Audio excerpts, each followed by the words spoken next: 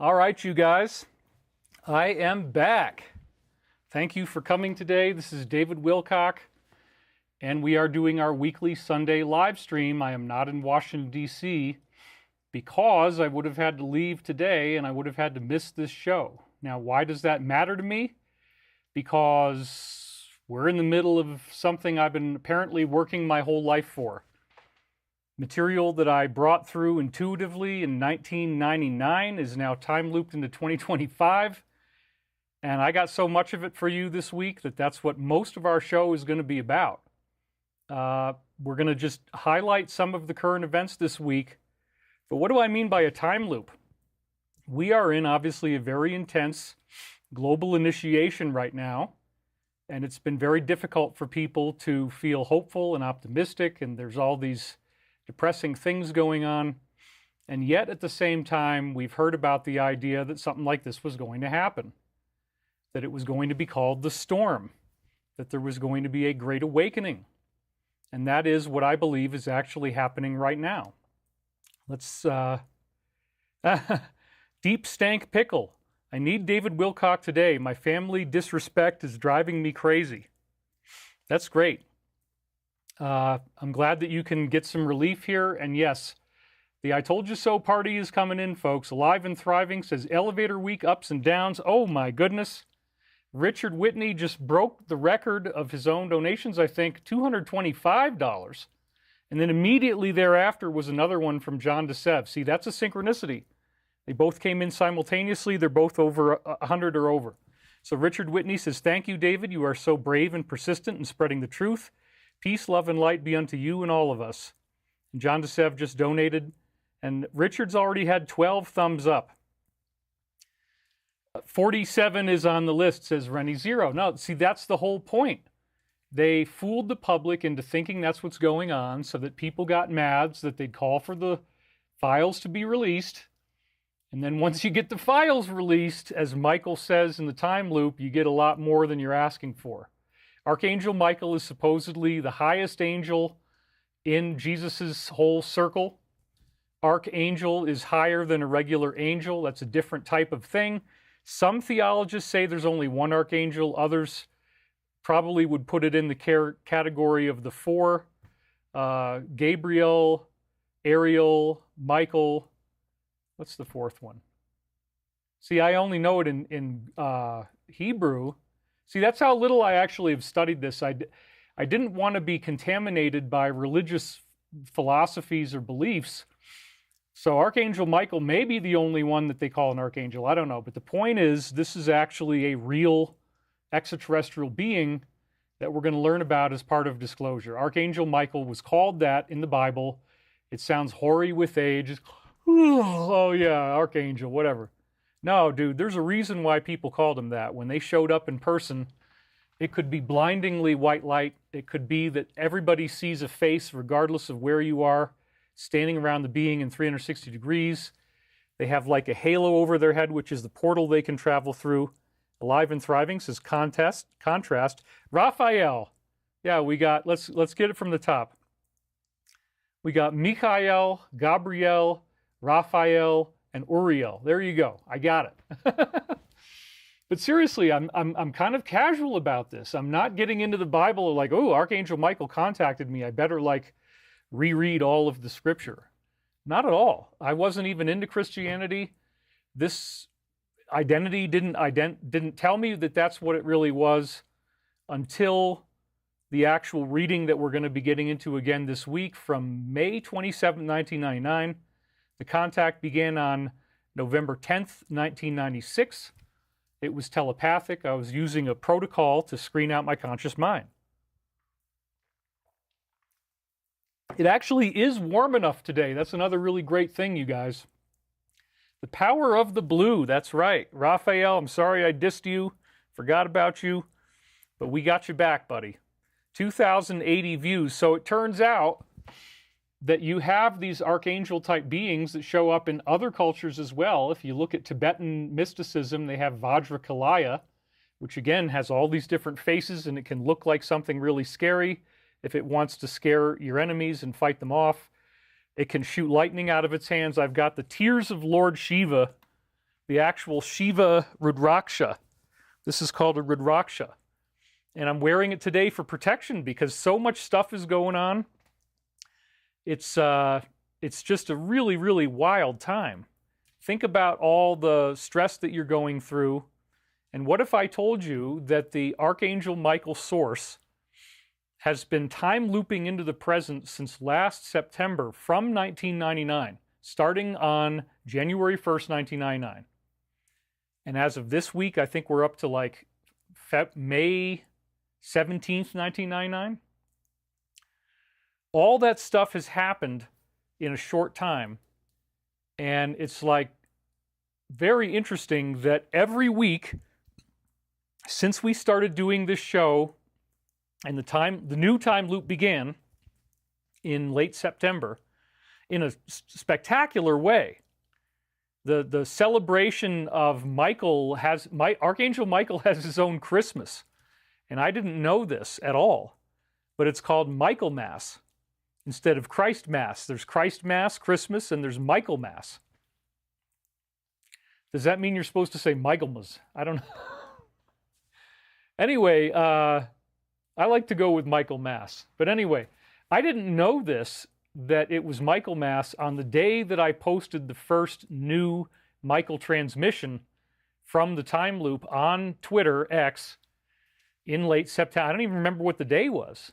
September 23rd or something like that, I think. But so Michael Mass is a thing, and I didn't know that, but the post came out. It was time looped into the present. He was talking about the hurricanes we were going through right away. And then when we start doing shows, every Sunday I just pick up where we left off on these tapes that I originally dictated back in November 1996 through 1999. I've got about 3 or 4 boxes like this. They're 90-minute cassette tapes, and they're all loaded with telepathic messages, dude, from a source that waited a really long time to tell me it was Christian, because I wouldn't have been too excited about that. I really wouldn't have been. So it didn't say that it was Archangel Michael until May 1999, even though the contact started in November 1996. I grew up in a family where my mother had been really antagonized by fundamentalists. She was not into it at all. She saw it as a very coercive, mind control, fundamentalism type of thing, and really didn't want to have anything to do with it. We only went to church maybe once a year for Christmas or something, or occasionally something else. But, you know, that's the way I was raised. And so upstate New York, I mean, think about it. We were in a very far left, very blue society.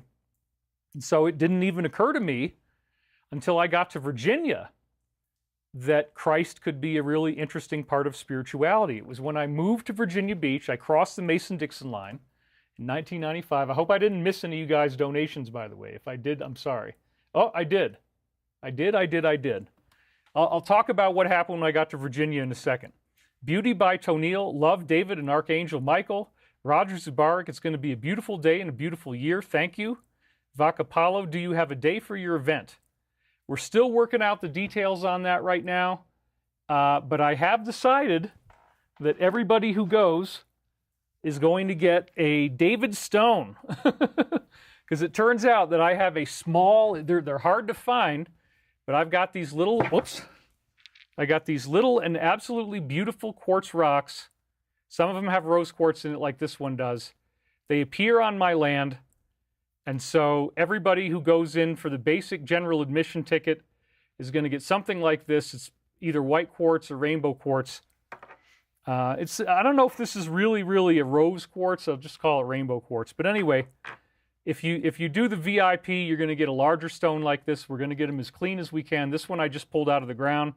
So you can see it's still dirty here. I have to soak these in vinegar, get all the dirt off. Then they're going to look really nice. But yeah, everybody who goes to the conference, depending on what you have, you're going to get one of those stones. And, you know, David slayed Goliath with a stone in the forehead. So there you go. It's pretty fun. Anyway, Roger Zubarik says it's going to be a beautiful day and a beautiful year. Thank you. Vakapalo, do you have a day for your event? Not yet. We're going to get all the details worked out this week. I have to do the show with Chris, and we actually have to talk on the phone. Let me be honest, okay? I can't book the whole thing if I can't reach him, because we have to decide what we're going to talk about. And we have to approve that. It has to go through certain military connections, very high-level connections. We don't want to violate any NDAs. We're going to be careful not to get in trouble, because what would getting in trouble do us any good? Trolls are going to troll on us, think the information is fake anyway. Meanwhile, we got in trouble, hurt our company, hurt the chance to get things like this out. This is, again, printed out of my garage. This is SM39. How could I have done this if our company is fake? You know, there's nothing else like this except on the Stavati website. Why do I have these? You know, because these were printed out in my garage on a 3D printer from our own models that have already been flight tested in SolidWorks and in these other programs, X-Plane especially. If you build a SolidWorks model, you fly it in X-Plane, you're now mimicking the performance characteristics of real airplanes.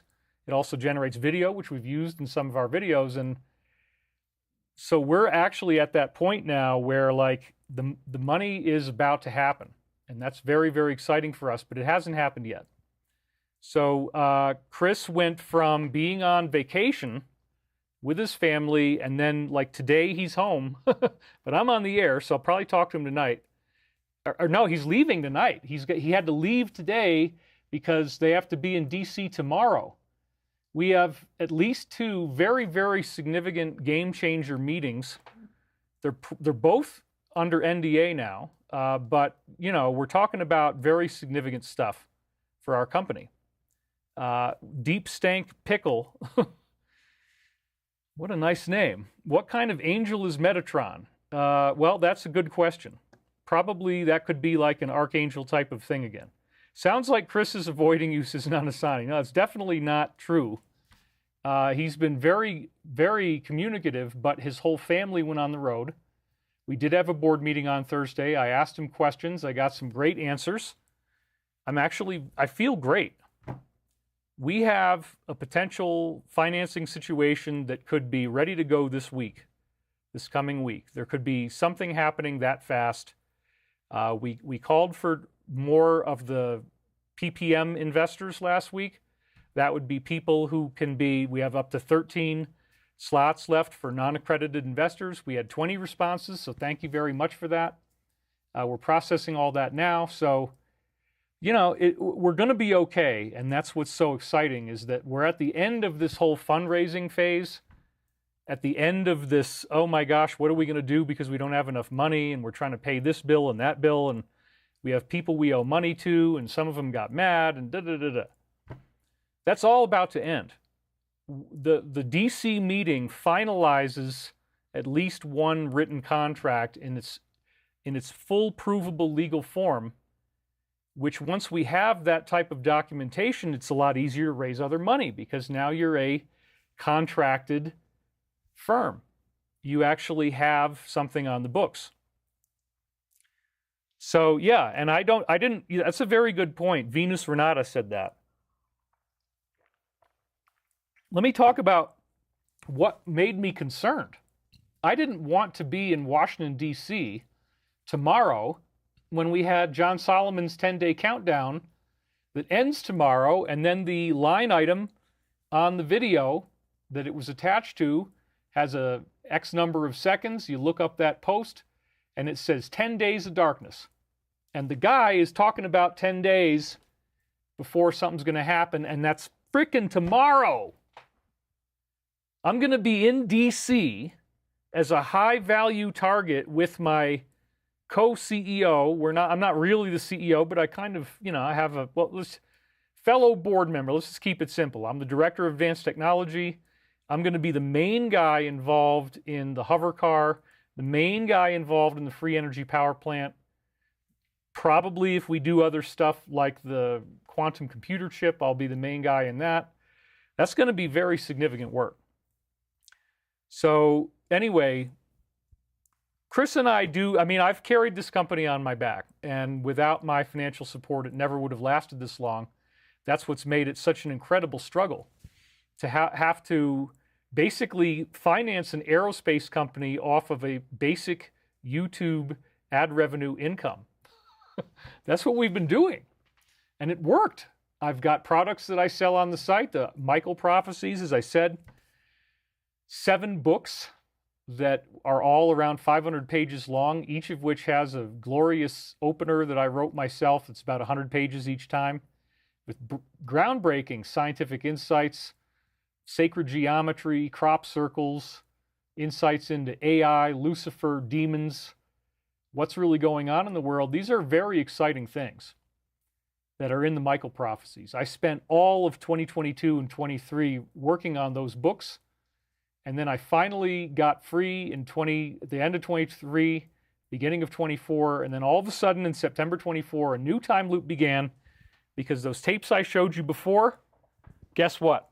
I lost them. So in the original 7 books, they don't exist. Now, this is supposedly saying it's Archangel Michael, and it's very interesting material. You're going to hear it again today. The voice speaks as if it is like a Nostradamus quatrain. And in fact, I have every reason to believe that Archangel Michael was the source that Nostradamus was in contact with. What's Nostradamus' full name, David? Oh, it's Michel de Notre Dame. Michel de Notre Dame. Nostradamus, Michel, Michael, Archangel. I was like, that hit me the other day. I'm walking. I'm like, oh, Michael Nostradamus channeled Michael. Got it. Cool.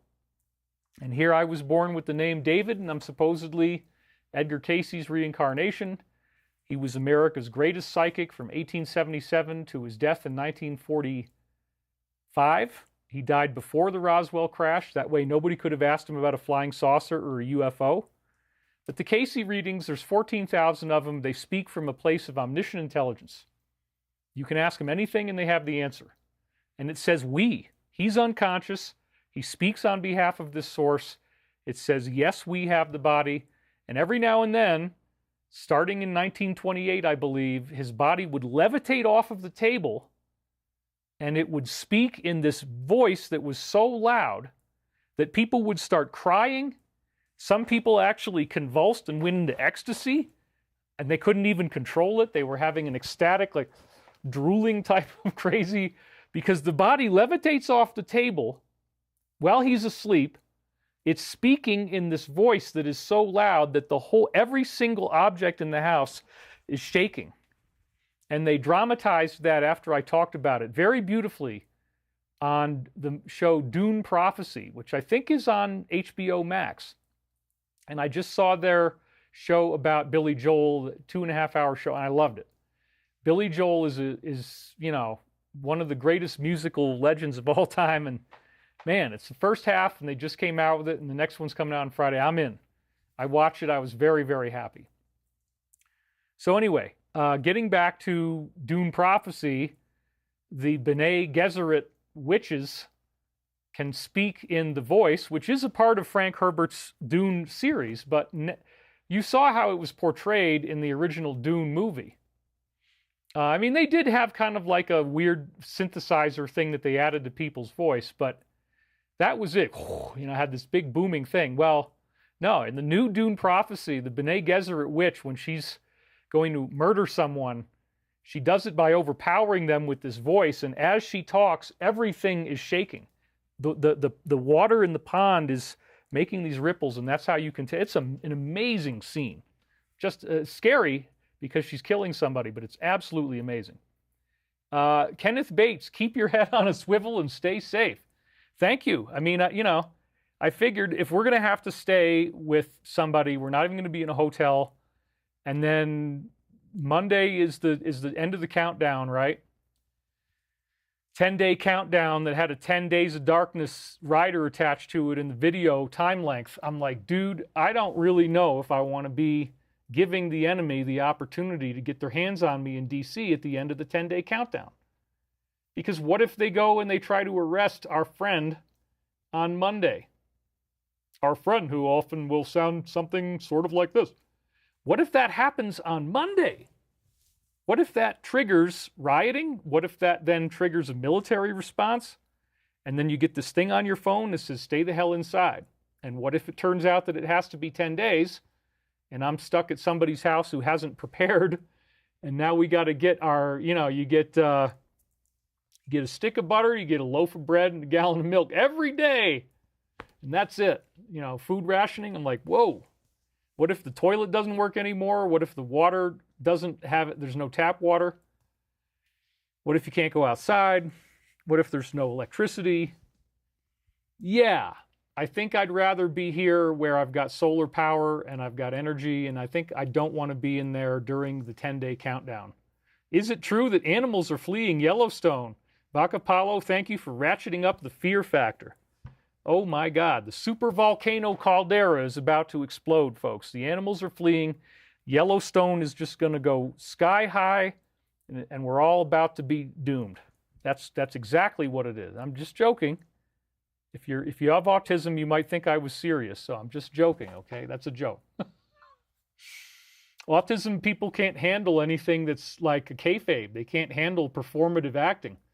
They can't handle role-playing, and they take everything very literally. So people are having a really hard time with what 47 is doing right now, because finally, some people in the truth community are like, this is just all too convenient. You say you don't want it to come out. You say we're all done with that. It's a waste of time. Oh, let's get beyond it. It's an insult to even talk about it. What are you hiding, buddy? What are you hiding in your hands? Let's see those hands. Oh, well, look at this, Ta-da, you said you wanted the list. Woo! You said you wanted to be here. Now, Michael, David, you said that you wanted to come to this vacation spot where we have mountains and we have trees and everything just looks, so beautiful.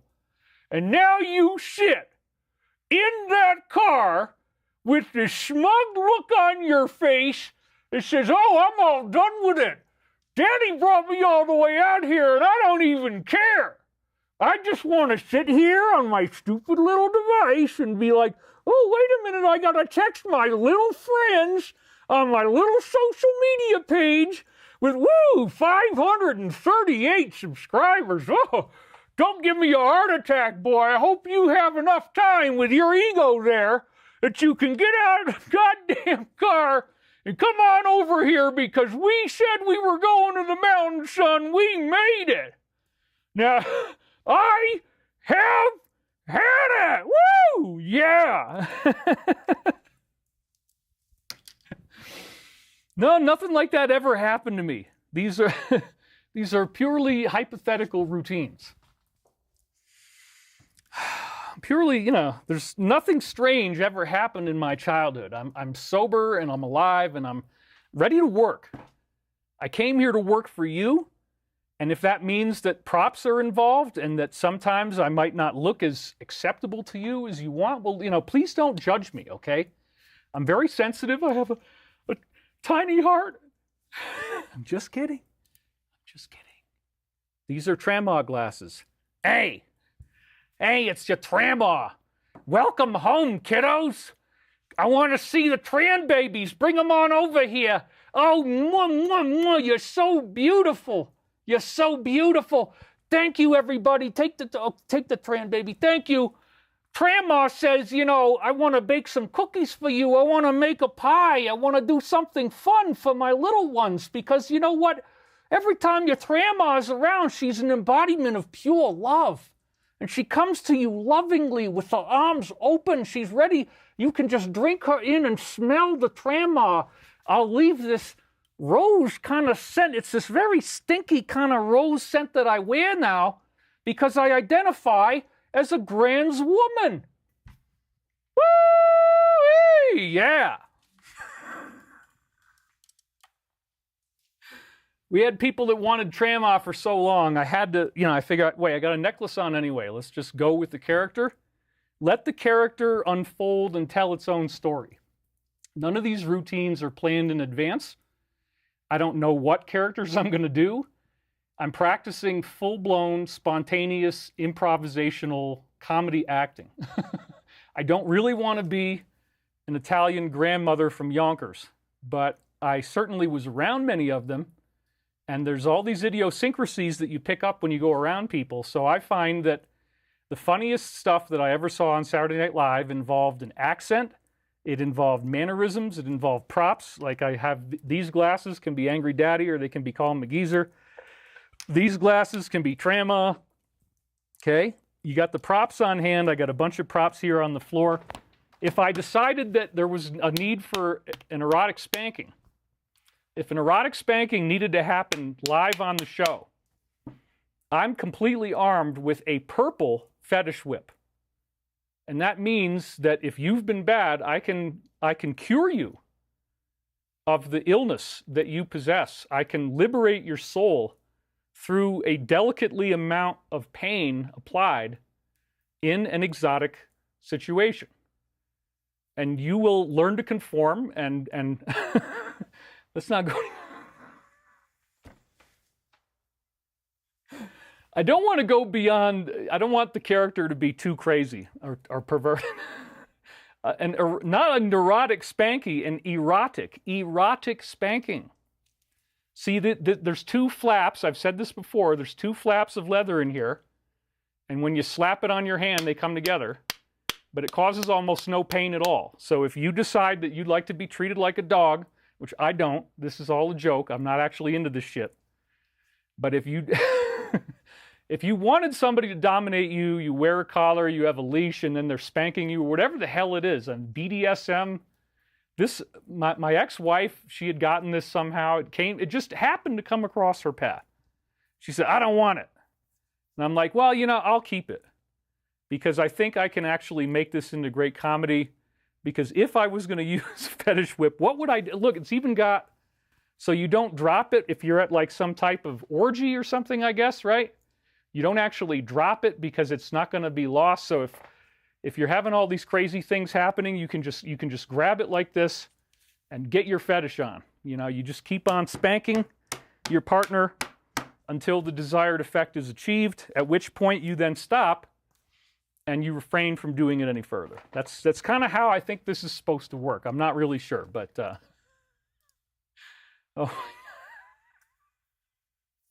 this is like 47 telling the public to forget about him. I'm just joking, you guys. My God. I said, let me keep it. I will make this into something funny. Anyway, I did. And then she sent me a tardigrade, right? So like later on, I realized after, trolls made videos about this, like, yeah, this thing actually is incredibly phallic looking. So it's too on the nose for most David comedy. Hey, David, you're on fire. This is a riot. Ha, ha, ha. This is so funny. BDSM. Cut the crap. Somebody always doesn't like it. Hey, I got the drunk glasses. See, this is, I can't find out why in the world there's David Wilcock is just, cut the crap, David. Cut the crap. You're out there talking all this stuff like you think you're hot stuff, and you're trying to get me to watch your show. I want to hear about the Alliance and whatever other shit's going on. I don't know, man. I thought you were my friend. You don't know me, David. You don't know me.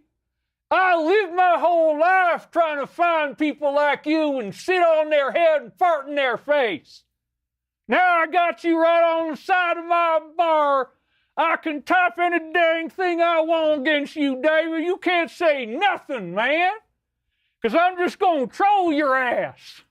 How you like that, David? You don't know me.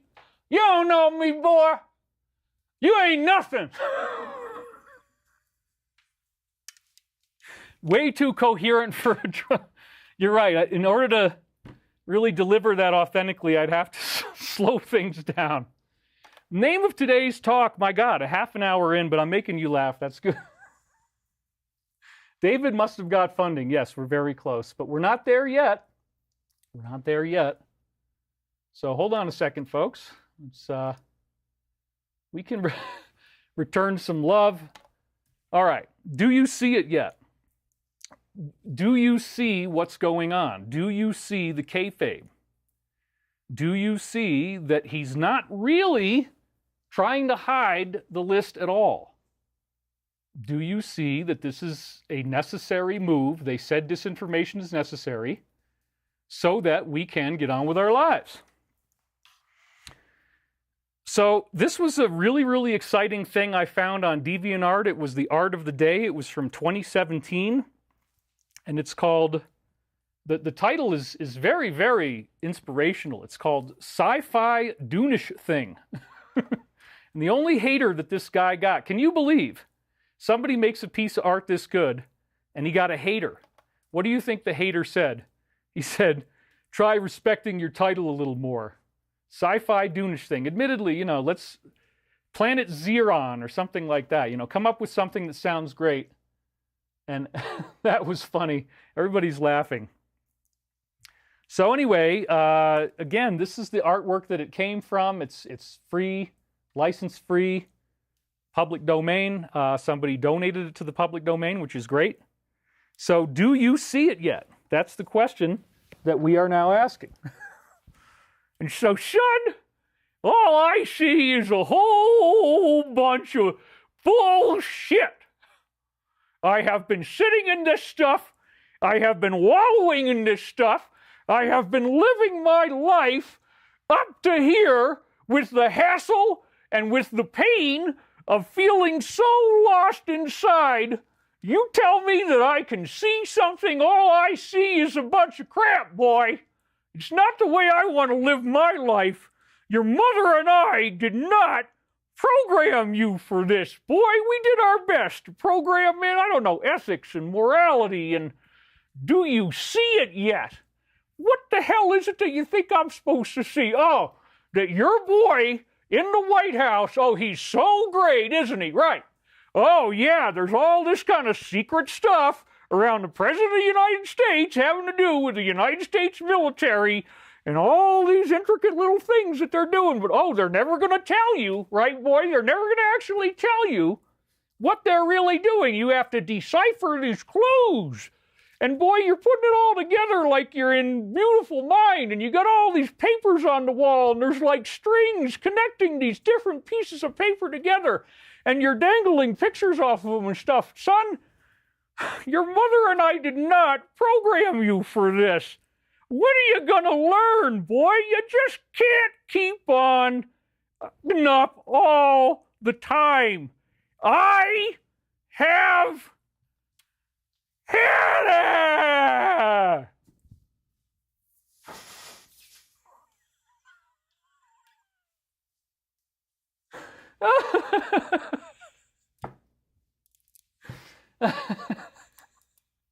it. This was scripted a little bit, yes. We'll run through the slides that were actually scripted again, just so you. That's what we got, okay? That one, that one, that one, that one, and that one. That's it. But a little bit of scripting is fun because sometimes when my father would say things that were really outrageous and very painful, my brother and I would actually be trying not to laugh. We were really scared about getting caught laughing. But then after he was gone and my brother and I are safe, then we would quote something that he said. We had a top 10. There was an actually real dad top 10 of like the craziest quotes. You guys, for what you are presenting, David, it's a hidden parable with humor. You're absolutely right. I do definitely have spiritual messages built into this because the Angry Daddy character is a symbol of the skeptics. And those skeptics are trying to portray the part of your psyche that doesn't want to believe in the information that is being portrayed. So the skeptic is trying to instill doubt and trying to insult my character so that you hopefully have a less noble opinion of me or something. Well, nobody else is willing to go for it on the comedy side like I am in this community that I've ever seen. I'd love, if somebody is, please send it to me. If I can inspire others to start putting comedy skits. I mean, I've been doing comedy skits since I was in Cub Scouts, where it was my job to write the skit and perform the skit in front of an audience. So like, yeah, I love comedy, and I studied Saturday Night Live, and what they like to do is an accent with mannerisms and props. And then you have to have a story. And all of that stuff, again, comes out of Second City from Chicago. And the Second City method is love the bomb. That's the #1 teaching. If somebody boos and hates you, you actually find that funny. You train your brain to think that it's funny if you have a hater. And that way you don't get heckled, nothing upsets you, and you turn it into comedy. Now, some people take it too far. Some stand-up comedians take that too far. But the point is that you live your life and you have fun. So again, the comedy is great, and I'm really glad you guys are here today. We're talking this week, again, in this gap between these two cassette tapes, which, as you can see, it says $417.99 through $421 on the top one there. And then the bottom one says $430.99 through $515.99. So we're still in these two tapes. This is actually the original audio tape recordings that we're going to be reading from today. And we're just in a really, really fascinating time. I mean, that's why the comedy is just flowing out of me this week, because I'm in a great mood. And the Angry Daddy character verbalizes the negative. Just like, you know, I'll joke around with whatever little I know about BDSM. I just called it a fetish whip. I don't even know if that's what it's really called. I assume it might be called that. But I said, oh, let me keep that. I can definitely use that for a great comedy routine. I just like to go for it. So, do you see it yet? Do you see that this whole entire thing that, I mean, like my massage therapist, she was all upset about it. She thought that he might be on the list now. And I'm like, don't get sucked into this, Amy. This is not what you think it is. But at the same time, I don't think he can play the heel for very long. You want your leader to be the face. You want him to be Hulk Hogan. You don't want him to be Andre the Giant, right? That's kind of the objective here if it was WrestleMania 4. So that was a very strange thing that kind of reminded me of Star Wars and then Empire Strikes Back, right? And then, oh, now Star Wars was actually episode 4, A New Hope or something, right? Episode 4. Yep, and now it turns out that Luke Skywalker isn't really the hero. The hero is Darth Vader, who actually turns out to be Anakin Skywalker, who started out good like Luke Skywalker did, but then went to the dark side. And Star Wars has all the AI stuff in it, right? Because he's lost his arms and legs. He has to breathe in this apparatus. He is connected to the internet. He's filled with nanites. His skin is all white and fleshy looking, pale and disgusting when they got the helmet off.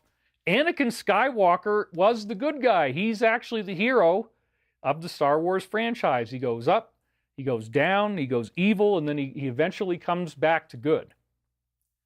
So this type of change-up reminded me of, like, in Star Wars, Luke's the hero, but then in Empire Strikes Back, the hero's journey kind of suddenly attaches onto Darth Vader. It's like, ooh, isn't that wild? It's a great change-up, you know, because they wrote this film, Star Wars, based on Joseph Campbell's hero's journey, and then, oops, it becomes really successful. How are we going to get more episodes out? Well, okay, yes, Obi-Wan Kenobi said, your father died a long time ago. Well, let's just get rid of that. He died because he turned into Darth Vader, but it was Anakin Skywalker. Okay, that's how they fixed it. Then they got more episodes. And so this was like the same thing. It's like, wait a minute, 47 is Andre the Giant? He doesn't want you to come out with a list, but I mean, I didn't even really get upset because I said, dude, this is great. We're at that moment that we've been waiting for. He can't play the heel for very long, you see? This cashes out a whole lot of political capital. This cashes out equity. It makes his soft power, which is the public optics, the public perception, go down. Why in the world would he say that when, like a week ago, he was posting Trust the Plan and these memes that come right from our favorite letter? Oh, we have a donation that came in here. Alec Elmore. At this point, it's impossible not to see it. Thank you. The attention trap has been set for the exposure to be received. I hope this gift graces your day. Yes, $39. like the SM39, which I just showed you. Thank you for being a light in the darkness, David. It's kept me from giving up. I really appreciate that. And it's okay if you guys, that's my favorite line, I have had it. Well, let's just talk about that a little bit. Comedy involves several different types of techniques. And again, I watched all of the Saturday Night Live DVDs that I could get my hands on, because not only do they highlight different people like Chris Farley, who was my favorite, but then they also have special features on the DVD, which they'll talk about comedy, and you'll learn things about what's the Second City method. Second City's main thing, as I said, is Love the Bomb. That's on several of the DVDs. Another big thing is callbacks. Like, I didn't know when I did cigarettes, ham, fireworks, and bacon that people were going to laugh so much that you guys actually demand that you call it back. That's a callback.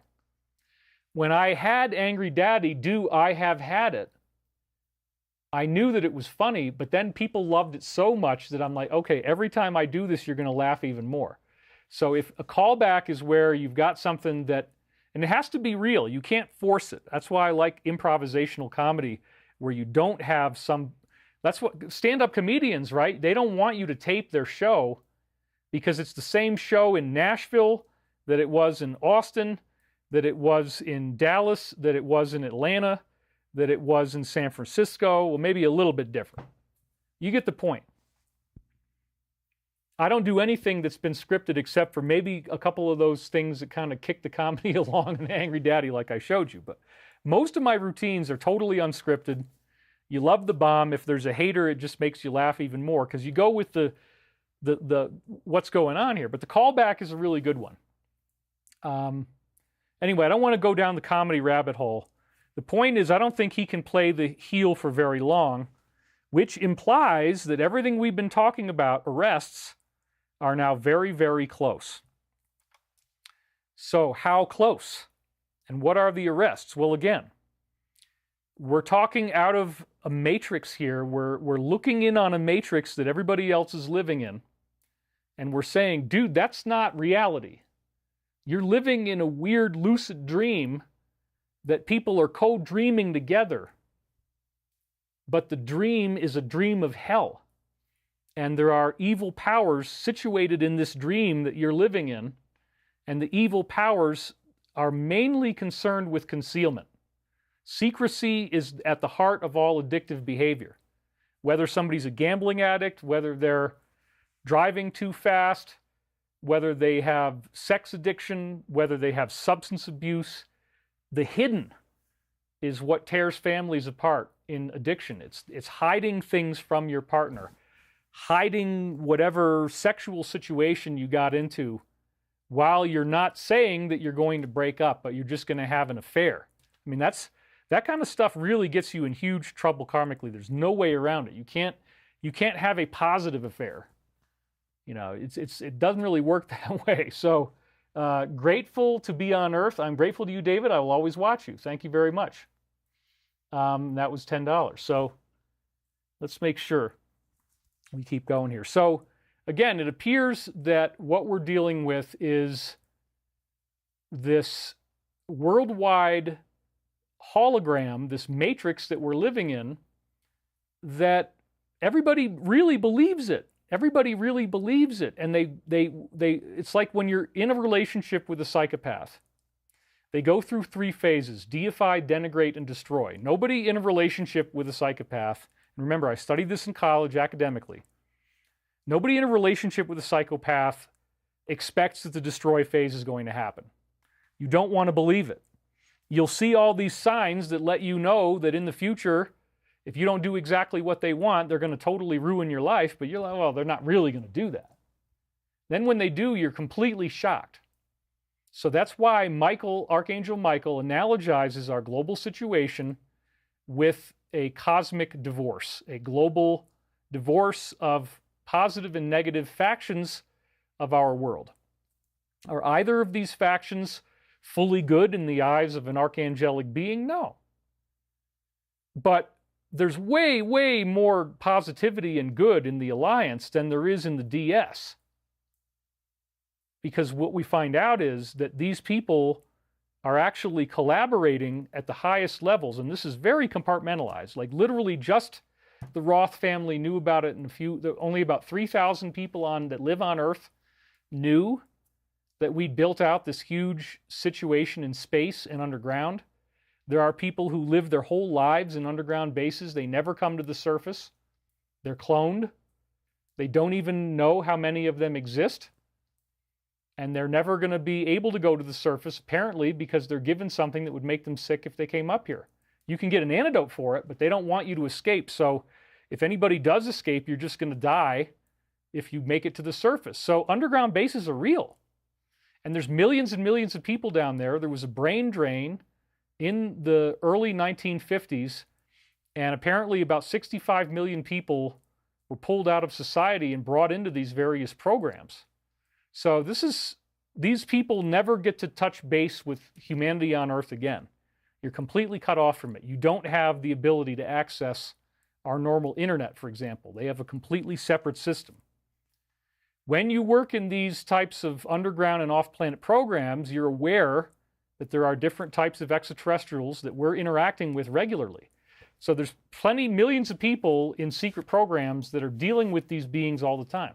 And I've met many of them. I've met many insiders who had that level of clearance where they could deal with these beings. There are different types of extraterrestrials, but by far the most interesting ones are the ones that can project into a human body from an orb of pure energy. They can just construct a body out of the material of space and time itself, and then they can bring it back into energy if they want to and disappear. And apparently that's a comfortable thing for them to do. It's really, really wild. So Archangel Michael would be one of the beings like that. And I do believe that there are millions of them, millions and millions of them. And it appears that they, again, are considered a common reality in the secret space program stuff that I've been exposed to through many, many different insiders. And we're learning more and more about it all the time. So these beings have been guiding us from behind the scenes to go on a positive timeline where we don't have the apocalyptic end to the planet that was warned about in the Bible, Book of Revelations, in the Bhagavad Gita, in the Mahabharata, in the Zend-Avesta, the Zoroastrian spiritual text, in the Quran. The Quran actually, the Islamic Quran has more of like a first wave of ascension prophecy. The time will stop. We all realize that our soul is pure and has always existed. There's some really amazing stuff in the Quran, man. So anyway, all of these different, and that was supposedly brought to Muhammad by Archangel Gabriel. And so again, people want to attack Muhammad. Well, it's the same beings that are trying to speak to us or teach us through whoever they can find. They need interpreters. Edgar Cayce was one of those interpreters. He levitates off the table. He speaks as Archangel Michael. The whole walls and floor and everything are shaking, just like you can see in Dune prophecy, but for a positive. People start crying. They start spazzing out. And you can hear the dishes in the dish drawer in the kitchen rattling. Windows are opening and closing. Objects are flying through the air. And then I have exactly the same face and a very similar astrological alignment as Cayce. Edgar Cayce, who did the Archangel Michael stuff, well, he didn't do it. It happened to him several times throughout his life, starting in 1928. Full-blown levitating saint behavior. He levitated off the table. His voice was really loud. It scared everybody. It would make them cry. And Archangel Michael is not to be messed with. He is apparently the main angel, archangel of God, assigned directly with the task of defeating Lucifer. And so the last slide the Alliance gave us this week is slide number 109, the Archangel Michael post. Thank you guys very much for the endorsement once again. I'm deeply honored and grateful. I've been working this thing, and Michael starts to identify himself in 1999 in May. We're going to hear that today. It's a very exciting time. It appears from what we're going to be talking about in just a minute that the arrests that have been predicted are very close. these arrests lead to the realization that the world has been run by a satanic cult. It's that simple. And once you get into that level of rabbit hole behavior, you find out that they've deployed weapons systems, and the intent is to try to greatly reduce how many people are here. So this is going to be a mourning. There's going to be a lot of sadness. People are going to be, feeling sick. They're going to want to throw up. They're going to be dizzy. They're not going to want to get out of bed. That kind of stuff is going to be very real.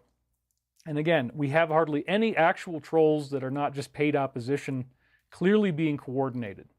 People are ready for this. They know something's wrong. They might not know the extent of it, but they know something's wrong and they want a solution. And this is better than just exposing that something was wrong. We're talking about disclosure. The main thing that this organized cabal has been trying to hide from us is exotic technology and the existence of extraterrestrial life. Extraterrestrial life means they're not gods. They don't get to put themselves up on a pedestal and arrogate all of these special characteristics of saintlyhood or celebrity to themselves. The real stars are these higher level beings that interact with our reality like matrix mechanics. So if that's what's going on, they don't want you to know that because they don't want to be competed with. They want to be all high and mighty and yeah, we're the authority. You have to listen to what we say. We're in control. We told you that this is going to make you sick. We told you that you have to take this if you don't want to be sick. Do it. If you don't do it, we're going to beat you up. Well, that was a test for everybody. That's what Michael describes it as. And if you didn't stand up for yourself, there's still excellent ways out of this because we first get the arrests. We find out that the whole world has been in this very strange lucid dream that's not real. The real world is entirely different than what we thought. These people are working with reptilians. These people are working with gray aliens. And both of those types can be evil, very evil, predatory and cannibalistic on humans, in fact. So it's something that has really changed my perspective to realize that the ancient scriptures did the best they could to tell us about what was really going on. The devil and demons is actually a real thing. The devil would be like the AI, and the demons would be like extraterrestrials and, in fact, lower astrals as well, that under certain circumstances can be seen in these ritual magic ceremonies we talked about. Alive and thriving, and the rainbow body. That's a very good reminder. Yes, the rainbow body, Tibetan practice, 13 years of nothing but positive thoughts, and you can transform yourself into a rainbow body, and it's a wonderful thing. It's Ascension. Sexa Matilda, $200. Look at that, dude. I'm not making that up. Wow, thank you, Sexa. Thank you for all the work you do to get this information out to us. That was great. Sexa for the win, absolutely. Somebody was asking me something about legal. I'm not talking about any of the legal stuff at all. So don't bother asking me. I'm not going to answer the question. That's all I have to say. Everything's fine. I'm going to be fine. So Michael, in this week's prophecies, because again, we've been in a time loop since last year, September, he says August 21st through the 28th is sort of like a deadline, or at least some culmination. And you'll see what I'm talking about. This is very, very exciting. There's literally 3 different time-encoded prophecies from Michael in 1 week.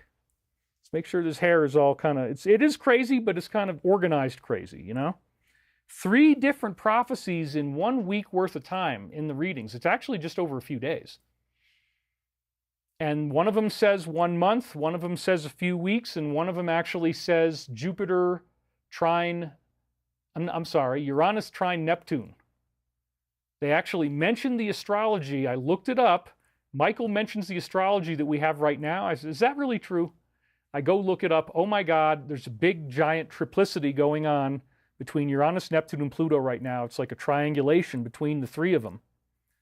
And the trine part between Uranus and Neptune locks in on August 28th. And Michael is directly, and it actually is correlated in history with really great things that happen in society. Marsimi 13 says it's time for a new era of novelty. That's where we're headed. I believe so. Something's going to change. You're absolutely right. We are right on the brink of really, really exciting stuff going on. So again, we had a 10-day countdown that leads us up to tomorrow from John Solomon on network news on behalf of the administration saying we're all going to be really happy. I'm going to show you that again. And then this week, the headlines are feeding us all of the final stages of data. We are seeing the final stages of the plan. All of a sudden, oh, now BO, right? Those initials. Thinking about it cleverly enough, you can figure out what I'm talking about. There are referrals for him to be arrested for very, very large-scale treason activity that are already on the Attorney General's desk.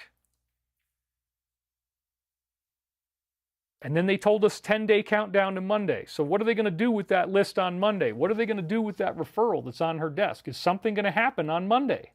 Oh my God. I mean, wait a minute. I got to go to D.C.? No. And we talked about it in the last board meeting. I mean, I feel a very, very strong responsibility to be here.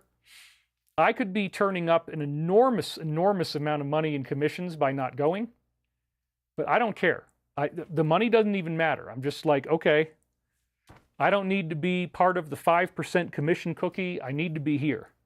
And that was a choice that I didn't even have to think about. I just didn't want the risk. So the headlines this week are feeding us all of the final stages. I'm going to show you that right now. The final moves are also being telegraphed on Shadow. So another thing that's very exciting, I outran, well, we really were walking, but the brother and I, that's my friend Jude, he likes to be called the brother. The brother and I outran a tornado, and we were mining for these rocks. Like I said, everybody that comes to our event is going to get these rocks. So the brother and I were out walking over the whole property, and there's a small number of these, an even smaller number of these, but occasionally you find this beautiful gleaming white quartz. So we were digging these up. I put it on Twitter or X already. If you have seen that, it's really freaking amazing. That was on Tuesday, July. It was actually on Wednesday, I believe. Wednesday the 16th. Sorry about that. So during the break time, which is coming up in like an hour and change, you're going to see that shocking 7-minute video, David and the brother outrun a tornado. And I realized after I watched it that Michael was giving us symbolism for being in the peak of the storm. So this is actually a still photo from the video, and you can see that there is in fact a tornado hanging down in the middle of the black clouds, right in the middle of the screen there. It's like this tube is coming down out of the sky. That is just a still shot from the tornado video right as the tornado is going over the top of the house. It actually passed right over me. The mouth didn't come down far enough to vacuum me up or the brother, but this definitely was a very interesting prophetic type of experience. Like Michael was messing with me in the real world. He created this very strange tornado that came right over the house with just enough time. You're going to see a 7-minute video of this thing, and it keeps getting bigger and scarier as it goes on, and we didn't even run. I just trusted the universe that we were going to be okay. We went and got our stuff so it wasn't going to get rained on. By the end of the video, hail is coming down. It's really, really quite amazing. I love this video. I had to show you this one first. And here I am walking around right underneath the tornado. I didn't even realize it was there when I was out on the porch. So I really do believe that when you consider the evidence with me, we're going to look at it together now, that the final stages of the plan have indeed appeared this week. So we're going to start with Monday the 14th, and these are just certain headlines that I cherry-picked because they really, really grabbed my attention. So here's one of them. Brigitte's lawyers say that she will appeal to the highest court after, read this very carefully, okay? After a lower court cleared 2 women of spreading false online rumors that she was born a man. So if you were accused of spreading false online rumors and then you are cleared, that means that the court recognizes that said individual is a man. Did you figure that part out yet? Look at how carefully it's worded, how you got to tiptoe through that one. Cleared them of spreading false rumors, which means they're not false rumors, it's true. So, okay, F you, this is not true, we're going to appeal to the highest court. Well, of course they're going to say that. But like, wow, I mean, that's kind of a big deal, right? That the very significant individual in the gender rumor case. Okay. You know, I can go on and on here, but Michelle D., did you hear that the boogosphere went from 2 pounds to 9 pounds days later? I'm not sure what that is. Reminds me of you talking about the bowling ball. Thank you for all that you do. Chris Haju says, you're so smart, love and gratitude. Holy mackerel, says Glenn from Boston. Tap the thumbs up for David. She's a man, baby. Dude looks like a lady. Yeah. Dude looks like a lady. Ow! Yeah, we got all that kind of stuff, you guys. I don't think Steven will mind if I do a little dude look like a lady. Legally proven in court to be a man. Legally proven. Accepted legal fact. Oh, we're going to appeal. Dude looks like a lady. Whoa, all right. Let's kind of get away from this, dude. This is like touchy business. You know, you don't want to get into these kind of things too much. Let's just keep moving. So then, what has Laura got to say? She says that they will release more evidence and will have more transparency. Yay! See, we knew it. I told you this whole thing was a big psyop. She says he hears his base on this issue, understands how important it is, and will set things right. Crystal Sweeshoe donated. Thank you very much. And then, here's what... Oh, now they care. The Dems suddenly care about it and move to force disclosure. There's different names for it. I like the WrestleMania approach where you call it kayfabe or call it WrestleMania. I've seen other people call it the Streisand effect. We'll read that one a little later. Whatever you want to call it, you know, another name for it is rope-a-dope, right? I saw that actually in this article. They used the term rope-a-dope. So this is very interesting, right? Isn't it weird? And people are finally starting to figure this out in the truth community. Okay, David was right. You don't have to give me credit. Nobody is anyway. But David was right. It's WrestleMania. It's performance art. It's kabuki theater, right? That's another term you can use for it. It's the Streisand effect. They just did rope-a-dope. They wanted you to get mad so that you call for it to come out. And we already had Michael predicting that this was going to happen on the reading we got on May 27th. This is what it started with. Remember this from last week? The average brother, and think about masonry, like Freemasons, they all call each other brother. What kind of brothers are they talking about here? The average brother in your colonial building, okay, so it's Masonic congressmen, they were open to a whole host of different tactics. Well, this would be why they're on the list, right? They got sucked in with honey traps. And it would explain why the Constitution was in deferment. As I said last week, this is a dazzling prophecy of these operations. They're using a whole host of different tactics, just like Michael said, to target the average Masonic brother and others, of course, in your colonial building. As a result, our Constitution is in deferment for now. I mean, that was just dazzling. But then did you catch this one? This is about the kayfabe. This is about the kabuki theater. As they asked me if I was holding on to something, which is exactly what they're doing with 47, he's gotten them mad. They're demanding that the files be released. As they asked me if I was holding on to something, but not realizing anything about what that question meant. Because he's not going to be in there. But all this other stuff is going to be in there that's going to shock the hell out of you. Because you're going to find out that the world is being run by a very strange cult. And they're really freaking serious about it because the stuff that you're doing puts everybody in danger and it's common criminality. You're all like a Hannibal Lecter, basically. You can't let anybody know this because they'll never respect you again. Works, torches, and pitchforks. Soap alive and thriving. I don't know if I want to read that one. Soap on a rope. Yeah, I just drooled on myself. That's how bad that was. That's how, okay, never mind.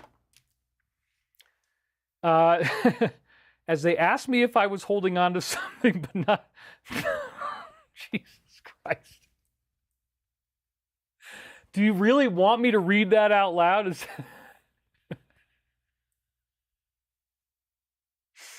Woo! Got your cigarette and fireworks and bacon. Poutine. Come on down. Come on in, boy. All right. Not realizing anything about what that question meant. Yeah, you're going to find out that it's satanic. So this was crazy. This is May 27, 1999. Michael is speaking through a time loop into the present. He knows that the final stage is a kayfabe because in his reality it already happened. Our entire present and future already happened, and they can go in to any point they want, and they can change the past to manipulate what happens in the future. And these positive ETs are so much better at it than the negative that they are going to steer us onto a positive timeline. And that source came through Valiant Thor that showed up in the Pentagon in 1957. It appears to be the same thing as Saint Germain.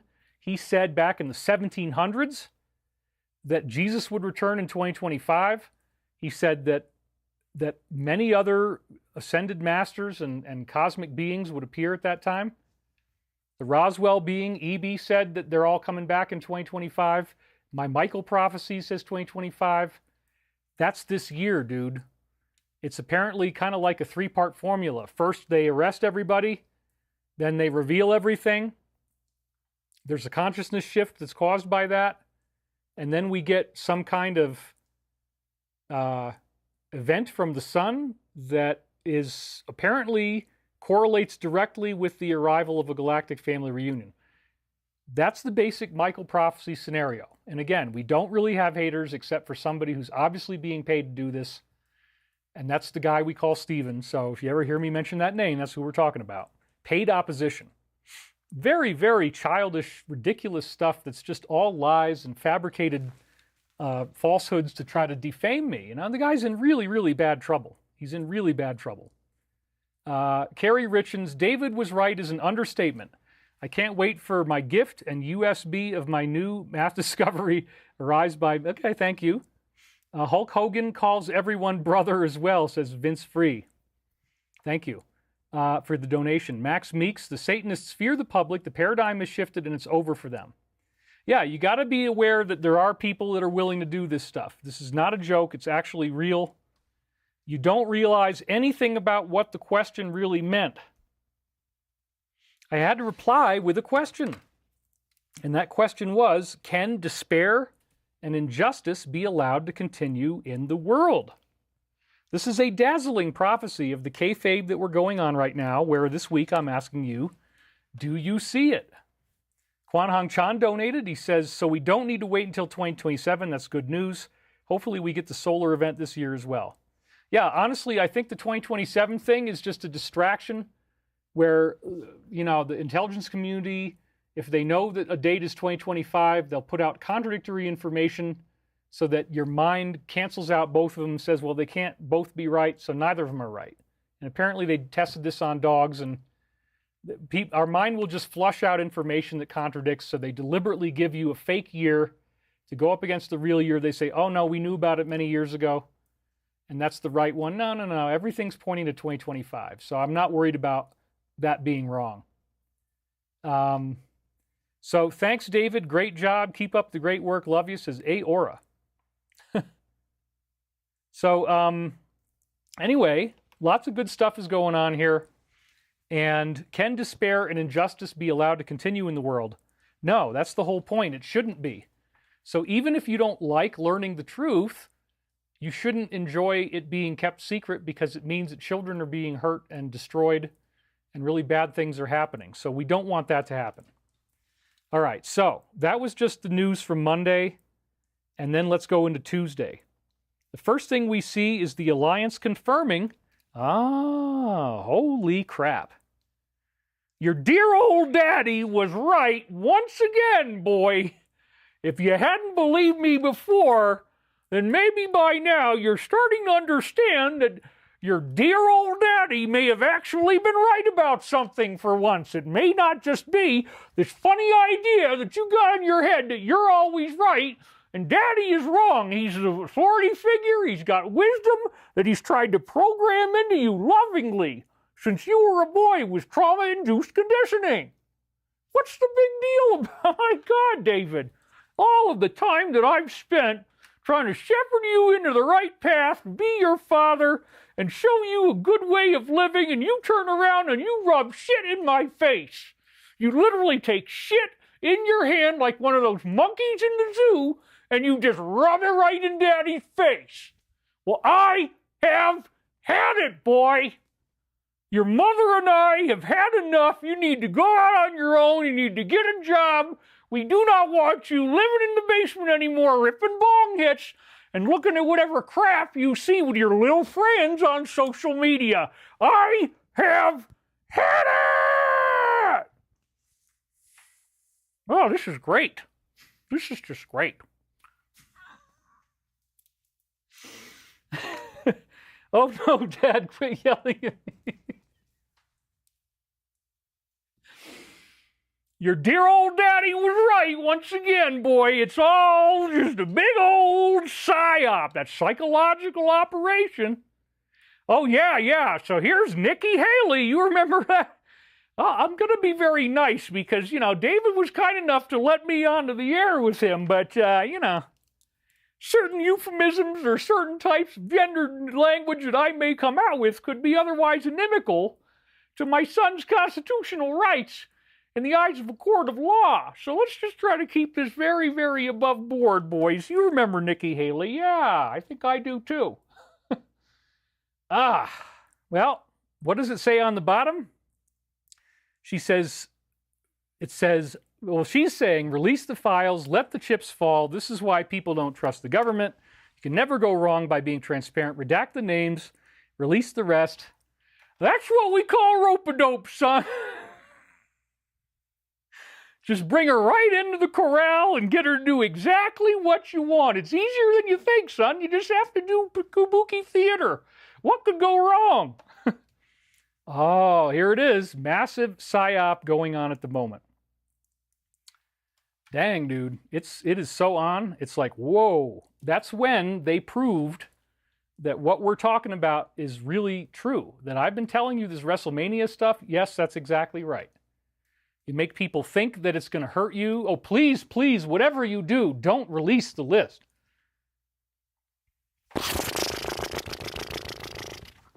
Oh, shoot, we were shooting at a darn duck decoy. Boy, that wasn't no real duck. That was a decoy. Darn it, now we expended all our ammunition on that sumbitch.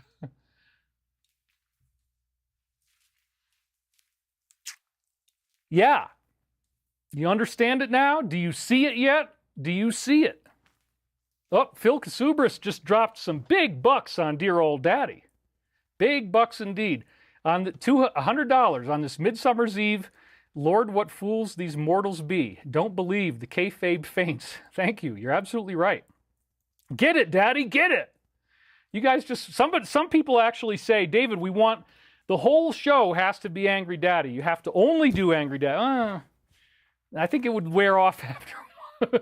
But I think I could keep the show going for quite a while, son. If you're just holding back dear old daddy, you got to let him shine. Let him open up his wings and fly like a bird. Because he's got so many insights and things to say. Okay, Dad. God, boy, you just cut me off in the most important moment. I was just going to make a point, and you're sassing me out, son. You're trying to cut off your dear old daddy from his lifeline to the audience. No, Dad, we got to just get back on track, man. We're never going to make it through this show. And now it don't float no more. I don't even know what that means. So, good old Q, the Storm Rider guy. Okay. You know, sometimes he's gotten some interesting things. He had this on July 15th. Got to give him credit for that. It was right as it was coming out. Maybe he did get it from a source. Who the hell knows? Breaking. So-and-so is under federal criminal investigation and on the verge of being indicted. Woo-wee! Lord help us all for violations of the Espionage Act and conspiracy against rights related to his role in and spying on. So you got to have some sound effects. I want to load sound effects on this keyboard so that I can like trigger funny sounds when I say funny things, and I've just been lazy. I got to finish getting that to work. We're not quite there yet. But anyway, to be continued. He has been implicated in the current investigation of C&B according, oh, here it is. According to a source they have in the DOJ, if he is charged and convicted under these statutes, he potentially faces the rest of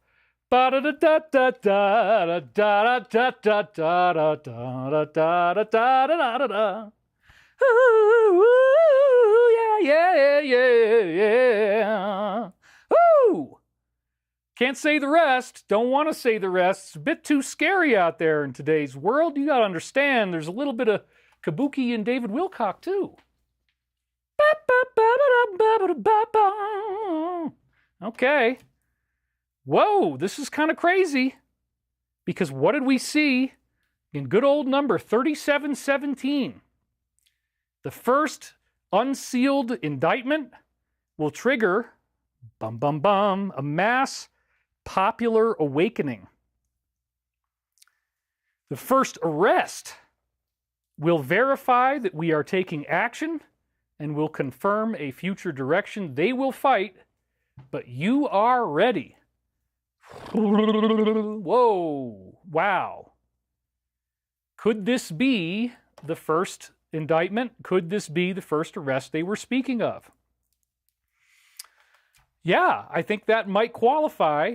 And then remember, we had the 10-day countdown, and now all of a sudden, right before the 10-day countdown zeroes out on Monday, all this stuff just came up, and we're hearing that it's true. This was on July 11th. Is something big going to drop in 10 days? John Solomon says that the supporters calling for accountability should get ready for some big surprises in the next 10 days. He hints that what is coming will shake things up in a major way. So, okay, in the next 10 days, that's very specific. That's Monday. And then you see it's July 11th, so you add 10 days, that's the 21st. That's Monday the 21st. What is it? And then, okay, well, we got to look at the number of seconds in the video. 1 minute 28, that's 60 plus 28 is 88. 88 seconds.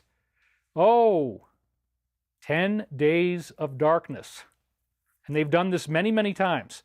First it happens in Saudi Arabia, then it happens in America, then it happens in Asia, then it happens in Europe. Disinformation is real, and distractions are necessary, i.e. kayfabe, i.e. kabuki theater, performance art.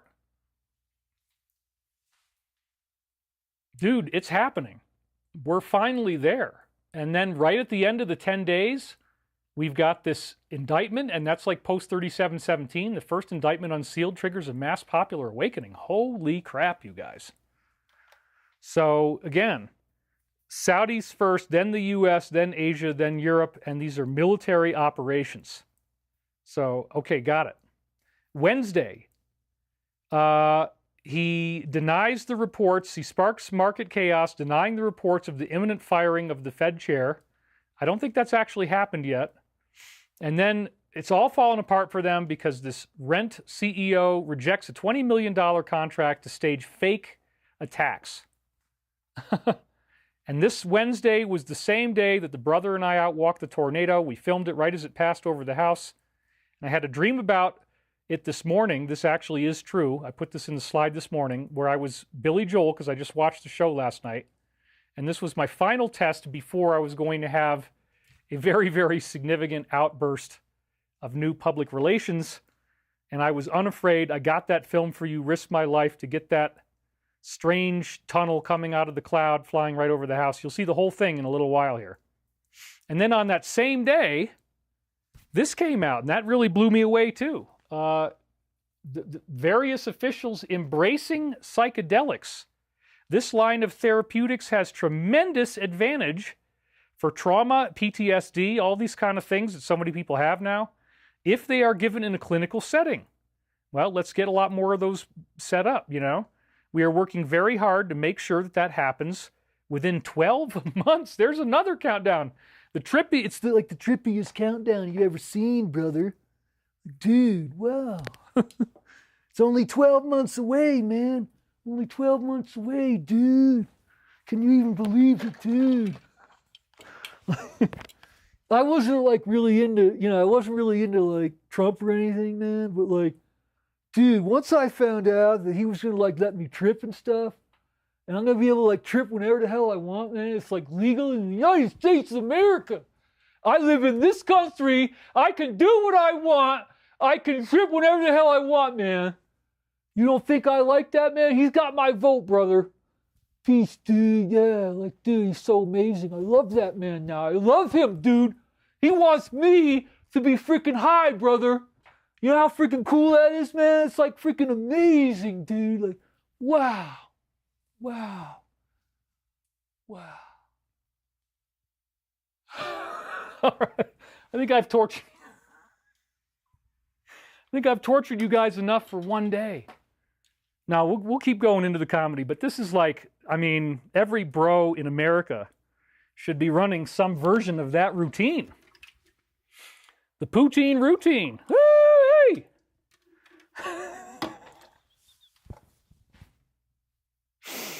I'm in a good mood today, man, because like it's all coming together. It's all happening. I think you're wearing my sunglasses, somebody said. So yeah, in 1 year, maybe it'll be legal to just, go have that experience. But again, I really don't recommend any of these kind of ceremonial dosages. I mean, there's one thing like, okay, micro, high, even like a higher level micro, that's one thing. But like ceremonial, no. I don't want the frickin' fevers and the paranoia and the body aches. It's just... but yeah, I think in therapeutic setting with smaller amounts that are not like the full-blown bug out, that it could be positive. So this was a really, really exciting and happy thing for me to see this. Dude. So then Thursday, and again, I'm acting wasted. That is comedy. It's Second City type of stuff. So there's always people in the comments who don't get it. That's okay. We're just being funny, okay? So Thursday the 17th, we get this one. Newly uncovered metadata reveals that a full 2 minutes and 53 seconds, oh, that's strange, were cut from the so-called fully raw video. 2 minutes and 53 seconds. And then we had, again, our Alliance source on TG gave us this. And no other commentary, so who is this guy? Is he the head of, is he involved in the Alliance? Is he involved in the military? I don't know yet.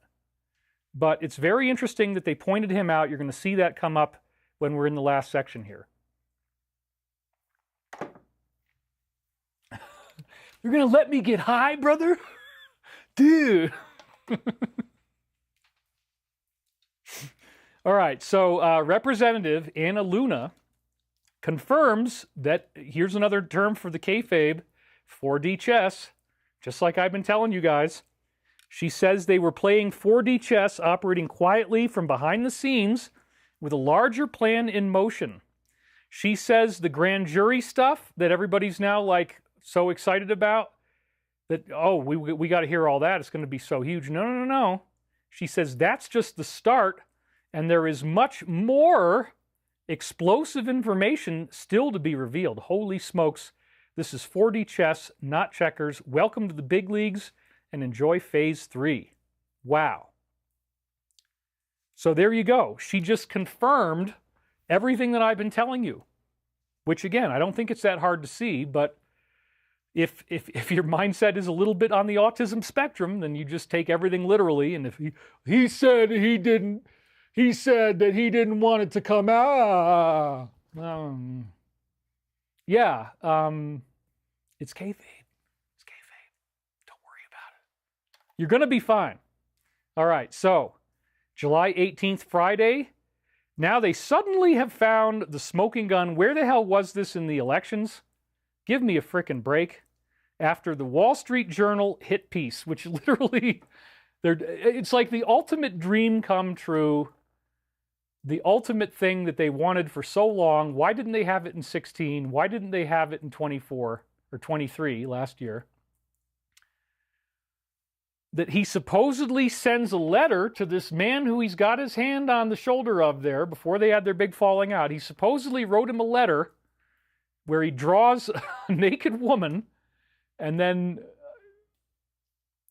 it's totally defamatory. They're not going to show it to you. They have no proof. It's a fake. Where the hell was this thing when they really needed it?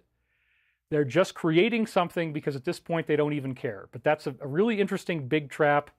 So he's now going to threaten lawsuit because, again, it's not real. And he's demanding that the files be unsealed. So what if this was the intention all the time? What if they knew, hey, you know what? Let's lure these guys in to make an attack. They're going to make an attack. They're going to come after us. They're going to come up with something fake. They're going to say, oh, look, we found the smoking gun. Here it is. It's this drawing that he made. And look at that. Wow. And then they walk right into the trap because now he demands that the list be released. Don't you guys figure this out by now? Honestly, I know you guys watch the show, but you're being played. And so, but it's too late for them to turn back now. It's happening anyway, which is so great. I mean, I'm really, really excited about this. No, that's why I feel so happy. And then she says, we are ready to move the court tomorrow. This was July 17th. So that was on Friday. We are ready to move the court tomorrow to unseal these transcripts. Or what was that? Thursday, I guess.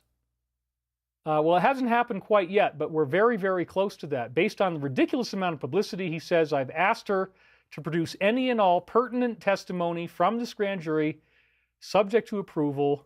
This scam should end right now. Wow. And then I'm looking through what picture am I going to use, and that's what I found. I said, dude, that's where this has taken us. There are extraterrestrials that don't want you to have nice things. They don't want you to have that hover car that you've always dreamed of since you were a child, that you've seen in Star Wars and so many other shows. They don't want us going into this reality. They want to keep us here on the plantation as slaves. They don't want you leaving the plantation. They don't want you going into space. They don't want you learning about healing technology. They don't want you to have free energy. They want you to be kept in a little box, in your own little sheep's pen, your own little corral. That's the way they like it. So this is really exciting. And then it comes out on Friday, 2:40 p.m., a treasonous conspiracy. Tulsi exposes that said individual is at the center of the entire thing that went down, and this betrayal concerns every American. So mid-Friday. And then I couldn't help but be amazed at the slides that they were using, because look at how similar this is to what we're doing. You have yellow highlighted text with bars. You have a background of a neutral color, in this case maroon, in my case it's blue. You have almost the same as Futura condensed medium font up top, and it's impact, but could have been FCM, but it's very similar. I mean, this is very, very similar to what we're doing, so thank you guys. If there was any intent behind that, I'm very honored. If it's a coincidence, it's a wonderful one, and I think people are watching the show. The all caps headline is very similar to the font. Maroon background instead of blue, the graphics with the yellow highlights, all that kind of stuff. And this is the final stage of the plan coming to fruition. So, wow. And then she's out there setting it up. This was in the Alliance posts. She's released what she calls overwhelming evidence. And according to her, the evidence directly implicates these individuals in this effort to sabotage what went on back in the day from behind the scenes. And then he says that the individual once joked that he was teaching everything that Frank Underwood learned came from him. That's a pretty unfortunate joke that you might not want to make a joke like that in light of what's going on now. But there it is, 12-second video. And then we had this one as well. Right after the other one, the Alliance posted this on X. Representative Clay says they've rescued 35,000, linked to da-da-da-da-da. He revealed that they are being interviewed and their testimonies documented to support things that will happen in the future. Ooh, that could go very, very high up, folks. That could go all the way up. You see what I'm saying? Because these children are totally like they're in a sacred, protected place, right? They're now able to heal from their trauma, and they're starting to speak out about what's going on. I mean, wow. According to Higgins, many employees within these organizations are now facing, for their role. Many. That would be the plan. That would be the arrests. That's exactly what we've been telling you since 2009. And you've been with me. Again, none of the haters are real. The only hate we get is fake, sponsored, and encouraged in this kind of weird way that they're doing it. Okay. You know what? It's a free country, I guess. You are not free to commit acts of terrorism and harassment. There's lots of limitations on free speech, and they're crossed all the time by these trolls. But other than that, I think everybody else should be excited about this. If you're not excited about this, if this pisses you off, then there is a real problem. There is a real problem. And you ought to look in the mirror, honestly. So many of them are now facing imminent arrest. I mean, that just frickin' blew me away because, again, Monday is the end of the countdown. 3717, first arrest triggers mass popular awakening. Monday? Tomorrow? Yeah, David, let's not have you in D.C. tomorrow. Okay, we'll do the show. It's too important to miss. If they want me there on a professional basis, we'll do it later, but not right now. Let's get out of the danger zone first. Other influencers have started seeing it. Here's Code Monkey Z, and he says, blah-de-blah initiates the Streisand effect by tricking the media into thinking he's scared of its release. Boom, there you go. Media focuses on his response, says he must be guilty. Democrats pile on, focus their efforts, ... Meanwhile, the documents proving this thing happened have dropped. The Department of National Intelligence forwards it to the Department of Justice. Fired from the federal job that she was in charge of, and she was the one that was holding everything back. So now nothing's going to be held back. To top it all off, they are being released in the midst of a bipartisan fanfare. Absolutely. So what is Streisand effect exactly? An attempt to hide or remove information online backfires, resulting in it becoming even more widely publicized and discussed, happening when somebody tries to censor or suppress its release, but then that draws more attention to it and makes it go viral. Originating from a 2003 incident involving Barbra Streisand, she tried to stop people from publishing a photo of her house, but then it drew more attention to the photograph, which before then was relatively obscure, and everybody started viewing and sharing it. So several key characteristics. A censorship attempt, somebody tries to remove or suppress information from the internet. Publicity backfire, the attempt to suppress the information leads to increased publicity and awareness. Unintended consequences, the outcome is the opposite of what they intended, and the information becomes more widely known. Okay, now we're up to Saturday. And this is another interesting thing. The prosecution referral is now on the desk. Holy crap. And then he says, we all know what happens next. Well, I don't really know what he means by that. I mean, people are about to be arrested, I guess, is the point. Holy, look at that. 5.7 million views. Like, just absolutely amazing. Annie Rose says, I am not able to watch. I'm being blocked from it repeatedly, and I can't do a super chat. Sorry. Well, we did see your comment, but yeah, same thing happens to me. So let me just back it up a little bit here, and then we'll make sure that my video is a little more stable. If I take out less of my latency, I might be all right. But anyway, you guys can see it. We've been watching you for years, David. You've changed my life forever, says Brandy Lowry. Bipartisan fanfare, love it. The bigger the wave, the larger the blank. Okay, I will celebrate if he ends up on trial, somebody says. So then, but this was also funny because, you know, they're playing to people's cynicism. We all know what happens next. And they posted this after I had saved this graphic to my hard drive. The Bermuda Triangle is Pam Bondi's desk. I thought that was funny. Thank you guys if that was intentional. Sunday, that's today, July 20th. The representative has a strong suspicion that they tampered with the files. Yep, sure enough. And then Tulsi says more files are going to be released next week, targeting those behind this thing, calling for accountability, indictments, and prosecution. Woo-wee! And then this is very sad, but I wonder if somebody is messing with him. I mean, are people in his own country mad at him? The Prime Minister is reportedly battling food poisoning, along with intestinal inflammation and severe dehydration. That is terrifying. So did somebody actually poison him? I mean, that's possible. There's a lot of internal dissension in there. And so, again, we pray for his health. But wow, I mean, what's going on here, dude? Like, you know, you can't, when somebody has severe poisoning of some kind, you got to always ask these questions and say, is this really just from something that he ate? Or is it from something that he ate? Because somebody gave him something to eat. I don't know. I mean, it's pretty wild. We already did Trama, but thank you. David Nichols donated $20. Thank you very, very much. Yeah, we're rolling right along. And so, dude, it is right up to the present now. And the final stage is very close. So let's dig into the time loops because, dude, this is just going to rock your world. We left off in a dream from May 14th.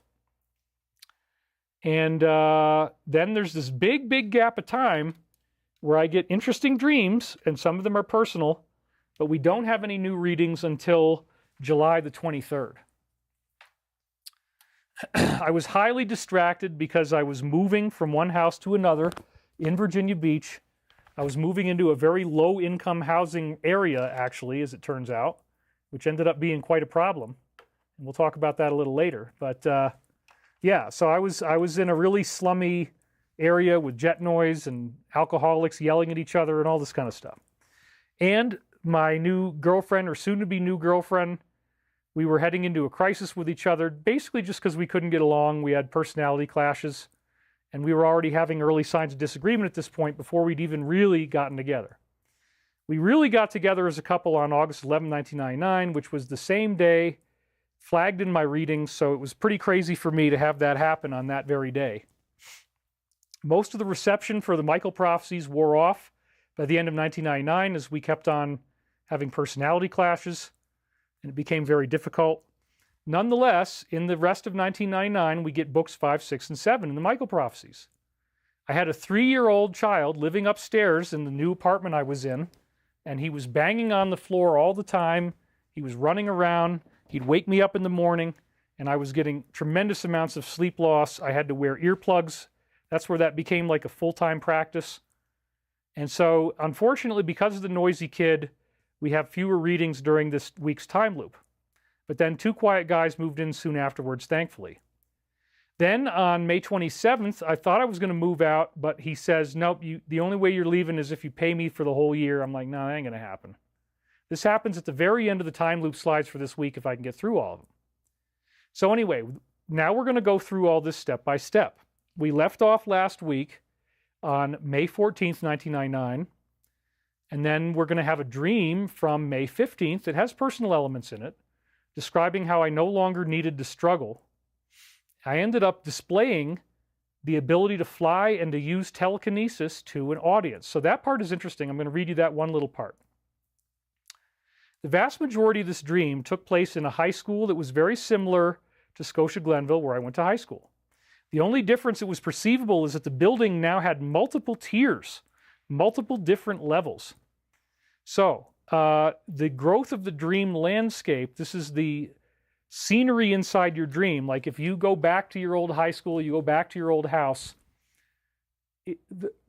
my insider, Montauk Daniel, i.e. Dr. Bruce Perrett, said that he went through a quote-unquote CIA psychic training program, that if you graduate from this program, you could potentially become an assassin, psychic assassin, using telekinesis or telepathy, depending on what you're doing. Telekinesis, pinch the carotid artery in the neck. Telepathy, influence somebody to do it to themselves. Either one of these things are very bad. It's basically like black magic, okay? But in this, so they can train you to gain the ability to do this if you go through certain types of skill trainings. And one of the things they do is they have you map out your dream landscape. And if you have a crisis in your life that causes you to implode into yourself, you turn within, you become more isolated, you cut down your social circle, you explode into your dream landscape, and the buildings in your dream landscape get bigger. Now, I don't believe this is an evil thing. This is something that works for good and evil. When you make spiritual progress, the buildings that you used to inhabit in your life, when you go back to them in dreams, they become much larger. And that's an indication of massive spiritual growth. So in this case, it's talking about us on Earth, that our school is about to expand. The Earth human experience itself is about to change due to what Michael calls ascension. We're having a non-catastrophic ascension. So multiple different levels of the school, that indicates profound spiritual progress for all of us in a short time. I was in this high school and it had many floors. The parts I was walking, I can still remember this dream. It was very beautiful, like a sci-fi space base. The parts I was walking around in looked the same as the science section where I had the dream with the two kids dressing up as Darth Vader. We read you that one. That was the dream that predicted Columbine high school shootings in advance. Someone told me I had a class I was supposed to go to, but I had never been there once. It was a late class, like in 7th or 8th period. So that's a classic nightmare, right? You're back in school. Oh my God, I got to go back to class. Oh my God, I'm late for class, but like, I don't know where I'm going. That's how we feel right now. We don't see graduation. We don't see a way out of this crisis. So this is symbolic of humanity. I was a little bit worried. I never knew that I was supposed to be going to class. I didn't know where it was or who was teaching it. I was horrified after all this time that I was still missing a class. To make a long story short, I realized the biology teacher, Miss Nolan, was teaching the class in a higher level of the building, hence a higher level of consciousness. This is my own interpretation. I also realized that the class itself was teaching psychology material that I had already learned. In other words, I knew the material. The revelation I came to as the dream progressed was the fact that I myself actually did not need to take this class. If I was given the exam, I would already be able to get an A, and I know most of the answers to the questions. So that is another metaphor of ascension and graduation. What does this mean? We, as humanity, because my character in the dream represents humanity. We, as humanity, no longer need to take the class of third-dimensional suffering at the hands of psychopaths who lie to you about everything and put you in a matrix illusion, and you think that the dream is real, and you don't realize how much they're lying to you or how evil they really are. So right again, it's like we don't need to take the class anymore. We as a planet don't need to be screwed anymore. We have gotten the A and we know the answers to the questions. Everybody's learning the truth now. The class itself was most teaching material I'd already covered, and when I realized this, it was a profound awakening. What I awakened to was the fact that this struggle and feeling of incompleteness was no longer necessary. And as I said, this is what's going to happen to all of us after the mass arrest Galactic Family reunion scenario takes place. Because again, apparently, what Michael has been telling us is that when we learn the truth about the evil that's been going on in the world, it's going to be so outrageous and shocking to people that they are going to want to cry out to God for help. They're going to pray. There's going to be lots of praying going on. And once that happens, that authorizes these higher beings to show up for us. It's very, very exciting. The mass despair of learning that there's a satanic cult and learning what they were doing, that they wanted to hurt you and they've been manipulating you, it becomes deeply personal. It's the same kind of issues that you have with your family. It's the same kind of issues that you have just feeling overwhelmed by something that was a betrayal that you didn't see coming, and you're like, whoa, is that for real? Yeah, it is real, dude. So we don't need this class anymore. We don't need to struggle or feel incomplete.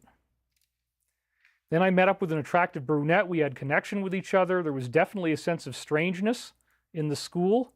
There was motion. Something was getting ready to happen, but I wasn't exactly sure what it was. It didn't feel normal anymore.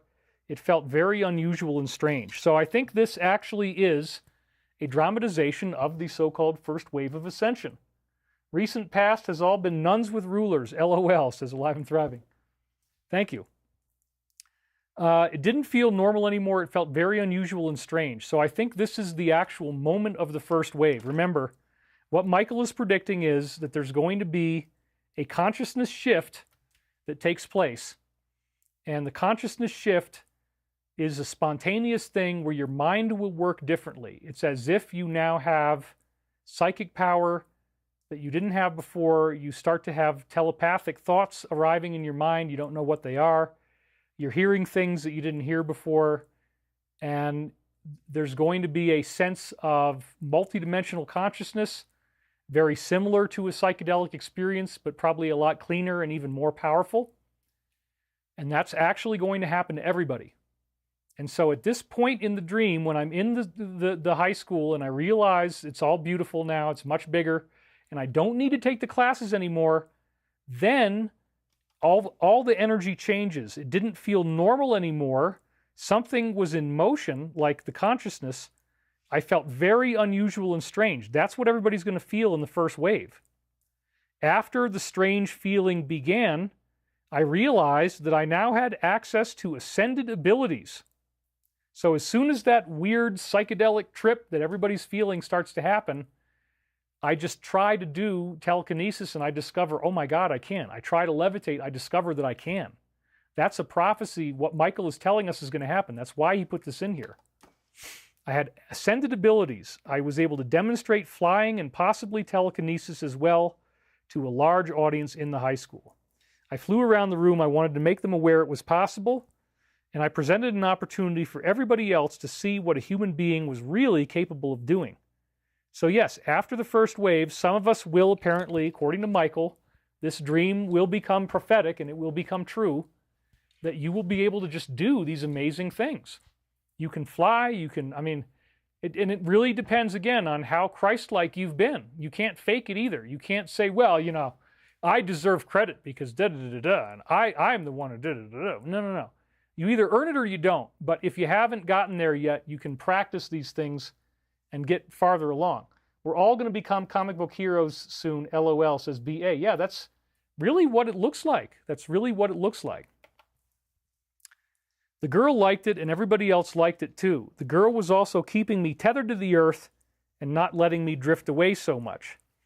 And again, I believe Michael is speaking to the classic benefit of a healthy relationship, because you end up grounding your partner so that I didn't fly off into the clouds, literally levitate into the clouds. This data also indirectly predicted the tornado walk, where I was worried that I might fly away from the earth.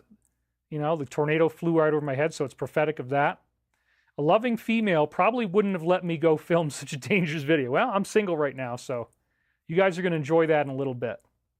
Then in this dream, I see Billy Cobham, who's a jazz fusion drummer, doing incredible drumming, which is more personal metaphor for me, because a highly articulate musician in my dreams means highly articulate spirituality, fulfilling your purpose in life, becoming your own version of a star for yourself and for your higher self.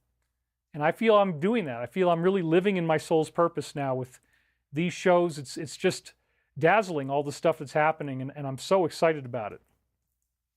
The dream from May the 16th is also personal.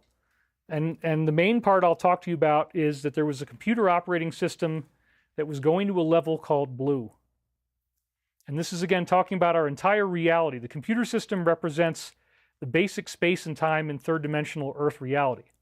So here we go. There was a computer system. They were trying to tell me that the operating system of the computer, i.e. third-dimensional reality, was about to go to this whole new level. I guess they were calling it version 6, and they called it blue. That was the only name they gave for it, blue. It was a deep blue color. This was very exciting to me, but I didn't really understand it. And of course, sixth density is the blue indigo color. So some of us will be experiencing that consciousness more directly. But again, this is a dream. It's slightly symbolic, but they're talking about it's not actually blue that we're going into, it's green. But the dream has to disguise things. It can't be exactly on the nose. So instead of saying green, they said blue. But there will be blue ray activation on Earth in a way that we don't have right now. And again, that's all the pineal gland, indigo ray, third eye chakra activations, what we're talking about. So wow, our pineal gland will be activated at the sixth dimensional level. In preparing for this switch, the computer itself had something that looked like a disk operating system or DOS-based program, and it was just loaded up with these old files. I was really surprised that the word processor, the files, and the entire operating system was all going to spontaneously upgrade to some new thing called blue. And again, this is symbolic of the upgrade of our reality. It'd be like the difference between using DOS or using an iPad. DOS, you gotta type things in. There's no screen, there's no mouse. And you have to learn all these weird commands. And you can run a program, but you're gonna have to go like find a list of programs and dir for directory. I did it all, man. I did DOS. To go from DOS to an iPad where you can watch videos, that's a big deal. Because again, sometimes you had an amber screen monitor. You didn't even have color on your monitor. That's how significant it is. It's like going from DOS to iPad is like going from third dimensional reality to fourth dimensional reality. And right up until now, the reality that we're living in, the way that time and spirit and mind and body all function together is locked in DOS. And when the lock goes away, when it's unlocked, we have this whole new vibrational reality, again symbolized by the high school that's become so much bigger and you don't have to go to classes anymore. Same morning, 9:58 a.m., I'm talking with discarnate beings. They were showing me photographs, and I didn't actually see in the dream when I wrote down what the photographs were. But these discarnate beings were hovering, levitating photographs in front of me. They wanted to show me something important. And then it says the whole thing was about to disappear into a UFO. Well, I've tried to figure out, I wrote this up, I'm like, what does that really mean? Let me go back into the dream and look. So I did. So I'm going to cover that one area. Because this is a really long dream and I didn't want to go through all of it because we got a bunch of stuff to go through today. I seem to come back to this property with a person somewhat more like my mother than someone else. There was a very hyperdimensional, almost Halloween type of feeling. This is prophetic of the positives and negatives of the Great Awakening. And again, I think that the hyperdimensional feeling that's almost a little bit scary like Halloween, that is the first wave. That's this, like, reality just turns into a real psychedelic, weird situation. Psychedelics apparently prepare you for this reality. They help you get accustomed to what that's going to feel like, because in the future it's going to be on all the time. You won't be able to turn it off.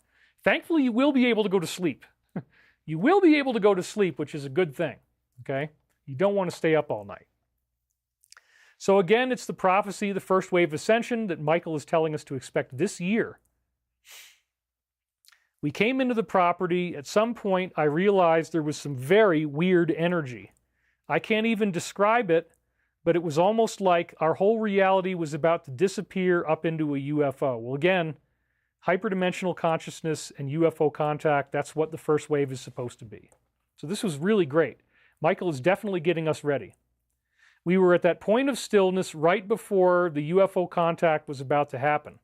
That might be one good way to say it. We knew the UFO contact was coming, we could feel it, but it hadn't happened yet. So again, this is prophetic of what Michael calls the first wave of ascension, which these books very extensively predict will happen in 25, and then I learned all these other things predicted it too. Saint Germain, Roswell's EB. This again also mirrors the tornado run video, as I joke that we were going to be sucked into a reptilian mothership. So once again, Michael is time looping in the things that I actually did in the video. I joked about in this video you're going to see later on, about a half an hour from now, being pulled into the reptilian mothership by what I was calling the tornado, but it's like a tube that's going to pull me up. in the dream from 1999, I'm worried about being pulled up into a UFO. And I didn't unseal this until after I filmed the tornado video, which was last Wednesday. So that was very, very cool. I want to make sure, you know, if you guys do donate, I will see it, but we're way into the show now. This is great. Thanks for being here. So then John's dog, Tater, in this weird new psychedelic environment, everything became like a psychedelic trip. There was a very, very graphic, brutal murder. This white dog just literally got torn apart right in front of me. It was very gory. I was like, whoa. And we needed to bury it. So that's talking about the upheaval that's about to unfold with the DS. There will be a 10-day type of war or whatever you want to call it that's going to happen. Then my father decided he was going to buy John's farm to create a musical center, and he wanted to raise $60,000. Well, guess what? Now that I will be able to fund nonprofits in the future, I'm going to have to give away a certain amount of my money for that. I've already talked with my dad about a musical nonprofit initiative, and so the $60,000 is right around the kind of money that could be raised in the future. And again, I know, send me email if you want to with proposals, but we don't have it now, so like I'm just holding on to those, but I'm not responding to anything yet. We have to actually have it first to do the grants.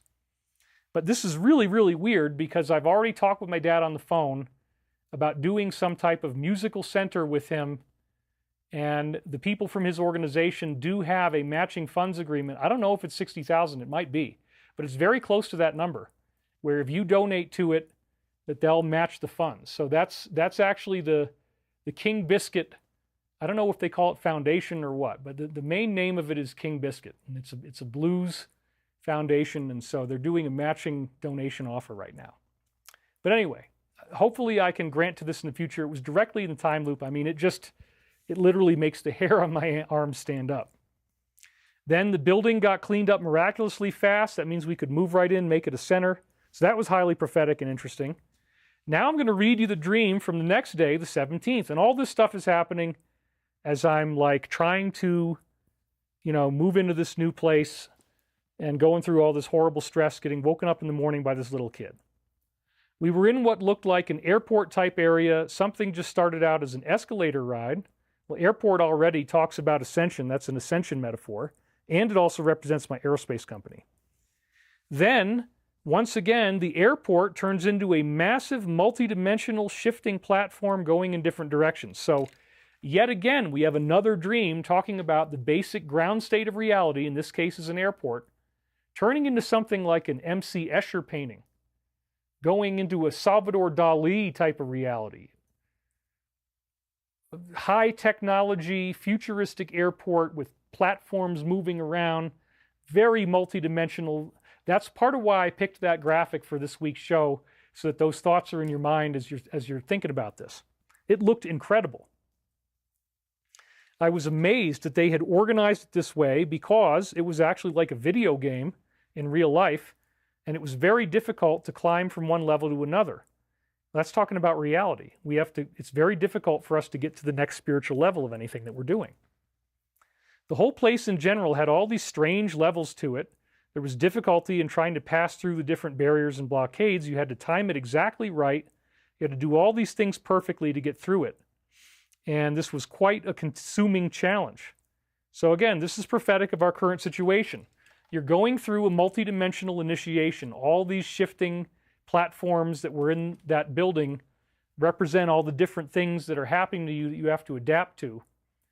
And just like, you know, in a video game, you make it so far and then you get killed somewhere and you got to start from the beginning and do it again, get a little farther. That's the same. See, I still think about Atari. That's why I'm doing like an Atari joystick in my mind, with the one fire button and one joystick, and that's it. Now that's like, I don't even know what's going on with this two-hand thing and all these buttons. I'm like, oh my God. But anyway, Michael doesn't want me to play video games, so I don't. The violence and all that stuff. And you can spend a lot of time in there that you don't really want to be doing. So this was quite a consuming challenge. This is prophetic of how we are in an ascension environment now for all of us. It's happening to the whole planet. But you don't see it that way. You just see the struggle right now, and it's very frustrating. And I get that. I was going to some sort of huge computer seminar. Well, wait a minute. I'm unsealing this on the air today when I should have been in D.C. tomorrow for a gathering. Oh, wow. The computer seminar felt like it was very, very top secret. Well, I just signed an NDA and we're going to the DC meeting tomorrow. I won't be attending because I'd have to cancel this show and I'm needed on this job. I'm turning up again, potentially a huge commission. I don't even want to say how big, but it's embarrassing just to be able to do this show. So like, yeah, if the deal is for X number of $1 billion and you're there when the money shakes hands, then you get your part of a 5% cut of that entire amount. So that's how committed I am to being here today. I'm like, you know what? It doesn't even matter. I would just like to not be bankrupt. Could we please have any money? Could I please have enough money that I can not have to live here all winter for 8 months of winter a year? We're in the nice part of the year, but it's going to get nasty again by the end of October. I don't want to be here. And I just need enough money to live somewhere else, man. I'll just rent or whatever. I don't even care. I don't need millions and millions and millions of dollars. So I decided this was more important than going and chasing that commission money. And I'm really serious. And I totally could have. I totally could have cut out on you guys. I could have left you behind. I could have gone chasing the rainbow for the pot of gold. But I said, dude, the biggest pot of gold is Ascension and being here. If this thing is going to happen tomorrow or whatever the hell it is, the indictment referral, the request for him to be arrested, prosecution, it's so crazy. Like, think about people that don't like him already, and then he goes and arrests this guy. They're going to be mad, dude. It's probably going to be public stuff that happens on the streets, and it's everything we've been warned about. So we're right into the final stage of this whole thing. It's like, wow. Cosmin just donated $4.99. Thank you very much. I'll make sure I didn't miss any others. I might have. Hold on. Live and Thriving. Oh, we got that one. We're comic book. Okay, you guys are good. All right. Let me make sure that I'm... we love you, David. David, wear your sizzle jacket in Washington. Yeah, that would be really great to look like a Vegas magician in an official meeting in an embassy in Washington, D.C. with the leaders of a very significant country, which is what I'm missing out on, by the way. We're getting governmental money. We're not getting money from private investors. We're getting governmental money. We're meeting them at their embassy in D.C., and I can't go because I want to do this. Forget about whatever tens or hundreds of millions it would add up to. I don't know. I don't even know what it would be, but I had to do it. I had to do it. It's that big of a deal for me. I went through different parts of the building. I got a stamp on my hand at the beginning. There was a great deal of classified information there. Dude, this is totally prophetic. Because yes, we're under NDA. Yes, we're talking about things that are classified. Okay. Wow. How does he know this in 1999, 26 years ago? And then it's on this.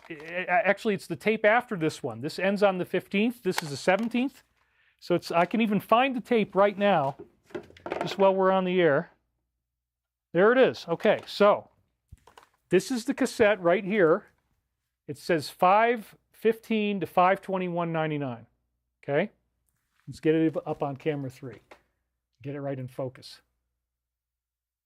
So this is actually the original audio recording of what we got. And here it is inside the cassette. You know, I put a label on it in the front here. There we go.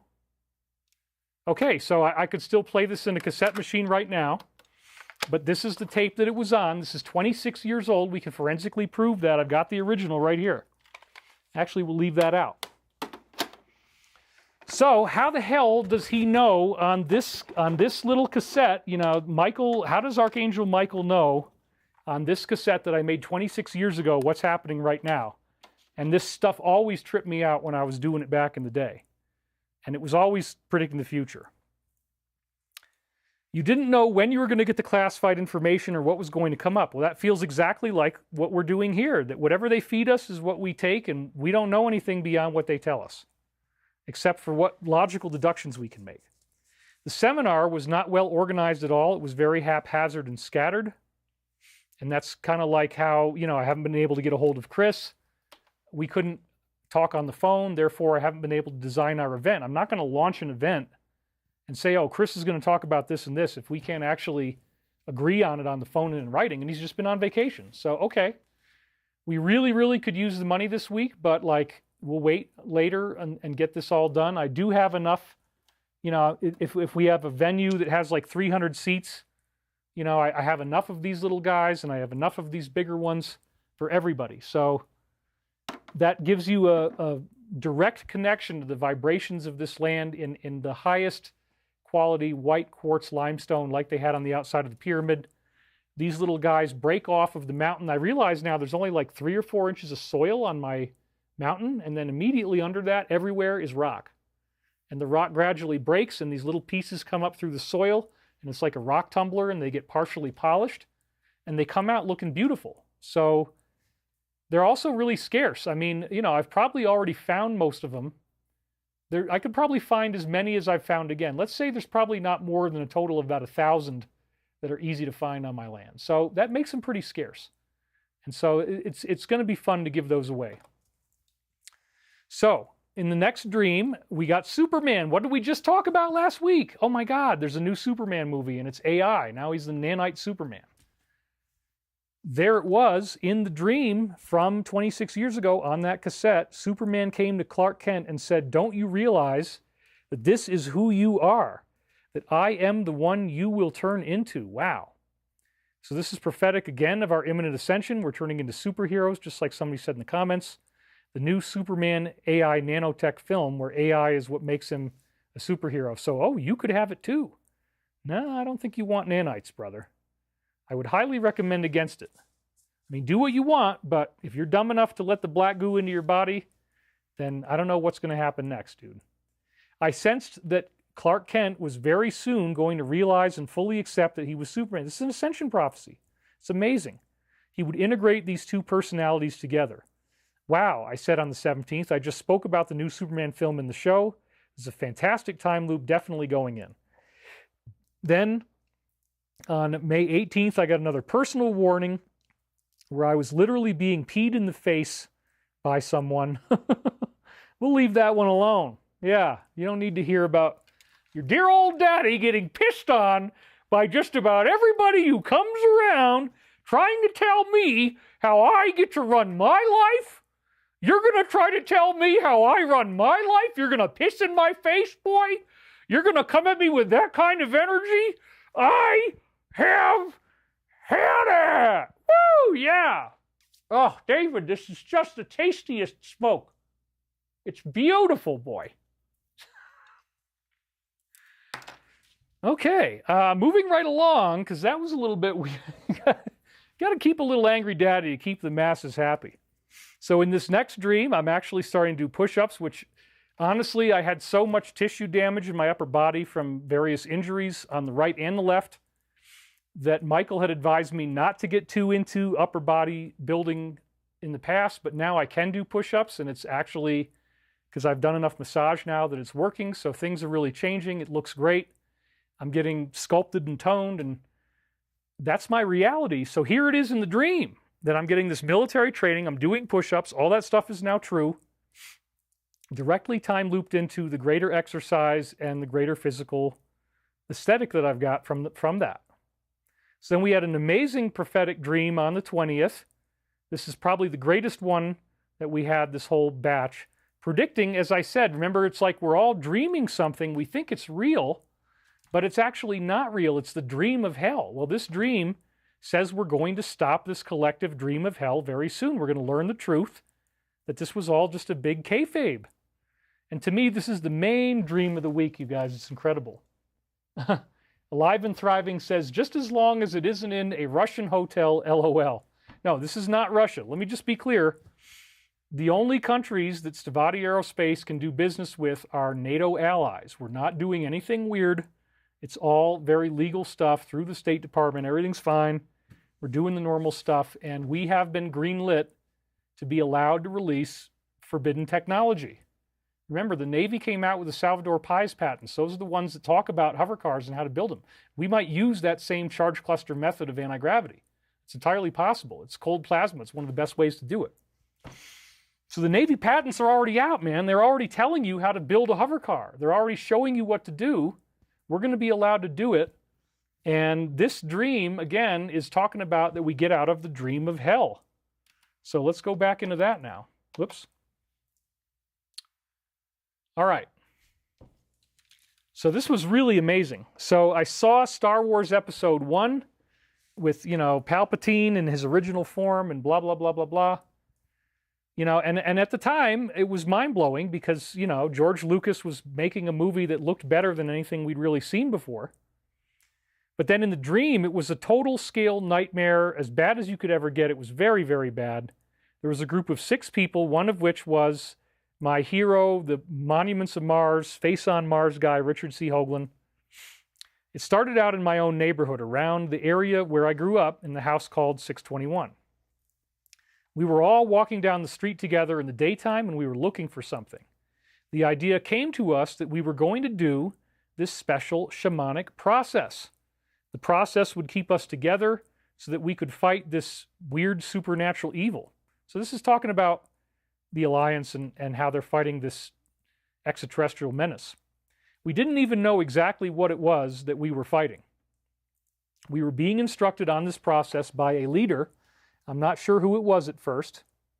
We were all going to fall asleep and dream the same dream, just like the Matrix, so we could go somewhere physically. In that sense, it was similar to the movie Matrix. There were definitely similarities to the movie The Mummy, even though I haven't seen it. The horror and fear content was very real.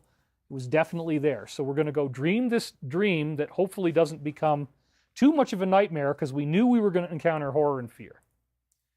Then, when we got in there, it was much more horrifying than anything in Star Wars Episode 1. I had been thinking about how in the movie they were going to explain how Anakin Skywalker got seduced by the dark side to turn into Darth Vader. Well, this is the story of the negative, right? The dark side seduces you into these negative practices. People actually fall for this stuff. We all walked over a sidewalk together. There was an image of a snake on the sidewalk. And as I say here again, the DS wanted all of us to become like Darth Vader. The director told us to touch the snake with one foot very quickly and then make sure we got right back off of it. We commented on how dangerous it was to step on the snake like that. It was calling into being some occult forces that we didn't normally have any control over. So this is a warning to us from Archangel Michael, saying we must not get too obsessed with studying the negative, because if you surround yourself with negativity, it can really overwhelm you. Oops, there we go. It can really overwhelm you. Alec Elmore, I felt that one coming in. And there it was. The new age paradigm that's coming is one of authenticity, which is something no amount of fakeness can carry. I agree. The authentic self is the merger of the physical self and its components with the highest. How does Darth Vader crap? Well, he probably doesn't need to, because he's an AI, right? Most of his body is being controlled by nanites, and he's clouded into the AI mainframe. I don't think he needs to poop anymore, honestly. But I don't know. You do that research for me. Bring back the answer next week, and if I like it, I'll read it on the air. We all agreed that we were going to take on whatever we encountered out there, regardless of how evil it was. So this is about the Alliance fighting this evil menace. We ended up going out there. We were talking to each other about what are our deepest fears, and we knew that any of the things we were afraid of would be loosed upon us. Hoagland was with us, but for some reason I was calling him John, and he was feeling physically sick. Well, it's interesting because, as I said in the show, I remember saying in the show before that my greatest fear is of a tornado. And then when the tornado actually showed up, I just walked right into it. And you're about to see that video in a few minutes here. Alec Elmore, we got that one. Iris Watzoff donated 12 euros. Thank you very, very much. We're at 4,300 viewers. We're doing great today. For the middle of the summer, I couldn't be more pleased for the turnout. Summer hours, you're not going to get as many people, but we're doing really good. So, we were talking about our deepest fears, because it's a thought-responsive environment. It's like a lucid dream. Whatever you think about is what you're going to get. If you think about evil, you're going to see evil. If you're afraid of evil, you're going to see things you're afraid of. You have to learn not to be afraid. You have to transform it. You can't let things stay the way they are, because you're in control, ultimately, in a lucid dream of what's going on. So we're all now feeling sick and facing our fears. My greatest fear was of tornadoes. I faced and filmed it, as you're about to see. I could tell that this guy was sick because in the dream his shirt was changing colors. I was in a dream within a dream. I knew I was in a lucid dream now. Some kind of a matrix. I was familiar with lucid dreaming, so I took this all in stride. The changing colors of his shirt meant that he was sick, which would normally be like your aura. I said we needed to realize we had complete control. Oh, wow. Over all of the thought forms that were appearing in our environment. That is so important, you guys.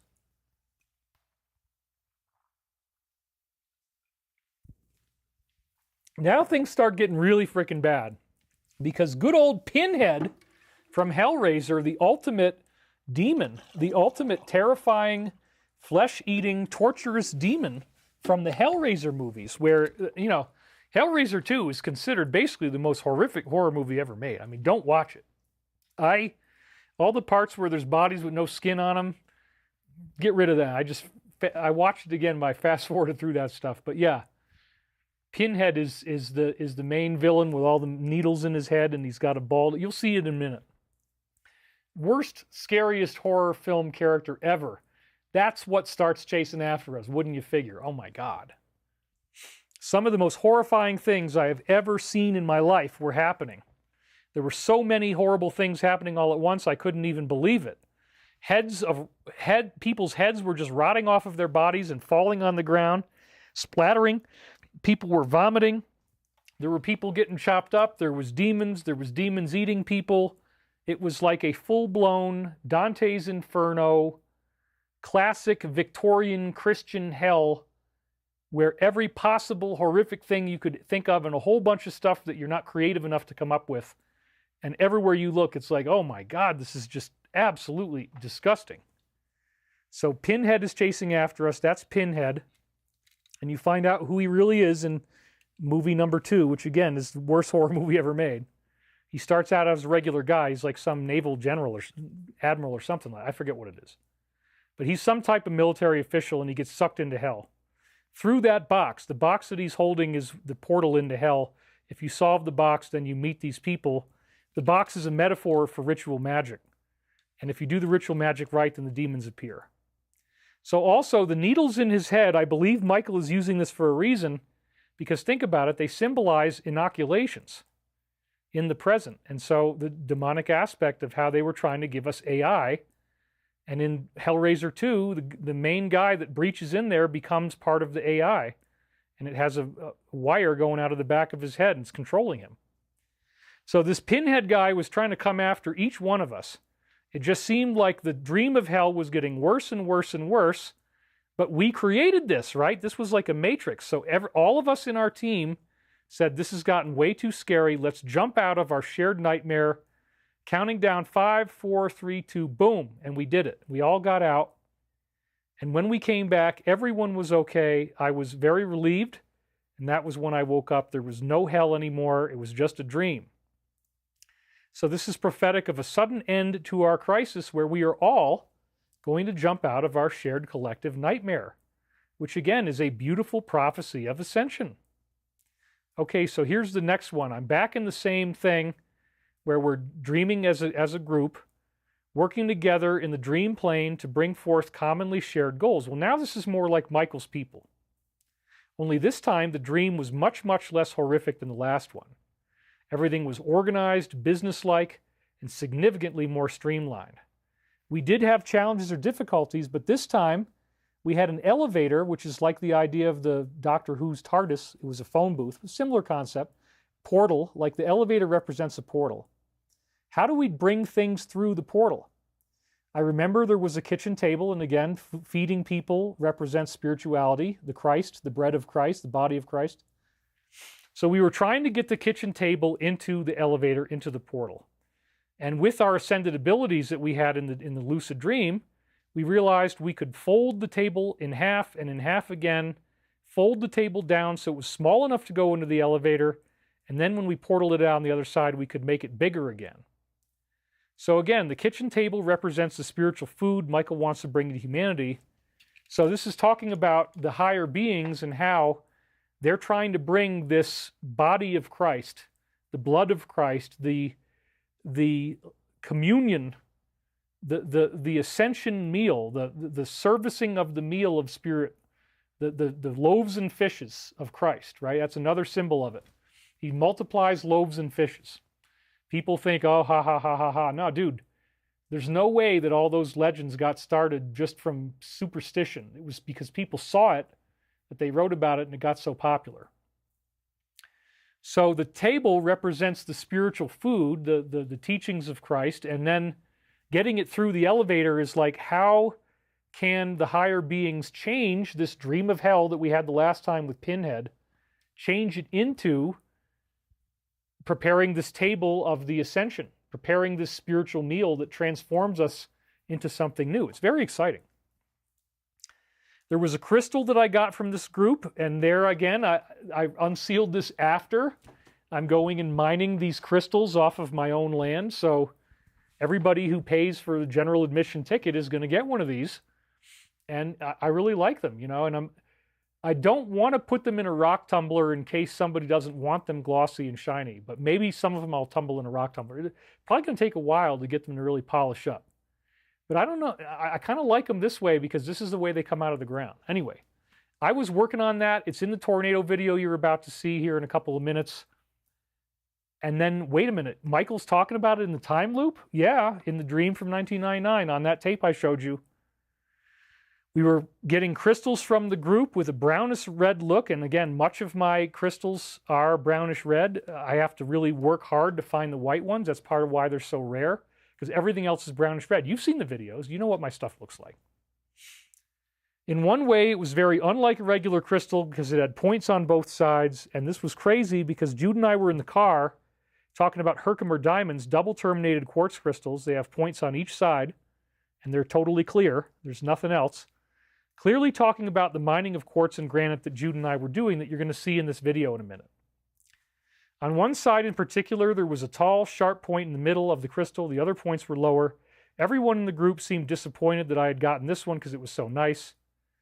They seemed to imply that there were some really great things I could do with it, some hyperdimensional gymnastics. I forgot what the name of the cluster was. So yeah, this is partly prophetic of giving crystals away. Now, I'm not saying that the crystal is going to make you ascended or anything like that. That's just a dream. The crystal in this case symbolizes, again, the vibrational change that leads us to be able to do this great stuff. We had a donation come in right here, $42,000. I once had a horrific dream of gratuitous violence. I asked internally how we can escape it. I woke up and spoke Jesus. And thank you guys on the team for moderating as the hate comes washing in as it always does. We know that's going to be happening. So this was really, really very cool. Again, another prophecy of ascension. Michael is now giving us one ascension prophecy after another. In this case, by hyperdimensional gymnastics, I mean that I was jumping around and doing things that were humanly impossible because I was using levitation and just very attuned with my body in a way that humans normally could not be. That's very interesting. There was also an activity outside going on involving walking. You would swing your arms up at the elbows and a little bit at the shoulders as you were walking. A Chinese crossing guard picked up on it. He ended up very joyfully doing it with us. He had blue chalk and made a mark each time he completed a circuit, and we were already doing this. Well, I already announced in the past that we're working on a deal to make aircraft in China. It's going to be with a private joint venture. This is not the CCP.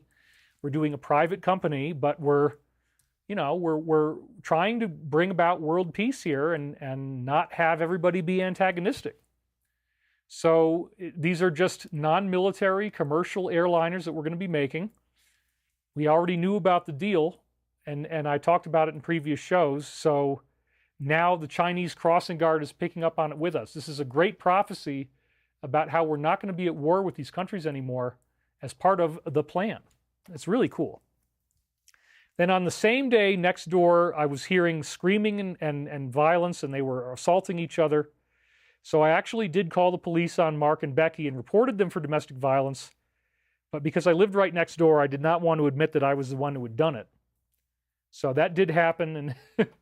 And now they know the truth and they watch this show, sorry, but you guys kind of lost control there, and I was really, really worried. So the very next day, I had this very, very intense dream about demonic trauma. And so we're only going to give you a very, very minimal amount of it. It had some extraordinarily embarrassing parts. I was forced to be essentially violated by two impish, demonic little beings who had started out as people and ended as people. Because remember, people are the ones who bring these beings into existence. We create them with our thoughts if you do these ceremonies. It was as if I was too polite. I didn't want to say anything harsh, and I allowed this horrible thing to happen even though I really shouldn't have. They talked me into it. So this is really, really nasty, scary stuff. It didn't go in very far. It was totally humiliating. When I say impish, both creatures had a very thin body with a weird little gray alien type of head. So again, showing the connection between gray aliens and demonic, which I didn't know in 1999, but we have talked about it now. Michael already knew about it. That's really weird, right? The whole thing was incredibly degrading. I couldn't even believe that it had happened to me. So again, this is a very graphic metaphor, but it shows how we all feel like this has happened to us. We all feel that we've been abused and violated because of what we've lived through on this planet. And again, they're showing that's all ultimately an alien agenda. Then, after this happened to me, after I was violated, I started coughing and felt like something was stuck in my lungs or my throat. I hacked and hacked and hacked. I tried to pull this thing out and discovered a 10-inch long, what about that? A reddish blood clot. Can you imagine? I mean, this is incredibly prophetic if you know what's going on. It was like a big strand of spaghetti, thick in the middle and thin on the edges. This is exactly what people have reported in autopsies. It was very irregularly shaped, just like what we see. So this is prophetic of, if you haven't looked into this yet, go look up that type of a phenomenon and embalmers and what that kind of, they're finding this inside people's blood vessels. And they never saw this before, but they're these huge, weird, long growths, exactly like what was described here. So that's the metaphor of the violation. This demonic violation, unfortunately, happened to the planet. We all had a choice of whether we were going to take that stuff or not. This is a very, very graphic and sad dream, but there you go. I was quite shocked that this had been inside of me. I did pull it out, and I completely got rid of it. So Michael has told us that these blood clots can be healed, that one person who goes far enough along in Ascension after the first wave will be able to clear that stuff up. And we're going to defeat this demonic gray alien reptilian agenda. Which again, I don't know why anybody wouldn't be excited about this, but our haters are just paid opposition. So somebody is paying them. They can never, ever prove otherwise. So I heard in French, Il est né le divin enfant, chantant tout son amen, il est né le divin enfant. Jouer au bois, right? Play the oboe, play the bagpipe. Jouer au bois. Okay, anyway, I'm losing my pitch. It's a Christian song, Il est né le divin enfant, and in English it is, He is born the child divine. He is born the child divine. Sound the oboe, play the bagpipes. He is born the child divine. Let's all sing of his rebirth. Jouer au bois with... anyway, I used to be able to sing it in French. It was a long time ago. In the dream, I was... So again, this is a Christ metaphor. We are reborn. The born-again phenomenon described in the Bible is real, and it's the rebirth in Christ in your ascended light body. He is born the child divine. This is going to happen to all of us. That's what's so exciting. That's what the Ascension is about. I was back at the high school carrying a really special penknife, and it was a very handy tool that Navy SEALs were using. There again is the Alliance. Prophetic of my work in terms of putting this Swiss Army knife together every week, right? These shows are built like a Swiss Army knife. I was told that since my friend and I had already graduated, we were granted a reprieve from school for the next month. Everybody else was still in school for another month, and that was why our classes hadn't ended yet. Since the school had ended, we were now moving our stuff out of there.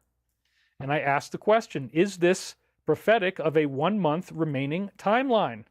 It certainly seems like it. Everybody else still has to be in school for another month before we get graduation, which would begin when we get large-scale arrests. Now, is it going to take a whole month for large-scale arrests? Maybe not. Maybe that happens earlier than that, and by the time we get to a month from now, something else has happened. Because remember, Representative Anna Paulina Luna said there's even bigger things. Forget about the grand jury stuff. That's like the first stage of this thing, dude. It's going to get bigger and bigger and bigger and bigger, and that's very exciting. So we were granted a reprieve from school, but everybody else still had to be in school.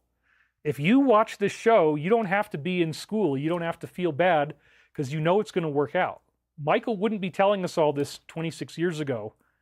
And there's so many time loops. I mean, you can't legitimately criticize any of this material. It's very strange. There's a lot of funny ways of how you interpret dreams, but anybody who's honest is seeing that this is highly prophetic, that I could not have faked this. I don't even know how you would.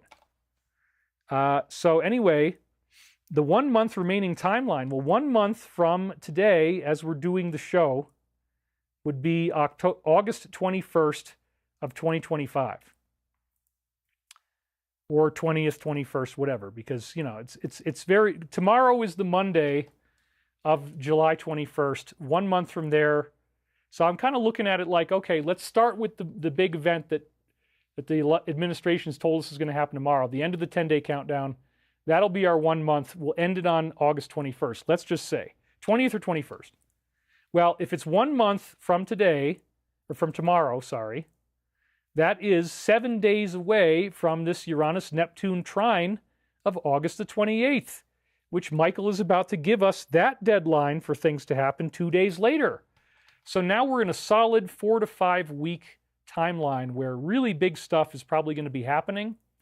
It's anybody's guess how it's going to play out from here, but Michael doesn't usually give us dates, so this is very, very exciting to me. Class Kramer says, thank you, David. I learned a lot from you. I appreciate that. We're at the 2.5 hour mark now. We'll get to the end of this dream, and then I'll take a break. I didn't really have control over this. I was just doing it. I agreed with them. It was time to break the stuff down and get out of school. And then the dream continues with personal elements. Let's just read a little bit more. The next day, 22nd, he says, testicular cancer, which is funny because I need to pee right now. Passion fruit. What type of fruit from the tree, right? The tree of good and evil, let's say. What type of, does the negative offer fruit? Does the negative want you to do something bad? Does the negative want you to take something? Does it want you to bite the forbidden fruit? Could that be called passion fruit? And if you bit that forbidden fruit, could it cause cancer? Yeah, it sounds pretty much like what we're talking about. Another obvious reference to this situation. Because turbo cancer is one of the things that people are now getting from having tasted the passion fruit. And so these treatments were the forbidden fruit that was actually very evil from Lucifer itself, whatever you want to think of that AI as and the agenda behind it. It wanted you to do this. It does this over and over again on various planets. Then in the dream, remember, it says passion fruit testicular cancer. What's the corresponding dream? You're going to love this.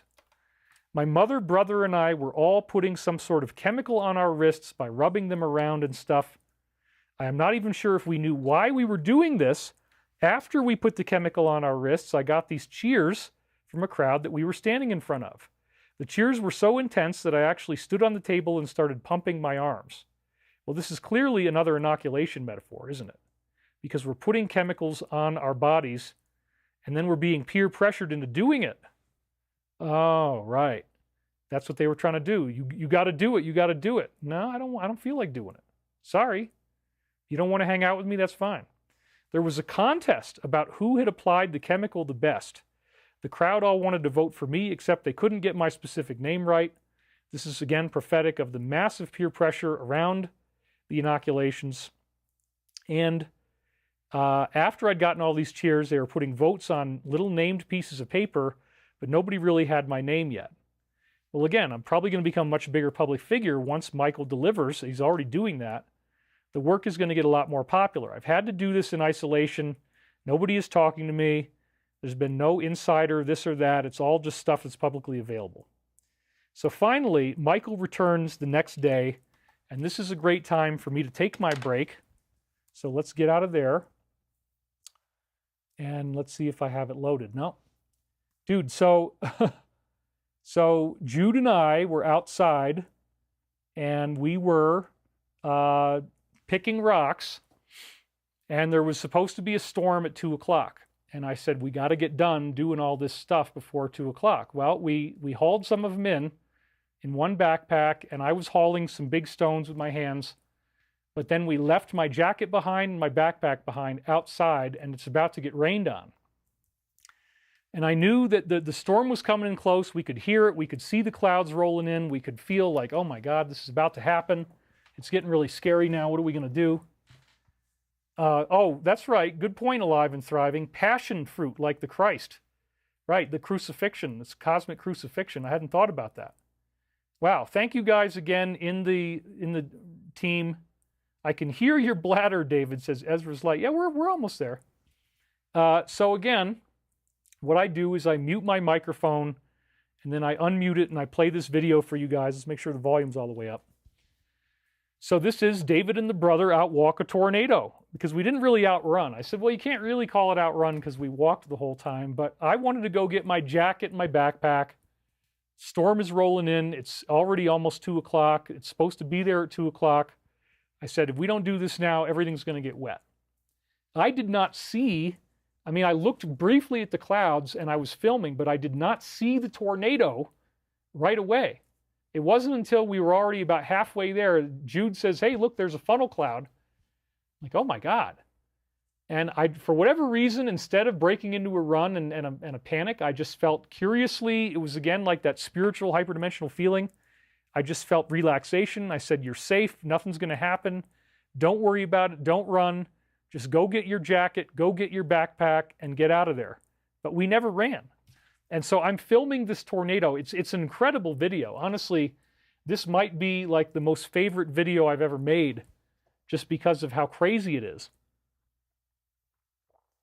It's 7 minutes and 19 seconds long because at the end, I walk out onto the porch and I'm right underneath the funnel cloud and I didn't even see it.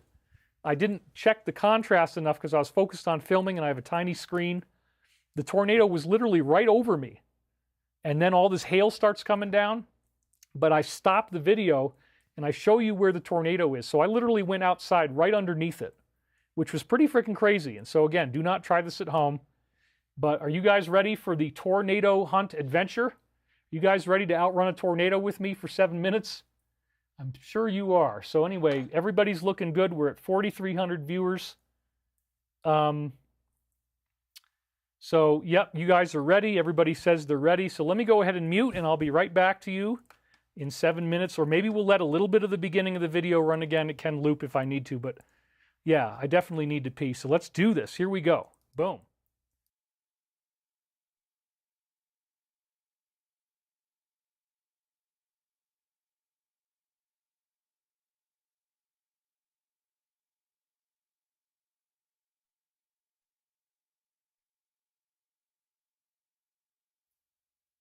Okay, the microphone is off and we are ready to go. And I'll be back to you guys in 7 minutes. Here we go. Enjoy.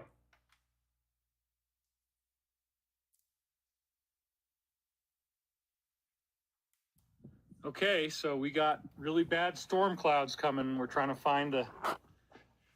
We got to find the backpack. Got to find the tools. We have to find... So there it is on the right. Can you see it? Yep. My jacket. I didn't even see it, you guys. Gloves. And we have like 10 minutes before it's supposed to be a thunderstorm. Tools. We're already getting wet. Treasures. It is raining. I've got this inane chatter in the background that is extremely frustrating. I don't even want to listen to it, really. I'm just kind of done with it, you know? Look at that cloud. It's like a funnel cloud, brother. Look at that one. Yeah, that sounds great. Let's have a funnel cloud. Dude, that does look like a funnel cloud. What the? Yeah, it's manifesting right in front of us. Oh, my God. Yeah. Are we about to die here? Is this going to turn into a tornado? Dude, that is legitimately very scary. Okay, let's keep going. Holy shit, dude. Keep an eye on that cloud. Oh, no. Yeah, keep an eye on that. It is literally twisting, though. It is actually twisting. Yeah. I've never been this close to a funnel cloud. Well, let's hope it doesn't touch down. All right, so we got our stuff here. Finding all kinds of good things. That's one of our tools, but we got to figure out where we actually were. I think it's over here. Jesus, dude.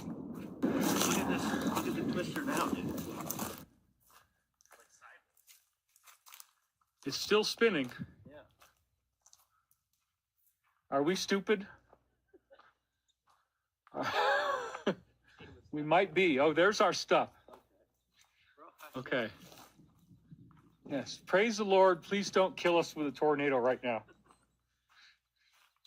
Yeah, I got kids. I got a life to live, man. I'm not done yet. All right, so this is our other quarry. The funnel cloud is kind of dissipating, or not. No, it's still spinning, dude. We should get the hell out of here. Yeah. They got thinner, too. All right. There was another base camp, though. This was the secondary one. Our stuff. Dude, that thing is still going. Yeah, never seen it. Thank God it's not going to touch down. How do we know? Let's just get the hell out of here, man. There was another base camp, though, because my coffee and the gloves. Oh, crap. That's fine. We can get that when there's no this cloud now. Look how skinny it is. Jesus, dude. We're about to be swallowed up into the reptilian mothership. Yeah, you better motion. And I'm getting wet. It's starting to rain even more. You better motion. Jesus, dude, it's a freaking funnel cloud. Yeah, it's insane. It's terrifying. Yeah. I'm really not the most content. But we got our stuff. We're escaping this. There's a mushroom. All right, let's get the other piece of tool here. Grab that one. Oh, there's the gloves. Yay. Okay, I think we're good now. Yeah. We'll have to find that after the storm. How's our funnel cloud has gotten even worse. Yeah. Dude, it's worse. Definitely bigger. We need to get inside the house. It's definitely bigger. That's crazy. We may even have to go in the basement. That's what we do in Iowa. Jesus, dude, it's really spinning. Yeah. It's big, too. It's God. moving fast. It's moving fast, bro. All right. It's not going to touch. We're fine. How do you know? Because it's like, How do you know? I'm estimating, but it seems to be.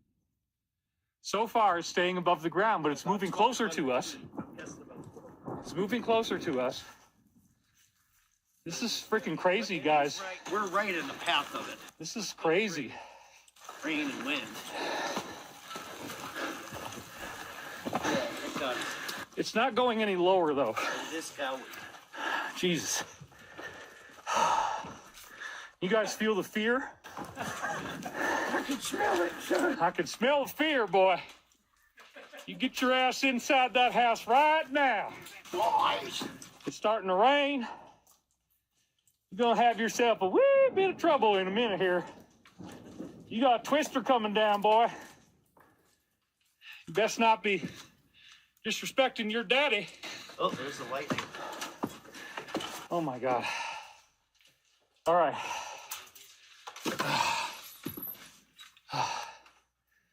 Now we got more stuff.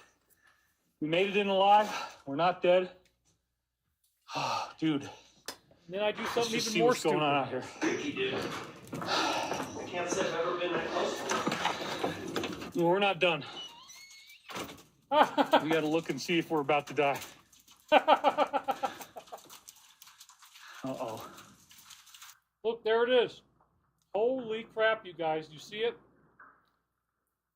Right up there in the middle of the screen. Thankfully, it never came down to where I could get hit by it, but I did not even see that. Crazy, right? Dude, we're getting freaking hail. What the hell is going on here, boy? What the hell? David! David! I told you once, I told you 1,000 times. This is goddamn ridiculous, boy. How you gonna live this way? You got pellets of ice coming down like eyeballs. There's eyeballs falling out of the sky. I won't stand for this, David. You're gonna get the camera destroyed. It's all wet. What are you doing? Why are you still filming? Okay, well, we basically lost the tornado, but we gained hail. Freaking crazy, dude. I'm all soaking wet. Look at what's happening in the driveway. Holy crap. It's all just pellets. Anyway, we're at 7 minutes, so here's another commercial break. Thank you guys for watching.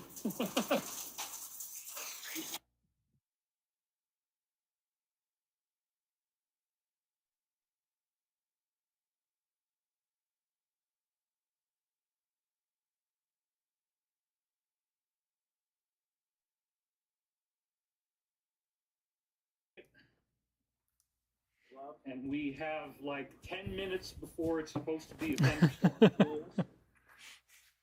All right, you guys, I'm back. And I feel very relieved, very refreshed. So, yeah, I mean, it was a synchronicity. I mean, I agree with whoever wrote that it was a nothing burger.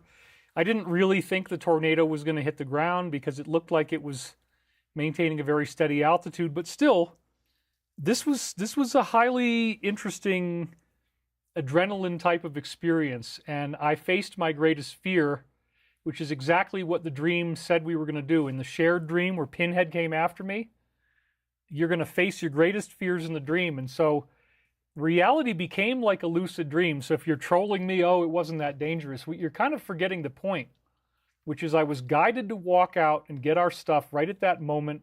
The tornado is visible, and it symbolizes the storm, and it's a metaphor that Michael gave us. It's a dream in real life where the tornado goes right over my head, and I'm totally fine.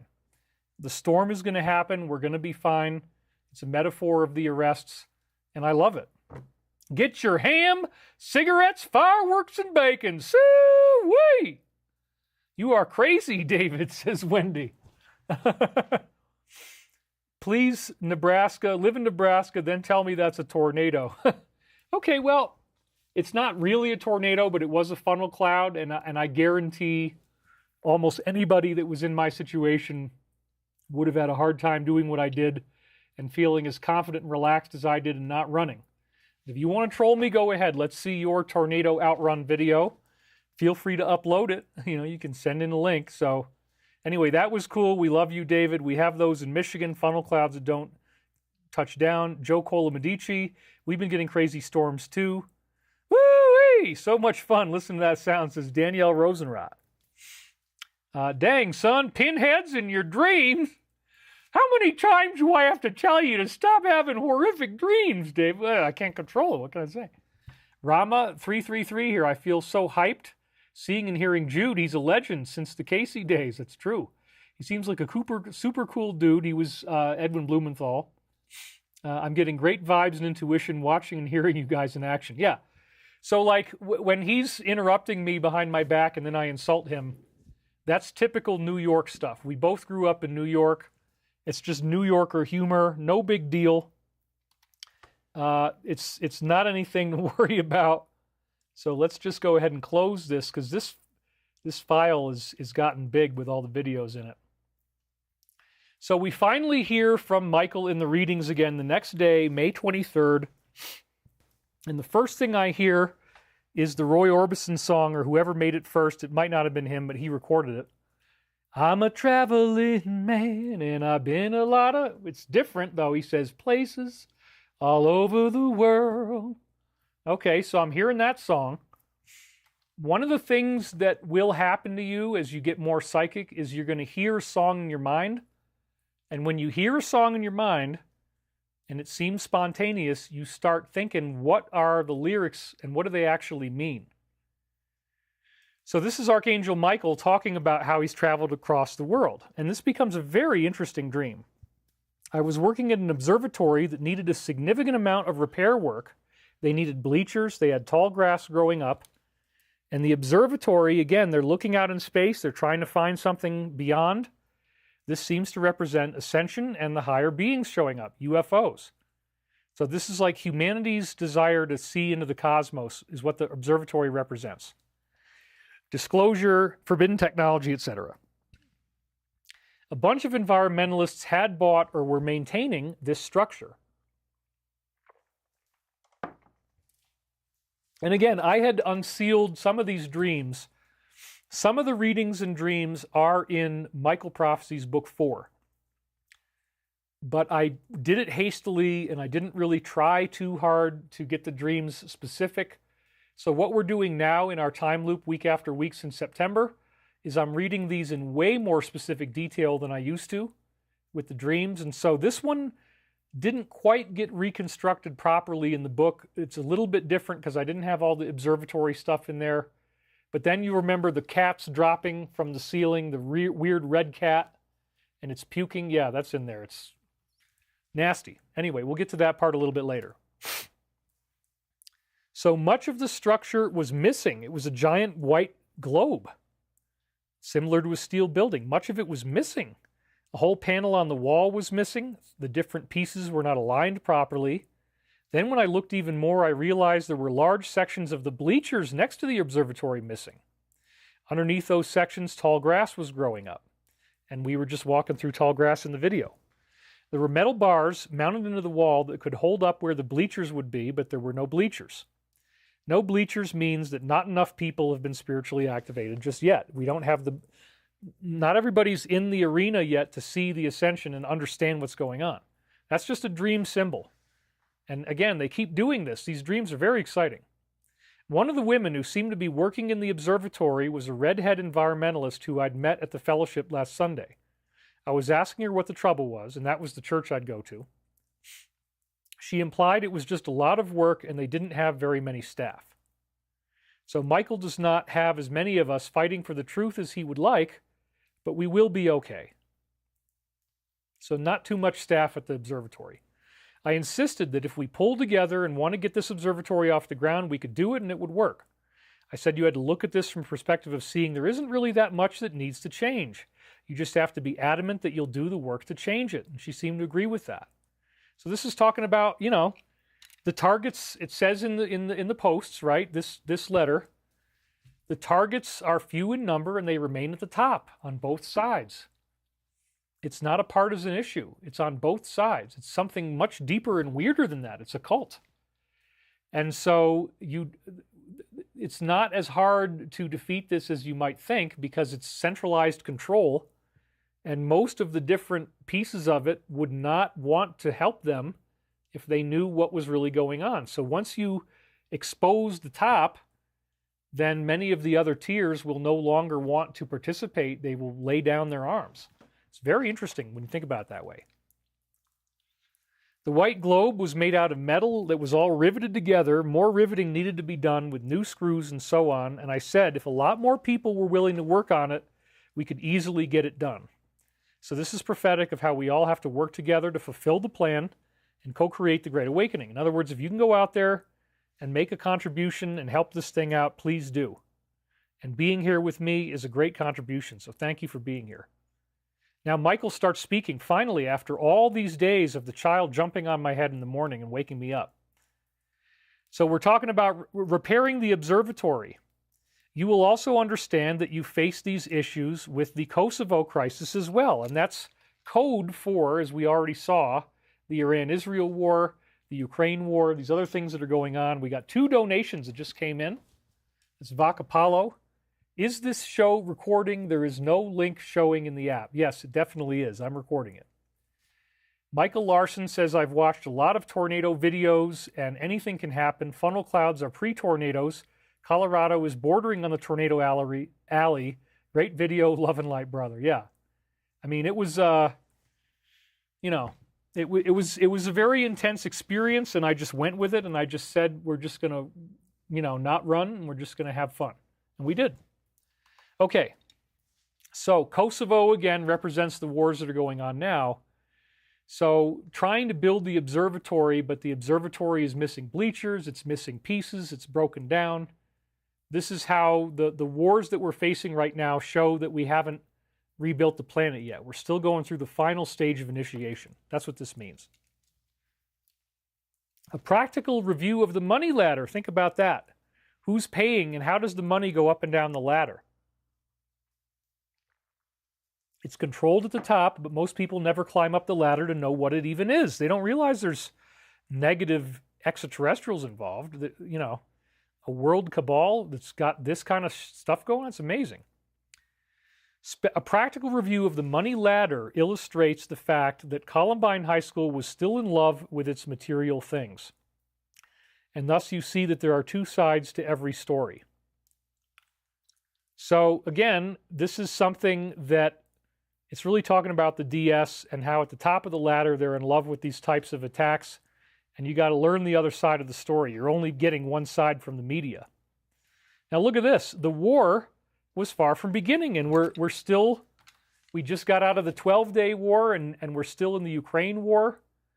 And so this is very, very interestingly time looped that they would say this right now, knowing that they're in the present with us now, from 1999.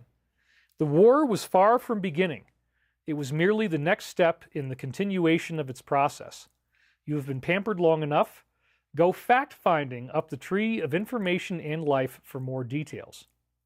So fact-checkers are being thoroughly used to fight this ongoing war. Isn't that funny? See how it connects together? The war was far from beginning. Go fact-finding for more details. So yeah, the fact-checkers are a big part of this, trying to suppress the narrative from getting out. Your bewilderment has caused you to become reticent on these issues. And I think they're talking to all of us. We feel bewildered by what's going on. Now we would ask that you continue to remain positive about the unanswered questions still in your mind. And that's hard to do, right? We want to panic and freak out, and they're asking us, look, we're doing all this time loop stuff for you. We're making David work hard to show you a miracle so you can remain positive about the unanswered questions. Recognize that their foci, i.e. their focal points, have been designed to steer you towards the ivory tower in the grocery shop, as it were. And it appears that this is about the DS. So remember, they are acting like the ivory tower. They're trying to impact our food production and distribution. That's an ongoing problem that we've been seeing. And then the very next line supports that. So remain positive about the unanswered questions. Don't stay bewildered. There certainly will be many serious issues having to do with the mass production of food. Who could have seen that in 1999, 26 years ago, and the like? So it's very prophetic. We want you to head this one off at the pass, so to speak. So this is prophetic of lockdowns, supply chain disturbances that are ongoing. In the dream, I was very excited about the fact that I had written a book about Ascension. In the dream, I actually used the word Ascension. It seemed as though this was exactly what my mission had always been. Yeah, I'm really starting to see that now. Like, that's why I wasn't afraid of the funnel cloud. I'm like, you know what? Today is not the day I'm dying, and it looks like it's not going to touch down, so let's just go film it and have fun, which I did. I was just snapping back into it again. That was nice. So yeah, that's the way I feel right now. This is incredibly time looped because I chose this over hunting the commission in DC. So Michael now speaks and says, the voices inside my head are the same, regardless of the scorn and derision that I might feel towards them from others. And as I've said, we have paid opposition. Even when my brain, this is really funny, was pickled as an olive, I still indeed had the opportunity to invest in my soul's potential through the writing I had already done as such. They're talking about these readings that I'm reading now. This is then an answer to David's question phrased as a response. So the brain pickled as an olive thing is really funny because, as I've told you, I've had multiple weird injuries, 4 different quadrants of my feet, left ankle, left big toe, right big toe. Each one of them, as I've been going through this massage work, reached a point where I injured it somehow and I couldn't walk and I was hobbling around. And especially, I mean, none of them were good. It was so much pain that you couldn't even rest your foot on the bed. You had to put a pillow under your foot. I don't want to go through that ever again, but the point is that you needed pain medication and then your brain would get pickled as an olive. So this was really funny because I felt bad about the fact that at various times I've needed to use this medication, and I did feel somewhat sad about it. Like, oh man, I wish I could have gotten through this without ever having to do any of that stuff. Michael is telling me, don't worry about it, everything's okay. Even when my brain was as pickled as an olive, I still had the opportunity to invest in my soul's potential through reading you this writing. And it is kind of like an unspoken question. So that was very interesting. And then right around the time that I saw this and unsealed this was the RFK thing about psychedelics. And I'm like, wow, how amazing is that? And it was right in the dream that the people were going to take psychedelics and they were going to go through this shared dream experience together. Really, really wild. Then we have another one of those, by the way, where I start levitating after people take mushrooms. We'll get to that one a little bit later. It would indeed be well to spike the story of life with a bit of fiction, drawing off of your literary talents by bringing forward this material. And so you have my answer on that one. I said, thank you. I certainly want to know what the answer was on that issue. So just so that we're clear, again, mostly for the paid opposition, I'm not falsifying aspects of my life. There would be certain parts where I was writing my life story where I didn't really know what the motivations of a character was, so I'll fictionalize that I knew what their motivations were, put that in there. Or if I didn't remember exactly how a particular event happened, and I still need to tell the story, I might fictionalize a very small detail, but I don't even remember doing that. And like nothing is fictionalized in Ascension Mysteries, and the whole first half of that book is personal. So I don't really need to do that anymore, but there were certain times where I'm trying to write my way through a story and it's like, well, should I just not tell the story if I don't have any information? So Michael said it's okay to make tiny fictional things. But again, I don't even remember doing that, and I haven't done that writing about myself in a very, very long time. So anything that you hear me write about more recently than this, it's not fictionalized at all. I just want to make that clear. All right. Hardly anyone, Michael says, works like this. I guess he's talking about me and doing this telepathic work. Hardly anyone works like this out of fear. This is so great. Thank God. The end of the tunnel is very clearly in sight.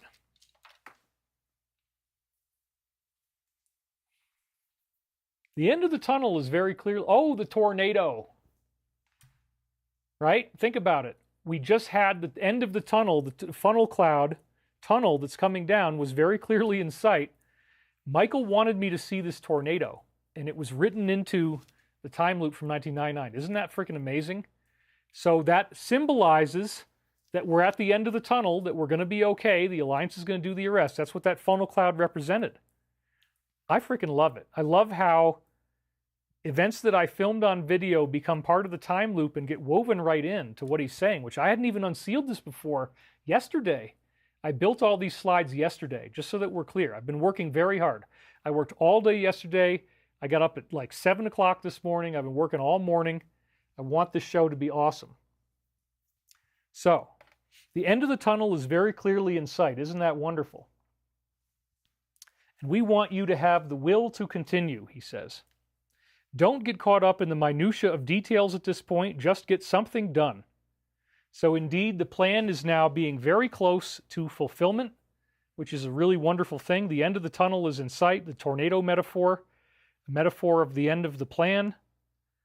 So they're telling us we want you to have the will to continue. There were cats inside the planetarium, this big globe.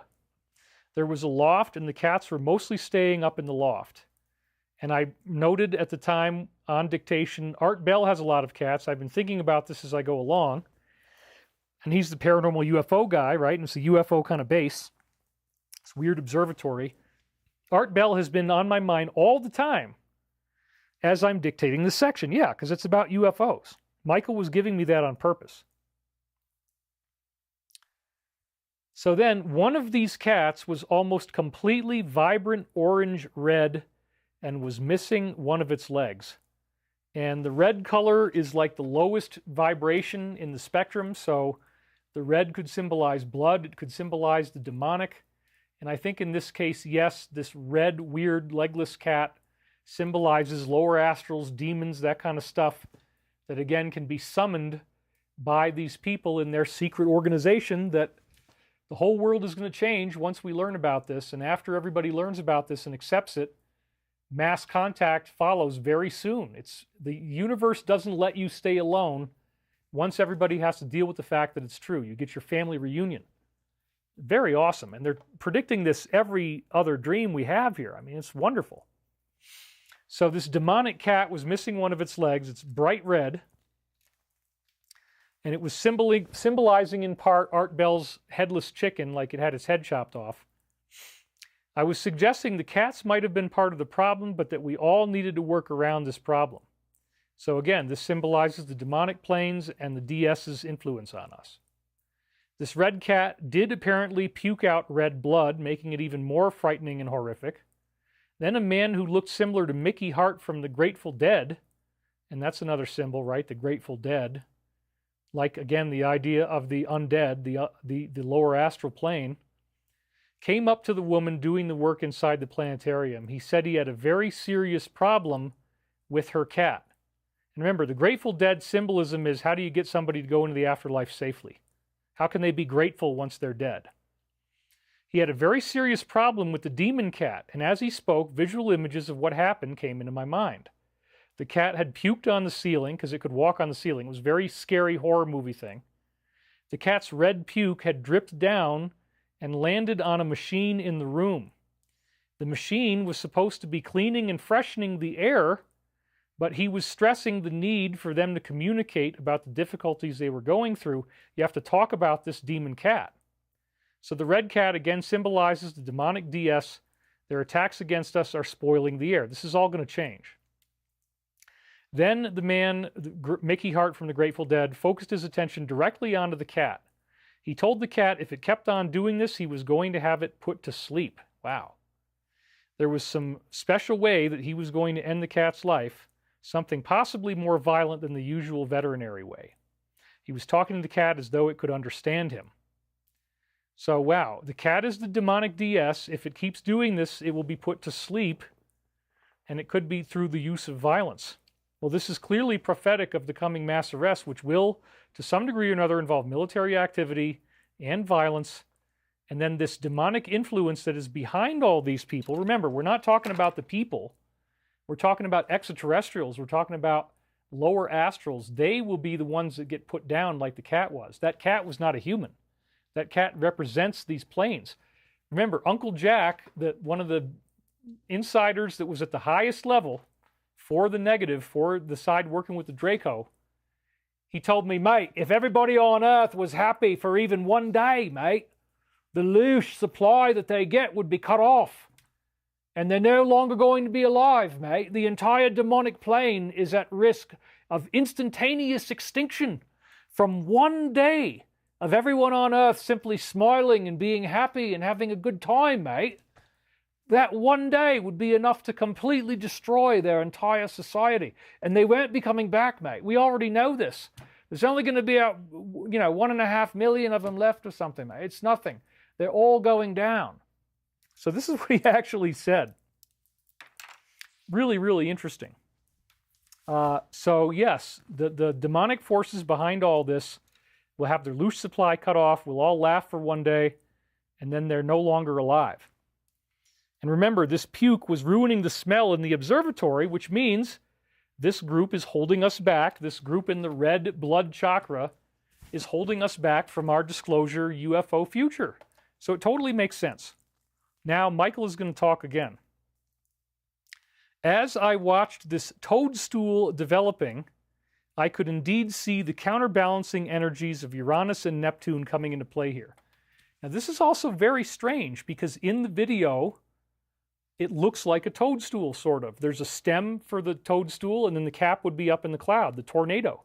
And we watched the toadstool develop in the video. So that's very interesting. Plus, if you remember, right when Jude and I got to where our rocks and gloves were, there was a mushroom on the ground, and I filmed it. So how does he do this? How does he time loop in these images from 1999, 26 years ago, that are sitting literally right on this cassette right here And I recorded this in this machine, okay, back in 1999, right? So I can pop it back in there. I mean, we don't have batteries in this thing, but I mean, I could actually pop this in, hit play if there was a battery. Now, there's no batteries in there. Hit play, and it would play out of this little dinky speaker here. So we don't want to leave it in there. But anyway, this is what I was doing 26 years ago.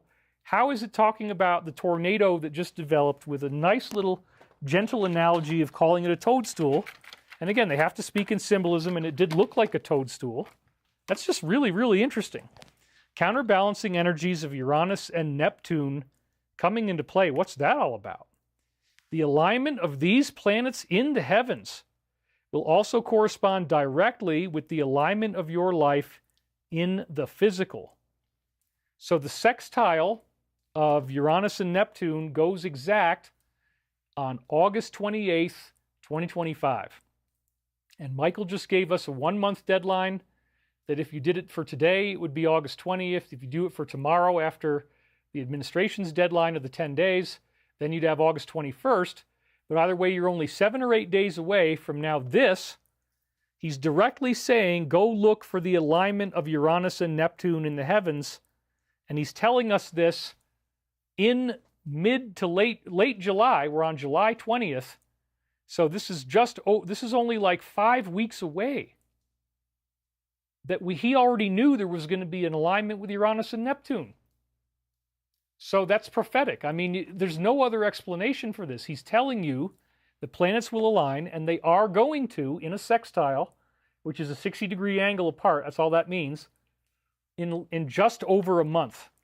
And that's our countdown. He's already telling us there's a countdown before we get to this graduation thing. So it's going to be building up. I don't want to think that it's all going to just like nothing, no arrests are going to happen for 4 or 5 weeks. I don't think that's true. But Michael is seeing something in our future big enough that he's going to mention it 3 different times. And here he does it with an exact coordinate. Uranus-Neptune sextile is happening in just over a month, 5 weeks away. Counterbalancing energies. So keep watching these situations as we have outlined them, and you will indeed see what we are talking about. So he's telling us the prophecy, and you're going to see it come true. We already are. So this doesn't matter as much, but Uranus in Gemini and Neptune in Aries. So when Uranus is in Gemini, it's communication, technology, and innovation. That sounds good. And astrologers anticipate this will be radical change and upheaval in how we communicate and share information.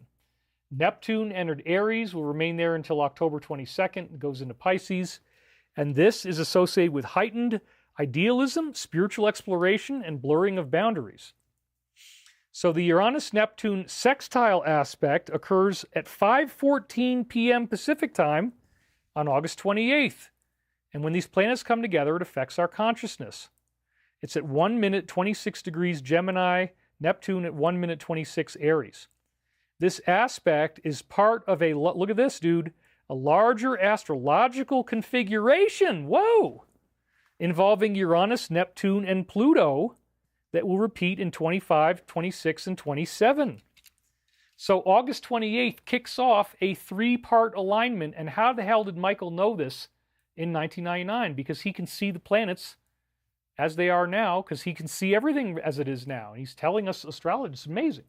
Kaylin Robinson says, wow, what a crazy time loop. Thank you, it is. So this is only 8 days away from the Michael 1-month deadline that we got before. So I looked up Jessica Davidson's website, Uranus, Neptune, Pluto triangle. As Pluto enters Aquarius, Neptune enters Aries, and Uranus enters Gemini, they form a triangle with each other where Pluto is trining Uranus and Neptune is sextiling both planets. That's a 60-degree angle. That's like a big tetrahedron, you guys. From the middle. This is a big deal. So that's her illustration of what it looks like with the 3 different symbols of Uranus, Neptune, Pluto, and what the trine looks like. And then so I clicked on that link about, let's just learn about the sextile as the main thing. It represents, because that's the one that hits on the 28th of August. So in history, and she goes through all this history, dude. If you read the whole article, it's amazing. A period of cultural renaissance and transformation of the visions and ideals that underpin society. That sounds like the arrests, doesn't it? All of a sudden, everything about our society is transformed, and it creates a cultural renaissance. It totally would. The first exact alignment is on August 28th, 2025. Woo! More on that here, and then you can click on that. When you put these transits together, you get something pretty special because these alignments are very rare. So she gives a whole bunch of history of when this happened before, and it always holds up. Now, she says in her article, the old world is over. It's finished. That's how big she thinks this alignment is. It's a huge triangle. We've reached the end of the age of Western hegemonic conquest and colonization and the materialist reductionist worldview of scientism. The entire system will be overturned and transformed in the next decade and beyond. That's what she says this astrology means. I didn't know anything about this. Michael is giving us an astrology lesson right now so that we know this thing that's going to hit in 5 weeks is a really big deal and is going to spring-load the mass arrests and the whole fulfillment of the Ascension and the plan itself. It's really, really exciting, isn't it? And this was the first link that came up on Google, by the way, that had substance in it. So, well done. The Uranus-Neptune cycle represents the disruption and transformation of the visions and ideals that underpin our culture. Uranus represents the archetype of revolution. Oh, yeah, revolution against the DS. Mass arresting, right? And freedom. There you go. And is associated with unexpected breakdowns and breakthroughs and innovative ideas. Neptune represents the archetype of transcendence and idealism and is associated with collective dreams, imagination, spirituality, and inspiration. Totally sounds like an Ascension prophecy. Neptune is transcendence. We're transcending this third-dimensional reality. We're going into a whole new game. Uranus awakens the collective imagination of Neptune, filling it with new ideas and possibilities, which then have to be grounded into something physical and practical. Neptune spiritualizes Uranus and dissolves long-standing ideas and structures that are ready for change. Woo! Holy crap. That's the plan. That's the storm. This allows new ideas to come through. Hello, disclosure. Hello, Great Awakening. Transforming society over time. According to Richard Tarnas in Cosmos and Psyche, Uranus-Neptune cycles coincide with, and then she has a list, cultural renaissances. That would make sense, right, with the arrests. Shifts in the cultural artistic imagination, absolutely. Widespread spiritual awakening, first wave of ascension, and the birth of new religious movements. In history, we're not going to have a religion, but in history, this does often happen at these times with these sextiles. Rebirth of idealism, utopian social visions and movements. There you go. It's perfect. New philosophical perspectives in metaphysics. New cosmological breakthroughs in scientific understanding. Woo! I love it. And that's disclosure and mass contact with UFOs, right? Collective changes in the psychological understanding of the psyche. Absolutely. This is going to be like nothing you've ever seen.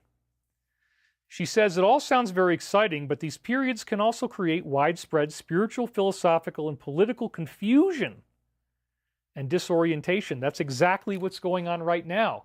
Political confusion and disorientation as we're heading into this aspect that goes tighter and goes full as of August 28th, and we've got this kayfabe going on. That sounds pretty darn amazing, doesn't it? That the actual political confusion itself is illustrated in the Uranus-Neptune trine, and we have this crazy Uranus-Neptune-Pluto triangle forming right now, and it creates, again, political confusion and disorientation. You can't even make this up, because it's happening right now. So it's a pretty amazing proof of astrology that there is political disorientation happening right as we cruise into this aspect. I love it. I do believe astrology is real. This is because it undermines our assumptions about reality and dissolves established structures of belief. And again, August 28th at 1 degree 26 minute Gemini.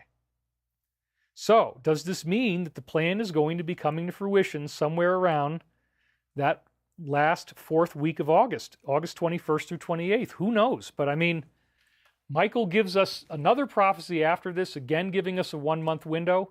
So he's never really done this before. We've never had quite so many of these all at once. It's very, very exciting. I was told that since my friend and I had already graduated, this was in the dream now, we were granted a reprieve from school for the next month. Now, this was the earlier dream I had. That's why I put it in there. Everybody else was still in school for another month. That's why our classes hadn't ended yet. Since school ended, we were now moving our stuff out of there. And I said, is that a 1 month remaining timeline? Well, it was done on May 21st. The big Monday is July 21st. And so 1 month from tomorrow, sorry I got that wrong, I was thinking ahead, is August 21st. So it's a month into the future. And again, it's associated with this end of class. Everybody gets to graduate. Everybody's done. 8 days from the Uranus-Neptune trine. And so now we're really seeing tremendous progress. The first arrest will trigger a mass public awakening. That's post 3717. That's happening right now, where they're getting ready to do it. It could be this coming week. And then we got another week after that where all these weird things are going to be happening before we get to this. A lot of things could happen. Michael was even saying that. We wish that so many things could normally happen in 1 month. As above, so below, says Alive and Thriving.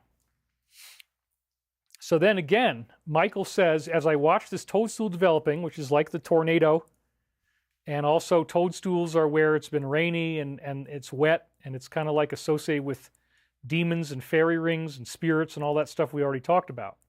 So it kind of represents like the manifestation of negativity.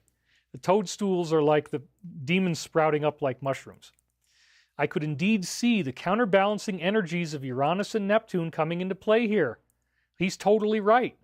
They're entering into a sextile. It's a big deal. The alignment of these planets in the heavens will correspond directly with the alignment of your life in the physical. Amazing, because the astrology affects all of us. So keep watching these situations as we have outlined them, and you will indeed see what we are talking about. Come and walk with your sizable shoes with us. Again, the idea your ascended light body will be bigger than it was. So your shoes will get larger. That's what I think he's talking about. Come and walk with your sizable shoes with us, and we will indeed explore the further depths of the one infinite creator. As the other guy came into the picture in the dream and was complaining about this puking cat, this is Mickey Hart, or I guess maybe it was somebody else, I was still trying to rally support around the idea of putting work in to remodel the observatory. I was telling people it was not going to do much as it was now. It needed to be redone. Again, this is talking about upgrading our planet's vibration to this first wave of ascension. I then went outside. I was aware that I had made a magazine that featured my work in it. Every article in the magazine was mine, and I've done stuff like this. I never made a whole magazine, but this is better. Video is better than print. What I'm doing now is the highest art form I could really do with this stuff. When I went outside, it was a typically suburban type of area that I found. There were houses in the back, and then a green lawn that curved down and out on a gentle slope. There might have been mailboxes on the bottom. So, the magazine is mine. That's the key here. 2 or 3 women were out working on the grass, which I wanted to say was like a field. It's kind of like the afterlife, 4th dimensional, green grass. 4th density is green, heart chakra. I came up to them and asked them about my magazine and what they thought of it. I was quite surprised because their immediate reactions were negative. So this is again symbolic of the mainstream. They don't welcome this information at all. They all started to feel like a name that I had started to refer to myself by in the magazine was not good. They said this name made me appear like I was trying to puff myself up to be somebody great. They started then aggressively trying to convince me that I was a homosexual. They were actually like, I read the whole dream. It's very complex, but they were picking apart parts from my life and see, because you said that and you did that, da, da, da, da, that means da, da, da, da, da. Yeah, I played the character on TV. It's like, I actually have been very clear about this, and I've said this before. So this is really talking about the DS and how they're trying to convince all of us, no, this is who you are. This is what you want to do with your life. This is the way you want to be. So they're aggressively trying to convince me that this is who I was. I thought it was off the mark and crazy. I told them so, and then I woke up. So again, this is projective of their hatred of us, people who are exposing their agenda, people who do not necessarily cohere to that agenda. It's just a symbol. It's just a dream metaphor. But the whole idea is they hate us in the truth community. And then Michael kicks in again, right after I dictated that part of the dream. And he says, the abductee said things like, my God, it's so warm in here. And this, you know, they know that abduction is a bad thing. This is why we have given the cancer cycles as now seen to illustrate how the rainforest is being put back up into operation within the mind complex so that there is no longer the propensity for getting lost within it. So this is a very interesting thing because it's saying here that Michael allowed this medical stuff that happened to occur back in 2020. He allowed it to happen. And it did, he knew that it was going to create cancer, but the idea is we have to restore the rainforest of the mind, because otherwise we don't know that we're being abducted, that there's these evil beings, and they're taking us and in some cases using us for meat. Believe it or not, it's actually true. So we don't want you to get lost in the rainforest. We want you to, you know, so again, why would they allow this COVID thing to happen? Because it created the necessary amount of awakening for us to wake up on time without having to have a catastrophic end of the world. And apparently this was the only way that could happen, that people could have enough awakening and enough vibrational change, because our planet wasn't really doing well. They had to come in at the very last minute and have these types of operations take place at the very last minute after 2012, which was the projected end of the Mayan calendar.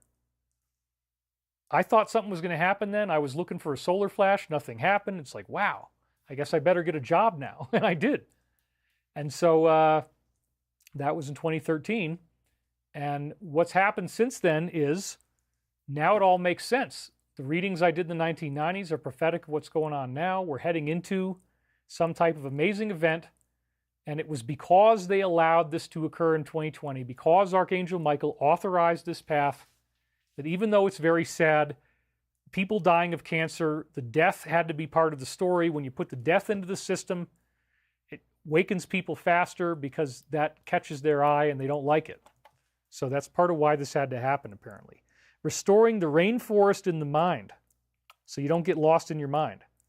We want you to be able to see the forest from the trees, to integrate your personality together so that you realize that this is yourself and not an outside entity that is speaking to you. And in the greatest sense, that's true. It's a higher part of myself that's calling itself Archangel Michael.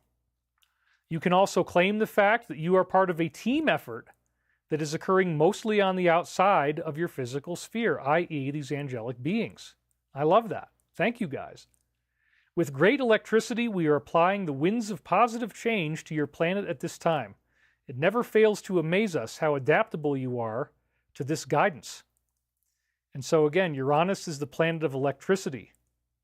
So with great electricity, we apply the winds of positive change, and there again is another joke, because the winds were very strong in the tornado, and it had electrical activity, there was lightning, and it's a symbol of you're at the end of the tunnel. So again, Michael is talking about that video that I showed you. How did this happen? I don't know. It's amazing that he can do this. And thus, in a very short time, you have been able to completely utilize all the catalysts that we have given you and arrive at your decision. With this decision in place, your mind complex will be greatly freed to continue with and possibly finish your work. And I think what they were talking about is my decision. Was I going to choose $100 million commission versus doing this show? I did the show. I don't know if it would really be that high, but it actually could be, depending on what the deal eventually turns into. So this is so important, and all these things going on, there's no way I was going to miss this. And we respect that at the company. So maybe I'll be able to call in by voice chat or something, or video chat. We'll find out. But we already discussed in the board meeting, and I'm here with you guys. I'm turning down the wealth. I made my decision, as it says right here. And they were just talking about the trip we were going to take. The mind will be greatly freed to continue and finish the work. I'd like to finish this. I don't want to keep doing this forever, waiting for something to happen. We don't want your brain to have a hemorrhage in the process. Oh, that's talking about one of the side effects, right? You know what they're talking about. And we mean that more metaphorically. Well, not really. That was probably my conscious mind kicking in. Make sure that you have the time to walk and to get away from these workings so that you do not burn out. That's exactly what happened with Jude. We were walking around the land. We got caught in the tornado, and it did get me away from the work, so I didn't burn out. Although we do see that you are currently in a creativity compulsion syndrome. That is a good thing, as the meat looks better once it is dried and cured. This frickin' blew me away, you guys. I just unsealed this yesterday. Amazing. Jude taught me how to make my own dry-aged steak. I just ate it last night, but it had dried up too much after 2 days, and it was almost like beef jerky when I cooked it. That's also what I just had for breakfast before I did the show today. We are so dry up here that 1 day is about as long as you'd want to dry-age a steak. So just the night before I unsealed this, I'd had this crazy dry steak, and it says, Michael says, the meat looks better once it is dried and cured, and we are now 5 seconds from 3:33 p.m. 7, 8, 9, and 3:33. Boom, it's 3:33 p.m. right now. Yet another. That's one of the things Michael does. He shows me 3:33 on the clock. I should have taken a picture of it, but honestly, I didn't know that I needed to take a picture of a dry piece of meat in my refrigerator because I didn't realize it was going to be in the time loop until after I ate it. But this stuff just blows me away. The time loops have never been as good as they are now. It's incredible. The meat looks better when it is dried and cured. The audacity of the entire system is that it requires 2 times 2 in the number of participants to make it work. Well, this is very interesting because my body worker's husband grew up in a spiritual group in Iowa that's Christian called 2 by 2. And she has been making it work by getting rid of all the scar tissue in my body. I'm apparently becoming more psychic, according to Michael. And it's definitely helping with all kinds of things. So this is a direct shout out to my body worker, Amy, from Archangel Michael by referencing 2 by 2. And again, where 2 or more are gathered, there shall I be. That's one of Jesus' sayings in the Bible. There is something failing you in the understanding of how this situation has rekindled a long-lost love that the international bankers have been searching for. Remember, the love of truth is really what's being awakened.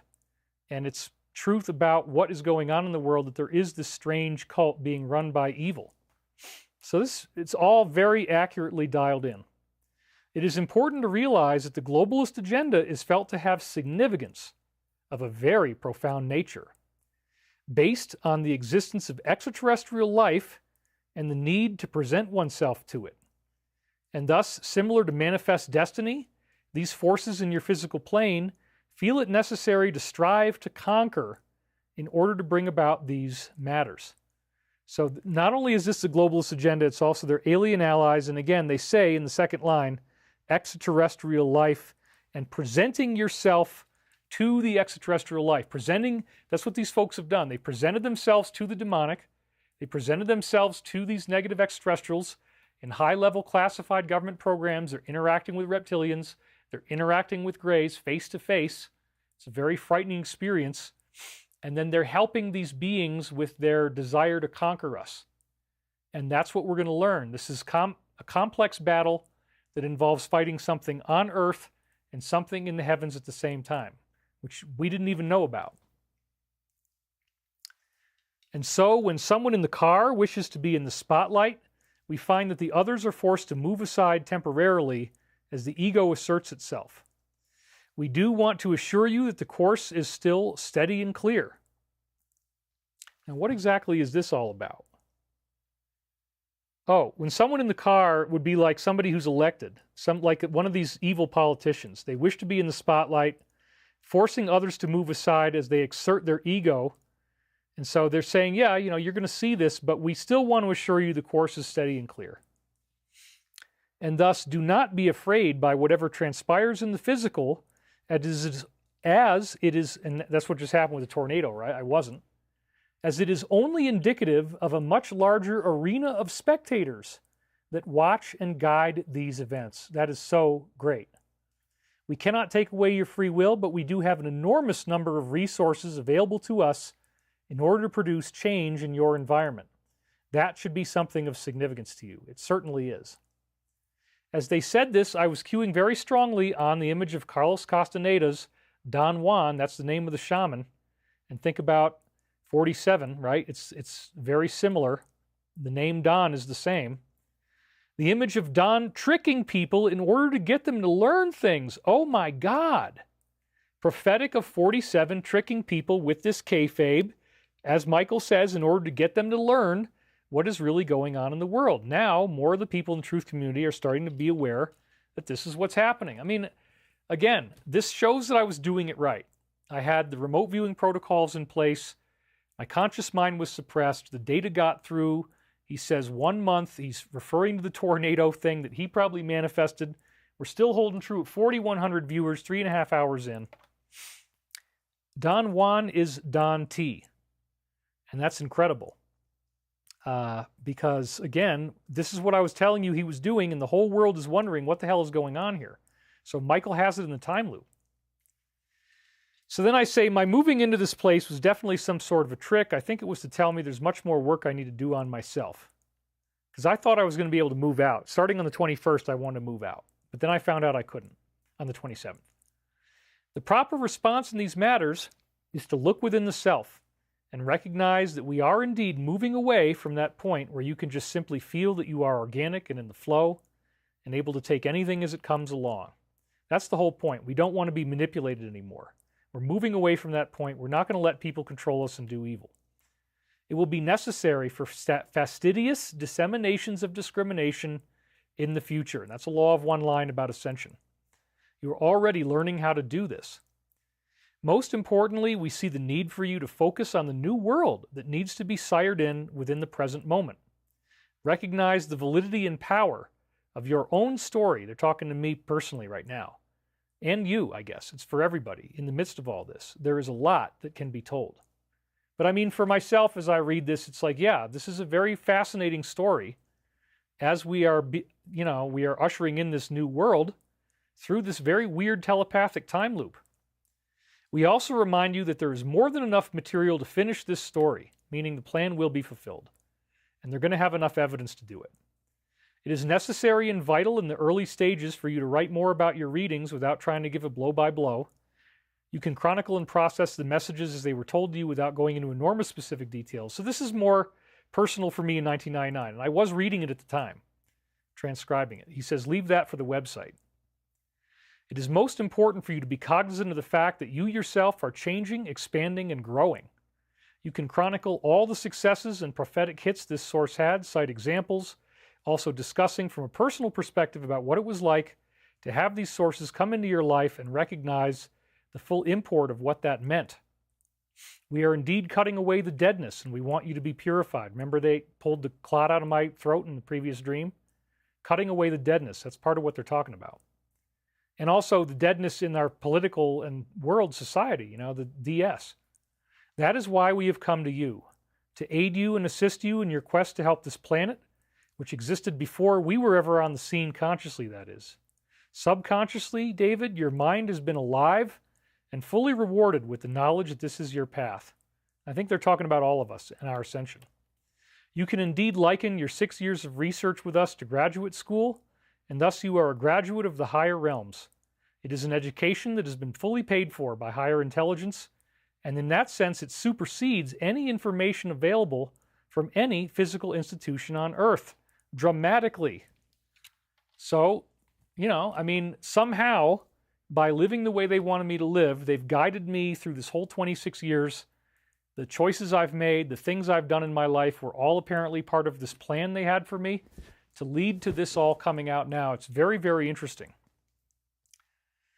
These are the credentials that you now wield. This is the credit card that you now have to make purchases with. Do not deny the importance of what you are doing. There are many who would try to make contact, but have not preserved the accuracy and cleanliness of the channel as you have. Again, David, you will be mired in confusion if you try to preserve all your readings in linear order. You have seen it would make the book too long. Better for you to simply begin writing everything from your own perspective and use excerpts of your readings along the way. And I just left this in, you guys, so you can see they were giving me writing advice. You can be inspired by Jane Roberts' book, The Seth Material. Use a similar format for yourself. We also extremely enjoy the idea of you having a dream section explaining all the things you've talked about in your workshop. And again, the idea of the fantasy being used in context of reality is a good one. It is important that we stretch people's imaginations here. People can't even imagine the idea that there's going to be some change in the way your mind works and everybody has it at the same time. And it all starts to get weird and cosmic and people start to have psychic power. We have to just expand the imagination enough to even consider that what Michael is telling us is actually true. So John Major Jenkins, author of Maya Cosmogenesis 2012, in this dream was a successful spiritual cartoonist. He signed his name very dramatically, signing all the letters very tall and thin, which is exactly like 47. So 47 has a key role in this ascension that was originally believed to happen at the end of the Mayan calendar 2012. And Michael said, operating these systems is learning how to control it. So in other words, he's now the president, he's operating the systems, and he's learning how to gain real control over this for the people. He's doing this for the people. So he was compared here to the author of Maya Cosmogenesis, which is great, you know. Interesting that they did it through the handwriting. So then the next day, the 24th, we have more stuff. I ran into Teresa, several other people from high school with garbage bags. They were emptying out garbage from their lockers. I believe we could consolidate garbage together because the amount of garbage I carried was a lot less, and I knew we could do it. So this is another ascension metaphor, graduating high school, getting your new body, cleaning out the garbage is going through all your emotional detox, learning to be more loving and patient, forgiving. She did look almost unusually beautiful in this dream. This is a female friend I had in high school. We never dated or anything, but she was just a good friend. There was definitely something distressed about her that she needed to tell me. We did consolidate the garbage that we were dragging away from the high school, and this is kind of similar to, in a positive way, how I'm consolidating all the rocks I'm finding on my land. Some people would think of them as garbage. They're definitely not. I did not have to take any classes. There that is again. You won't have to take classes anymore, and they already gave us a 1-month countdown. We threw away all of our consolidated garbage. Then there was an onstage production with a pretty big cast, many people getting involved, and it was really at the last minute. This is talking about the arrests, the hearings in Congress, whatever it is. Leonardo DiCaprio was one of the stars. That's a hint that there's going to be actors that you know and recognize who are going to be in these trials. I would highly believe that will happen. That's what I think it is. There were lines he was still working on. He was trying to get them to sound good. And this is prophetic of our disclosure and arrest scenario. There was a preparation of the lines. We had arranged to watch the rehearsal for this big show, which again is the mass arrest. Suddenly it was opening night and the play was going. So once again, they're telling us it's about to happen. We get thrown right into it. It's like, oh my God, this is real. It's happening now. Somebody struck the letter F on the piano, and then the woman from the fellowship on stage started to launch into a song that we always sang. Prepare ye the way of the Lord. Prepare ye the way of the Lord. Everybody, prepare ye the way of the Lord. Prepare ye the way of the Lord. We'd all sing that together. It was great. I loved that part. So this is prophetic again of our Galactic Family reunion. Thank you guys for being here. We love you. Stephen is a total doofus, I agree. Somebody said that in the comments. Who was that? That was Marcus Inks. Then she stopped playing and singing, and she kept stopping and starting. She didn't know what to do. It almost felt like everybody could start singing, but it was a play, and she was off base completely. So this is prophetic of how very few of us can see it yet. Again, the title of today's show is, Do You See It? So, or do you see it yet? So the latest kayfabe has worked very, very well. That's why people are not seeing this yet as preparing the way for the Lord, preparing the way for this ascension, second coming, whatever you want to call it. It's real, man. In a very different way than we thought, but something's going on here. I was sitting next to Jerry, one of the directors from the fellowship. I had a sheet of paper, written characteristics about this woman. And it included how she was inconsistent and needed to be a lot more focused and diligent, and it was written by Blue. So this is Michael giving all of us advice, but think about it. A piece of paper, what did the Wall Street Journal accuse the president of on Friday? that he wrote a letter to this dude that everybody's mad at, and that he drew a naked woman on it. That's the accusation, and he's going to sue them, and he says it's false and defamatory, blah, blah, blah. Here it is. We have a written piece of paper with characteristics about a woman written by Blue, the left wing. Yet another prophecy of exactly what's going on. All these dreams are time looped. That's why I wanted to get through all this stuff, even though we're so far along. We still have, it says right now, 3,700 people watching. Very interesting. And again, for all of us, Michael is telling us we should be more focused and diligent. Now, Michael says a lot can materialize in a few short weeks. If only this were true all of the time. Then we would have already dealt with these issues. Come back to an immediate issue now in the present, and you will have holographically released the blockages that constrained you in the past. So once again, it's the third prophecy of major events arriving in a quote-unquote few short weeks. You know, either 1 month or August 28th being 5 weeks away.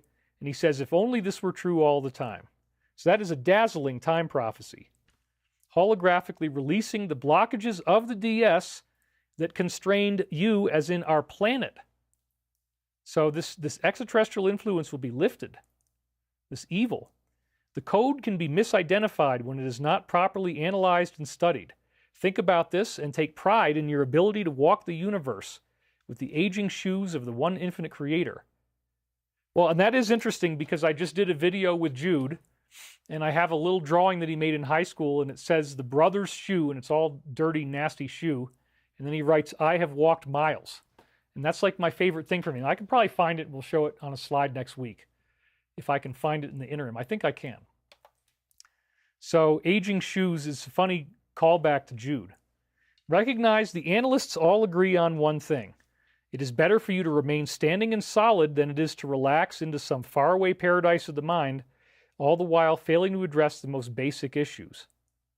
It was a deception, of course. Oh my God, he's talking about what 47 is saying, the kayfabe. Is that incredible or what? He knows exactly what's going on. It was designed to make you use the catalyst when available in the most appropriate format possible. So Michael knows this is WrestleMania, that it was a deception. He actually does want the list to come out, and it tricked everybody. We now have the ability to realize your goals and your destinations for you, and they just told us within a few weeks.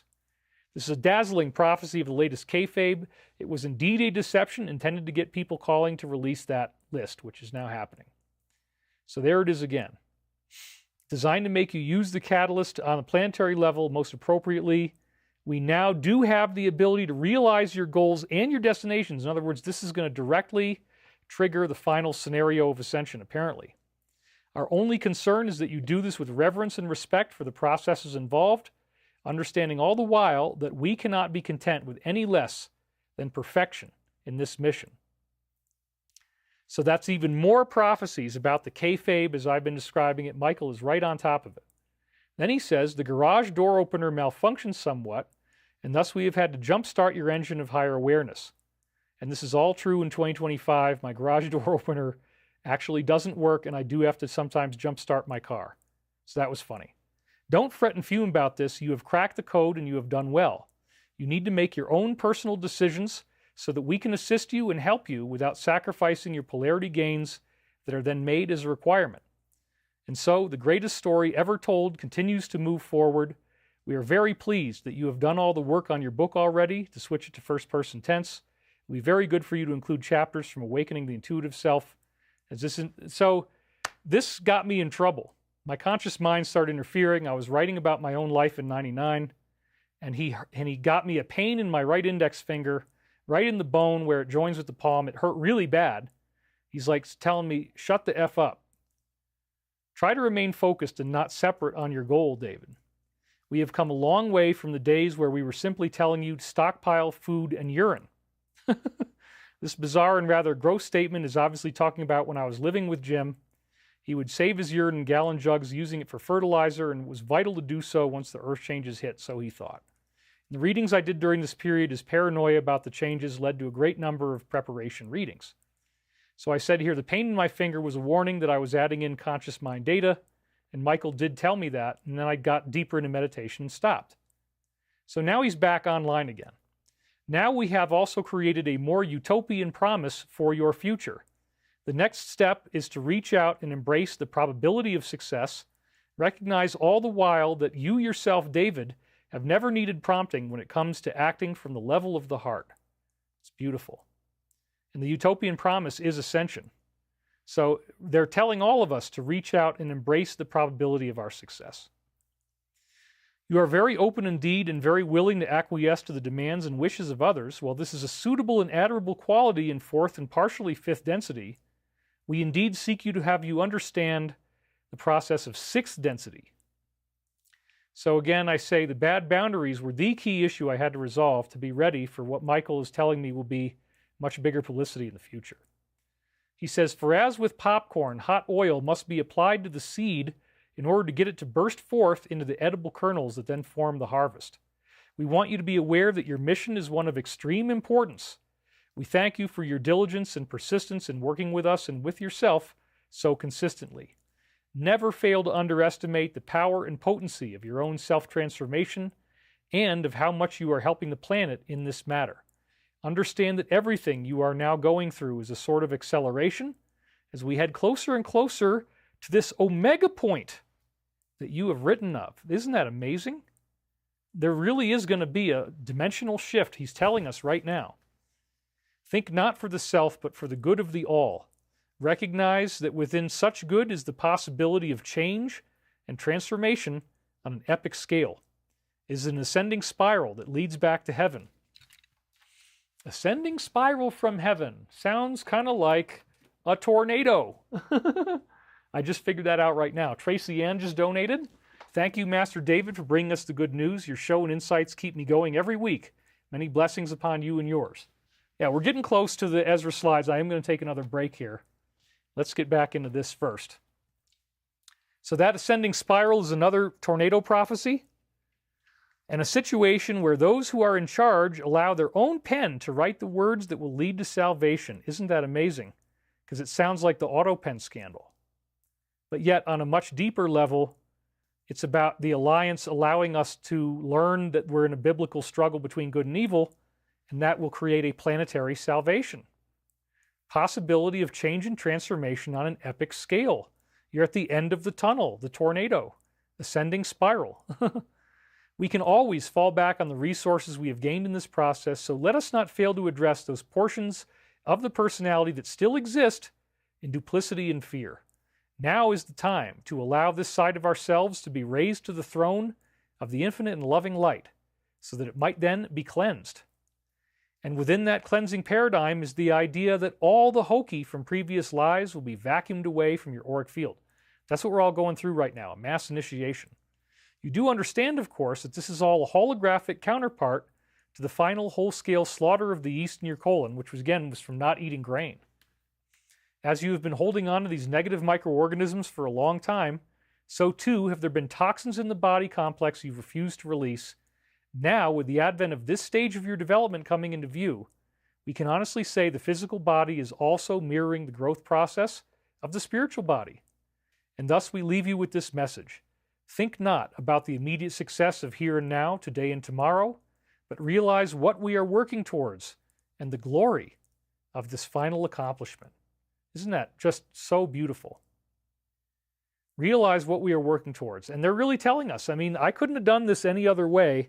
How could they time loop in the tornado? I mean, it's very interesting. As we get closer and closer to the omega point, it is better to stand on the periphery and not be so focused upon yourself, while simultaneously existing in a state of grace that does not allow the self to be manipulated and/or disappointed. No car crashes will be necessary here, as these are subtle lessons, and they involve getting you to the point of learning how and what to say to others. That is all for now. Peace be with you in the light of everlasting love. And this is also pretty crazy, too, because I was getting together with Sabrina, and she did get hit by a car in May 2001, nearly died from it. So I had a personal dream on the 25th about getting paid to play music. It was the song Let's Hear It for the Boy. They were encouraging me. Each member of the band got paid $107, and this was right after Jude had just visited me. And then we have a prophetic dream on the next day, which is May 26th. I was living next to John's greenhouse, and friends of mine were growing weed in there. And Jude was telling me as he was walking out on my land, "Oh, brother, well, let's go over here. Oh, brother, we gotta grow weed here." I'm like, dude, I don't know. Do we really want to do that? Probably not. But that was on his mind, and I was like, nah, we're not growing weed here. Dude, no freaking way. So that was picked up in the dream as well. I was very surprised that they had grown this. I heard a loud noise and assumed John was about to barge in, catch us, and be very angry that we had grown this stuff. These old friends of mine somehow made all the plants disappear before John arrived in the room. So again, he was saying I should do that here. I was like, I don't think so. But I said if I was going to do it at all, I'd need to have a greenhouse. So then there was a greenhouse in the dream. It was so funny. All that remained was lettuce in little pots that was wilting and dying off. John barged in and asked me if I was sleeping. I said I had slept for an hour and a half. Well, this is true because when Jude was over, I only slept like 6 hours a night. And my friend Arthur in the nursing home, he's often only sleeping for an hour and a half, so that's very prophetic of him. Then he left. It was dark outside. I knew it was about 5 in the morning. I looked outside and heard a strange jet noise, and I saw something that didn't even have wings. So this is like Stavati in our hover cars and Ascension, UFO contact. It looked like a jet. It was white with reddish-orange trim, but didn't have any wings. I knew this was some sort of secret aircraft. They were only going to fly it in the early morning when no one was going to see it. And again, this is prophetic of disclosure and what we're doing with my company. Very exciting. As things were continuing, I saw a train that could leap off the track and hover in the air before it would land on the tracks again. That was incredible. It was some sort of secret military technology. The train was essentially driving in a big circle around my house. This is prophetic of my own involvement with the Alliance and Michael. As time progressed even more, my room connected into a business suite. I was looking at military things and realized the military base was inside my house. Military personnel spotted me looking at classified material. So this level of integration where I'm actually working like that with the military may very well become a reality after disclosure when people realize that I did all this stuff and made these prophecies, however it happened, with my higher self. All of a sudden, they acted as if it was okay for them to infiltrate my space. They were very friendly about it, but everybody was in my room. They turned on the lights. They were working at my desk. I thought it was obnoxious. That's how it hit me in 1999. Now I would be honored, but back then, yeah. It was a nightmare, and I wasn't able to get any sleep because the whole Alliance is working in my room. So this is prophetic of our ongoing work for the Alliance and the lack of sleep I had this past week. Finally, now we get back to May 27th, which was where Michael comes in a lot more strongly. Both the dream and the reading are dazzling. The dream begins with mass arrests underway. So it was I was outdoors with my computer telephone. I was trying to fix my car. That was the big thing. The car was all broken down looking and rusted. My phone had a really long cord on it stretched out attached to a chain link fence. So the car symbolizes humanity and our ascension.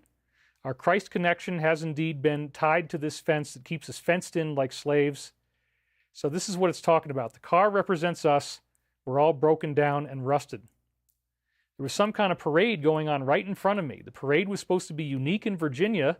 I soon found out it was actually a military operation. A dazzling prophecy of the coming 10 days of darkness mass arrest scenario. If the Alliance goes after you-know-who on maybe as early as tomorrow, others will not be far behind. Remember what they said about the NGOs? The 10 days may be very close at hand. So we're actually seeing this, and Michael just told us we're in a 4 to 5 week timeline, 3 different times in these readings. There are military guys parading all up and down. They didn't even want me to talk. I tried to talk on my phone. Someone immediately shut me up. We've been told to expect emergency broadcast system videos on the phone, telling us to stay inside, not disrupt these operations. So this is a dream showing you what might happen if you did try to go outside. You would not be allowed to have your phone. They would tell you you have to hang up. I believe that is true. I went to the first place. I stayed in Virginia Beach, and I looked up into a large tree near the house. I saw something so horrifying that I almost threw up right on the spot.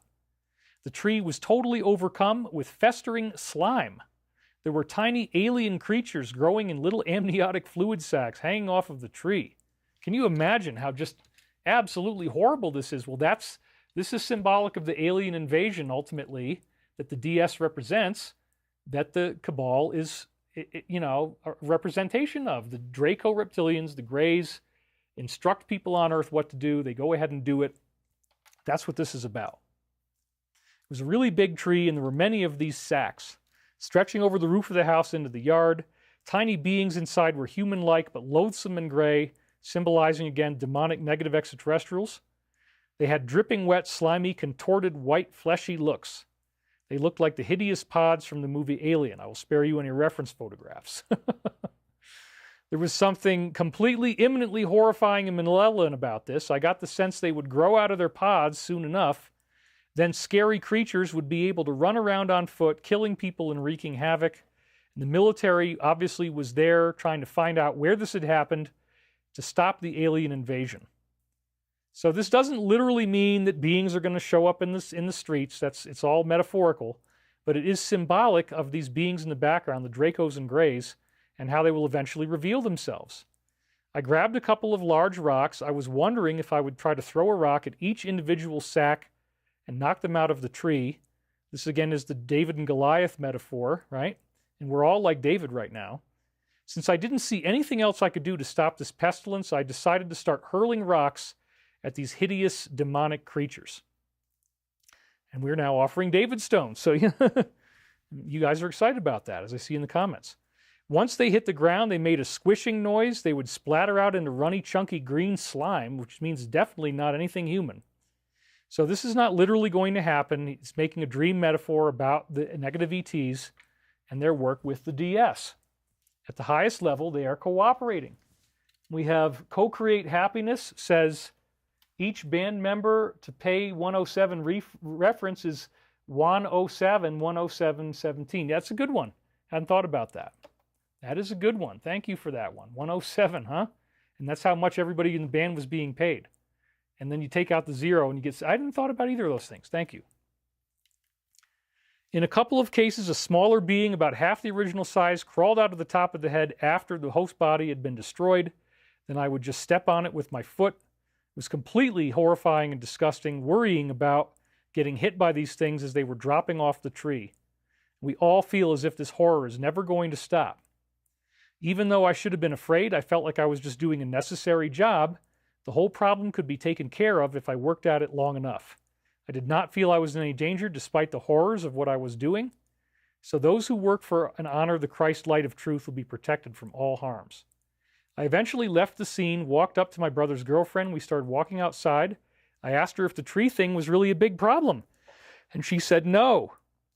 Some guys were coming to take care of it. I then realized the horrifying cleanup work I had chosen to do was not really my responsibility. And this is all talking about the military buildup, symbolically fighting this alien invasion, symbolic of the Alliance versus the DS. Now I looked over and realized that my car was parked in the next door neighbor's driveway. It was miraculously brand new. And remember, it had just been all rusted down. There was no rust in it. It looked very nice. This all happened in minutes because I was trying to fix it when the military showed up. It was shiny, polished, and seemingly brand new. This is prophetic of the new humanity that will form once the mass arrests and trials take place, segueing us directly into the first wave of Ascension. Now, right from here, this is where we get that prophecy that I already read you at the beginning. That's so amazing, dude. Like, whoa. And we are going to keep it to, I think we're going to be able to keep it to under 5 hours. So just hang in there with me. We're almost done with the reading part. The average brother, again, Masonic brothers, in your colonial building, Congress, was open to a whole host of different tactics explaining why the Constitution was in deferment. This is a dazzling prophecy of the blackmail operations using a host of different tactics to target the average brother in a colonial building, causing the Constitution to be in deferment. Well, now you've seen the dream that happened when this came in, and it's totally freaking amazing, right? As they asked me, 47, if I was holding on to something, but not realizing anything about what that question meant, I had to reply with a question, and that question was, can despair and injustice be allowed to continue in the world? So this is exactly what's going on, the kayfabe that we've been talking about throughout the whole show. As they asked me if I was holding on to something, that's exactly what they're doing to him right now. What are you hiding about the island? What are you hiding about the list? But they don't realize anything about what it means. And even though it's going to be really scary, we can't allow despair and injustice to continue. So I say this is one of the most powerful prophecies because nobody really understands what this list means yet. This is an extraterrestrial technology, Satanism is, set up by the Draco on every planet they intend to conquer, and they keep doing this because it really works. You can summon lower astrals this way, using this ritual magic. The people then form an elite, and they remain loyal to the negative. Okay, so at this point, I read you summaries of this reading from last week, so you've heard these things before. And I want to skip ahead now because you already heard that. I want to maximize our time so we don't get stuck being on the air forever. This is the last thing. You've got to see this. There's no way I can cut to the Alliance slides before I bring this in. And we just had a big red donation. That's 1,395 SEKs. Thank you once again. And best, Frederick from Sweden. Thank you very much, Frederick. And he's got 13 thumbs up. Okay. You got to hear the stream before we can get out of here. This is way too good for me to pass up. So we're going to skip right to that, okay? So, 9:57 a.m. Kami, thank you for the donation. Negative entities that the Cabal worship have to be removed from the earth before the mass arrest can happen. I don't think so. I think it's going to go the other way around. In the beginning, someone had betrayed me. This person called up some sort of news media about something I once said or wrote in one of my articles that was not in my highest good. That's exactly what's going on with Wall Street Journal. That's what's going to lead to the list coming out. There was a big, this blew me away, all this prophecy. The big conspiracy going on over it. I felt like I was really getting framed. This is prophetic of the letter hoax that was just perpetrated from WSJ, as I just said. So isn't that amazing? So on Friday, July the 18th, here it is. They suddenly pretend they've got a smoking gun, and he's calling it false, malicious, and defamatory, not my language, not my words. There's the article. And now she's saying that we will move the court to unseal these transcripts, and it's all going to come out. So everybody's going to learn the truth. You don't realize what you're asking for yet. So in the beginning, someone had betrayed me. They called up some sort of news media, something I once said or wrote. It was not in my highest good. It's so prophetic.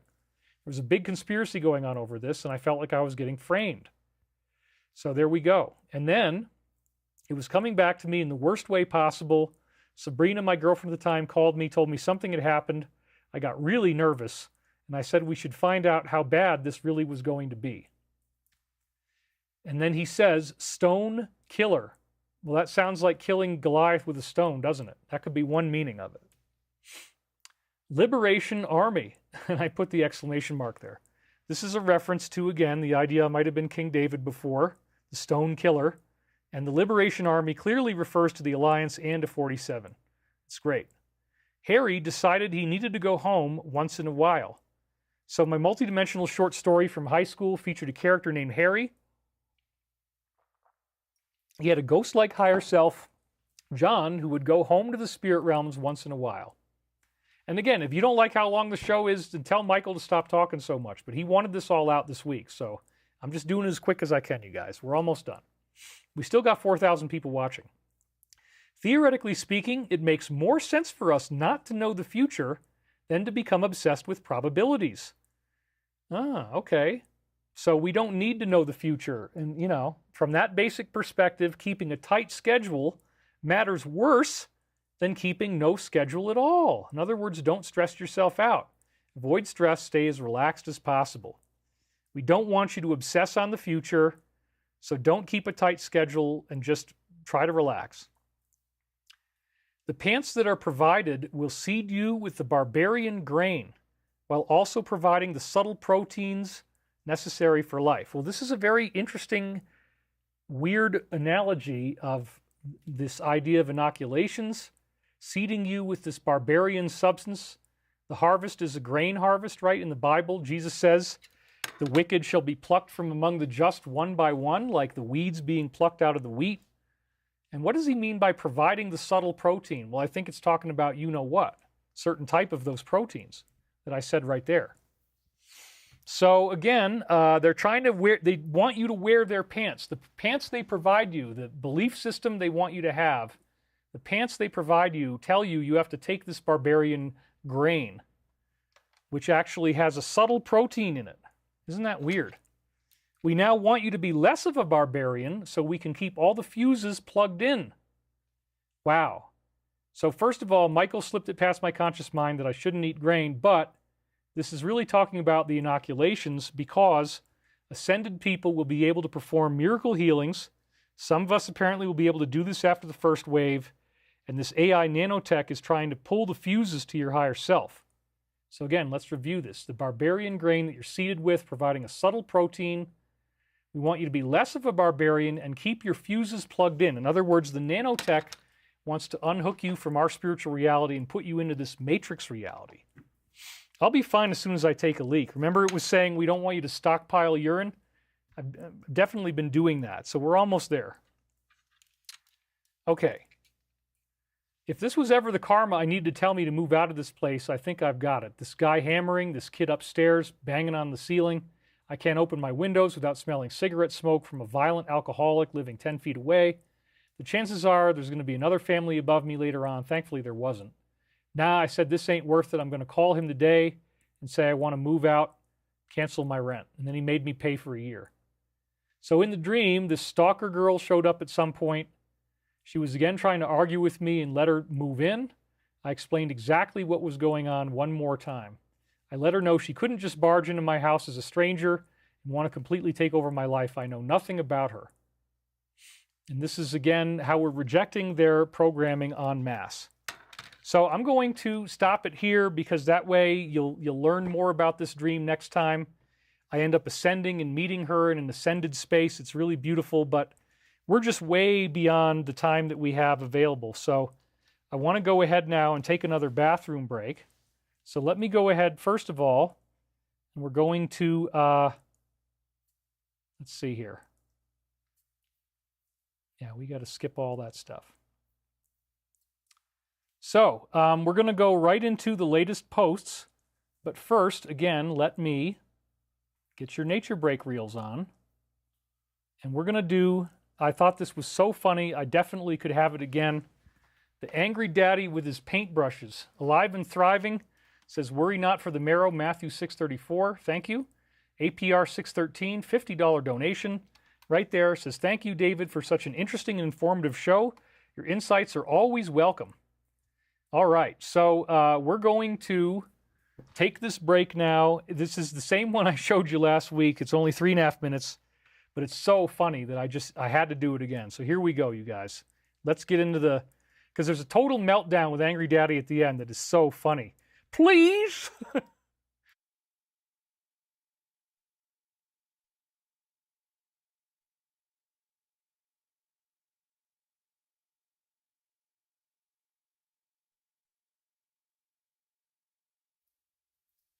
All right, my microphone is off. I'm going to run upstairs real quick, take another break, and then we will finish out the show. But first, you get to hear Angry Daddy with his paintbrushes. It only turns into comedy at the end. I was filming these beautiful flowers that appear in my yard. There's more of them now. I got blue ones. I'm going to have to go do it again. Maybe I'll make it funny, but this is great. Here we go. All right.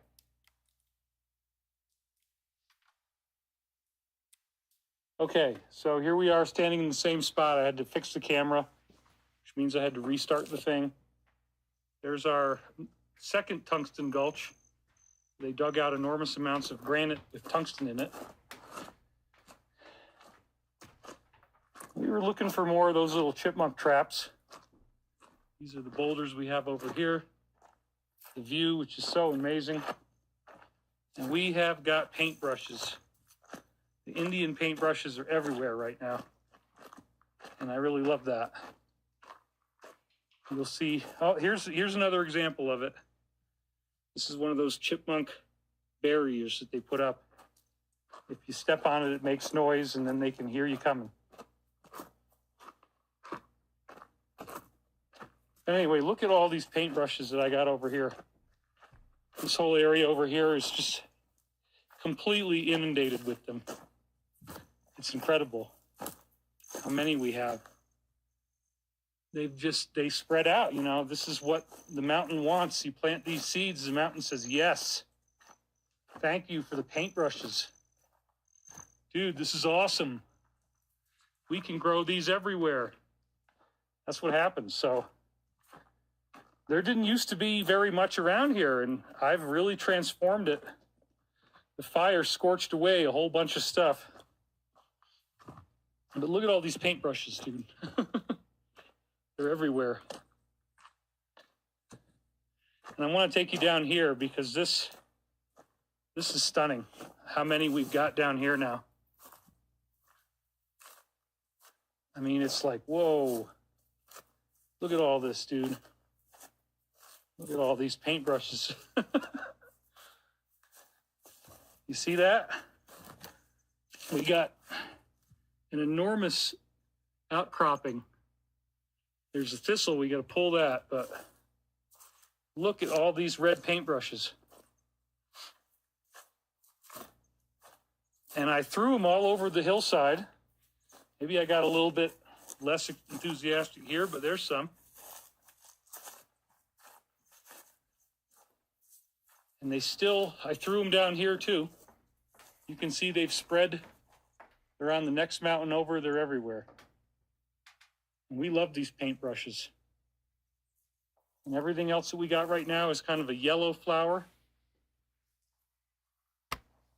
But what would you say to having a nice day Here it comes. walking with your dear old daddy in front of these beautiful paintbrushes, son?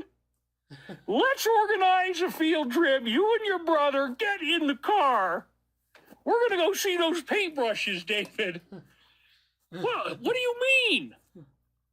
Well, I know you had that thing on Saturday, but I wasn't talking about that. I'm talking about the paintbrushes, son. What do you mean you don't want to see the paintbrushes? They're right here. Will you open your eyes and just look at it, please? David. Okay, you know what? Fine. It's just fine. Thanks anyway. All right, I'm going to put my microphone back on. Here we go.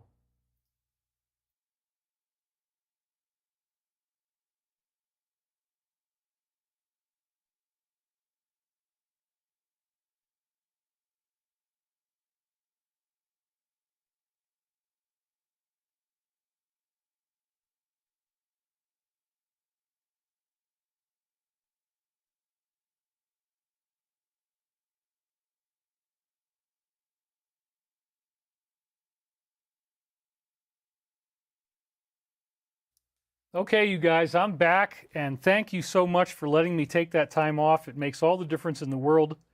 Let's just dive right in. I don't even want to do the commercial, because if you wanted the product, you've got it. But anyway, yeah, so we're just going to dive right into the Ezra slides here. So let me get out of this, and then we're good.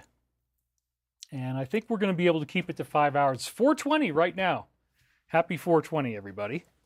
So the latest posts start out with her do or die legal moment.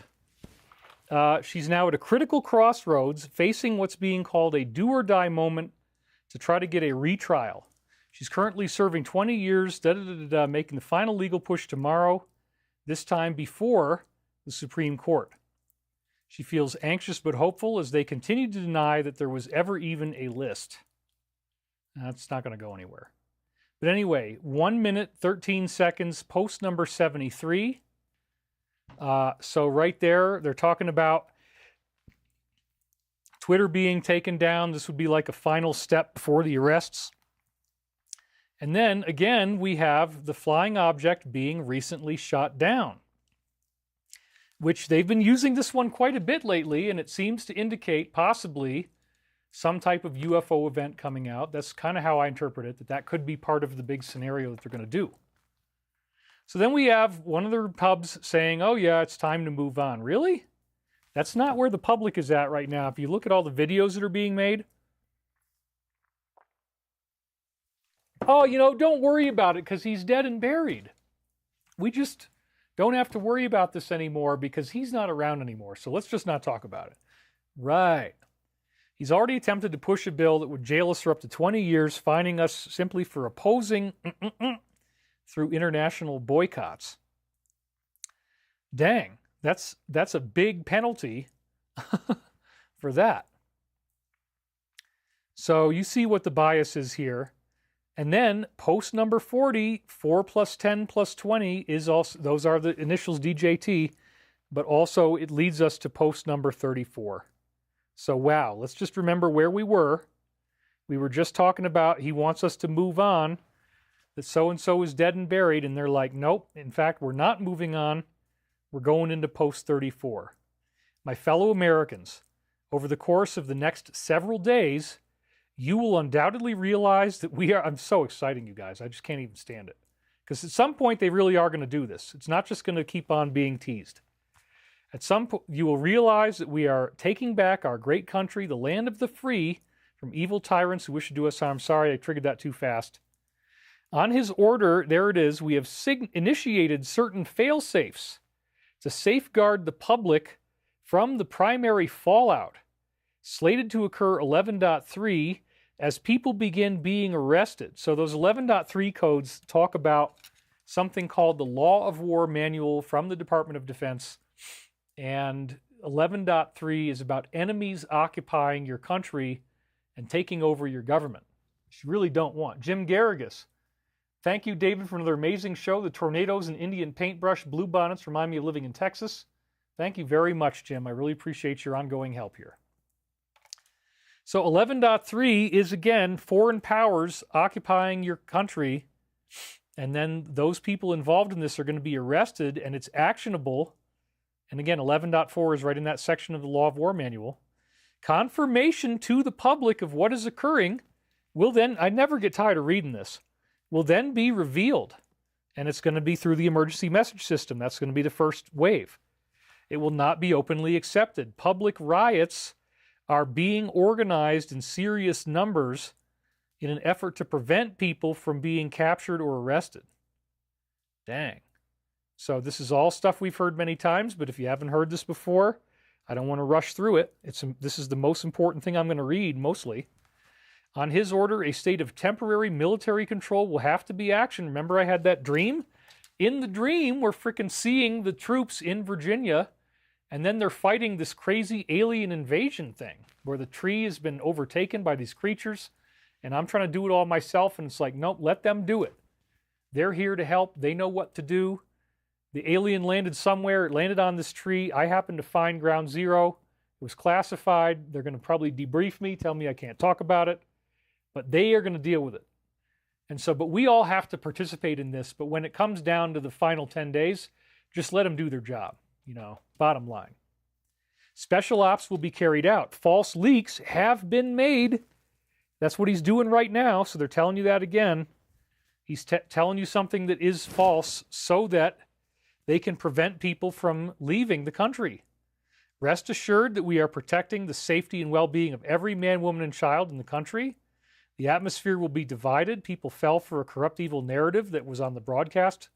So we will be initiating, again, I never get tired of fantasizing about what this is going to turn into and how crazy this is going to get. We will be initiating the emergency broadcast system during this time in an effort to provide a direct message and bypass the news to all the citizens. Dang. Anybody, organizations or otherwise, wishing to do us harm would be met with swift fury. Laws pre-lifted to provide the great military the necessary authority to handle and conduct these operations at home and abroad.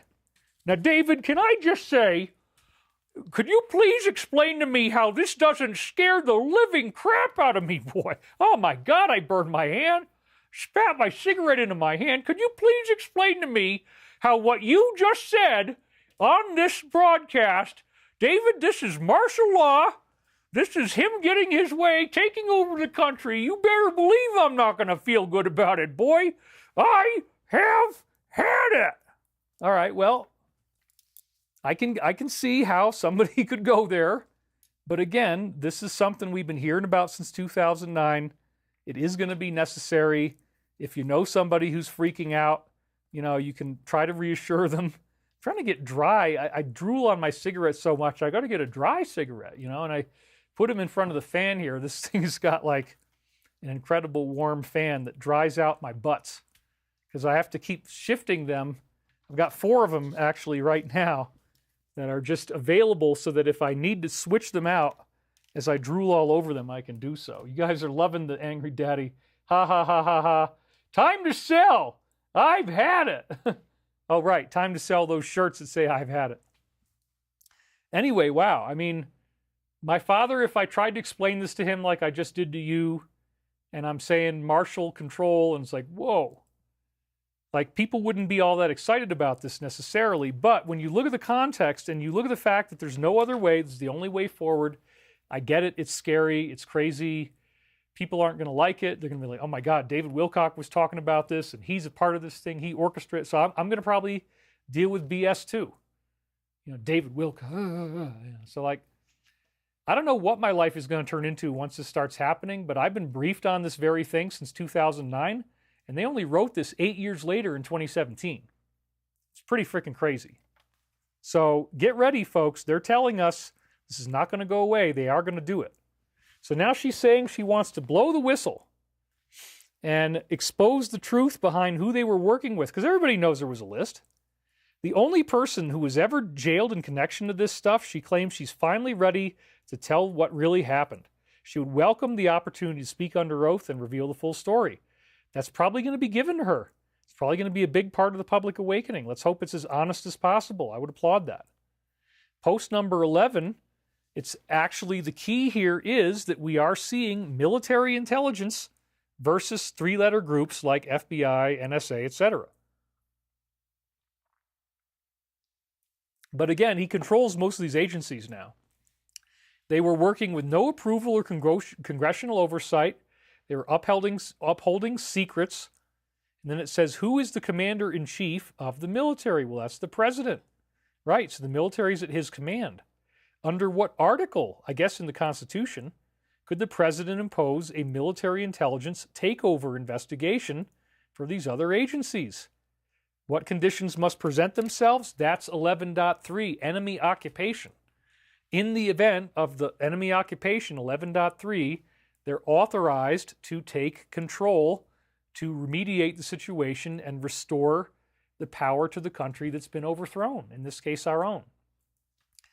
So again, this is very important, and they lost this very important power, the one area of the government that is not corrupt, to directly serve the president. So again, it's a very obvious thing that these numbers of seconds in the videos correspond to a post number.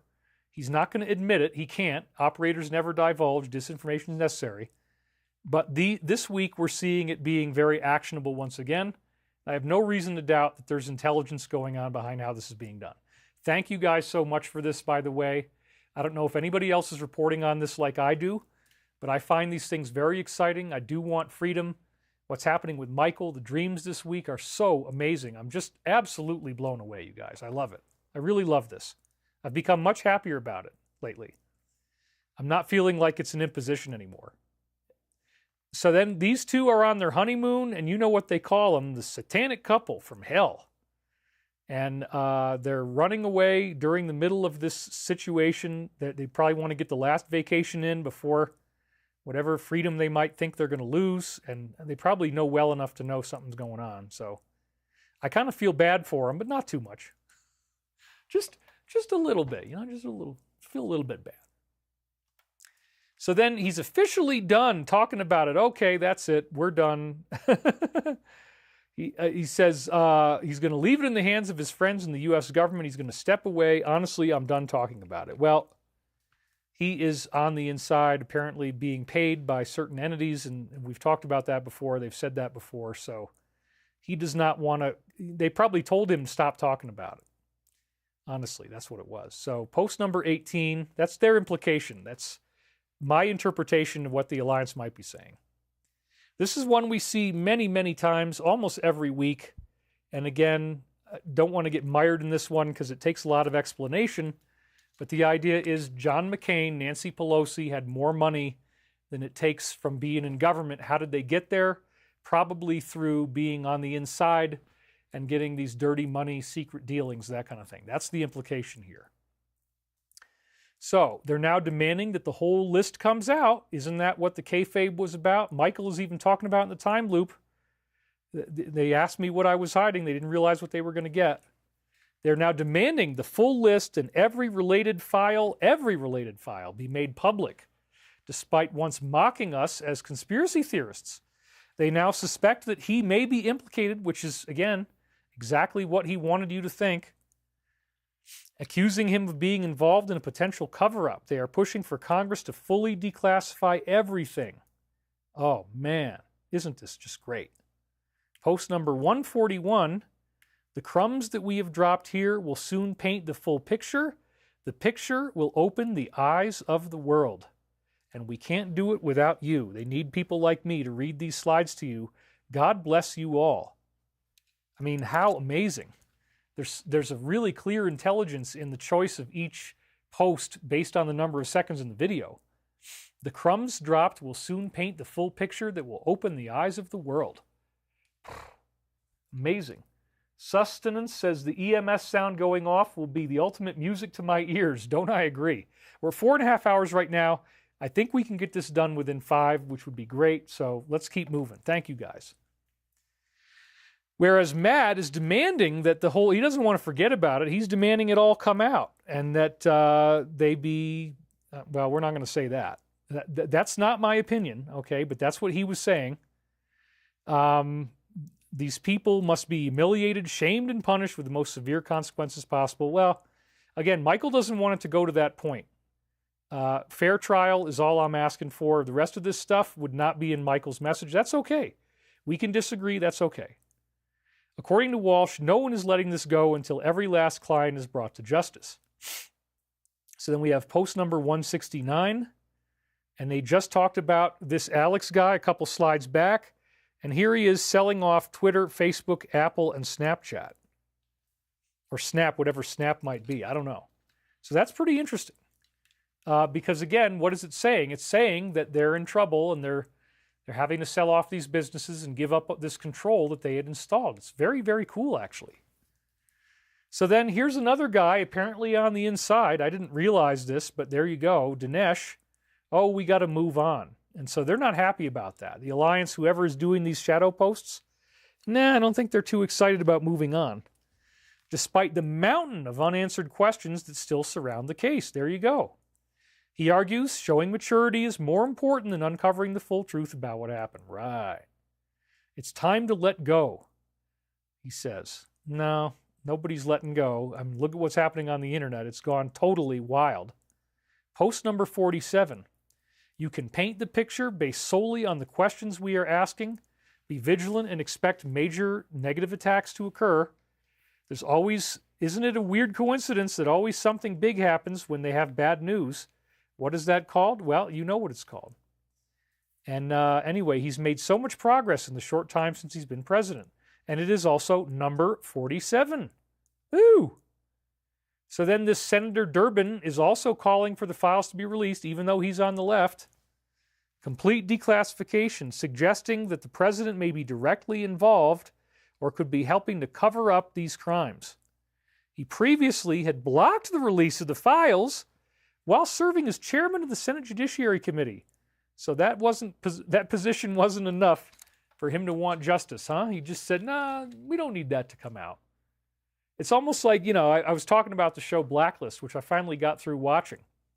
Now they're like, oh no, there is no Blacklist. And even at the end of Blacklist, right, the end of season 10, I'm not spoiling too much, Raymond Reddington did the whole thing by himself. He was the big guy who had all these criminal operations and, it was all just Raymond. And they tried to, wait a minute, the whole first 4 seasons of the show were about the cabal. Where did that go? Oh, we just wrote the cabal out. We just wrote the Blacklist out. It was all Raymond Reddington. Sorry if I spoiled it for you. It's not that big of a reveal, but that's what they tell you at the very, very end of season 10, episode 22. Raymond did it all. There was nobody else involved. What about the first 4? We just rewrote out the cabal. We don't need that. Okay. How weird. So, anyway, the Dems are calling for it, man. This is freaking incredible. What do we got on 38 here? Oh, this is another really big one. 4 carriers and escorts in the Pacific, preventing other state actors from attempting to harm us during the transition. That would be the arrests. Russia, China, Korea, all 3 of them. Think logically about what is happening, increased military movements, deployment of National Guard.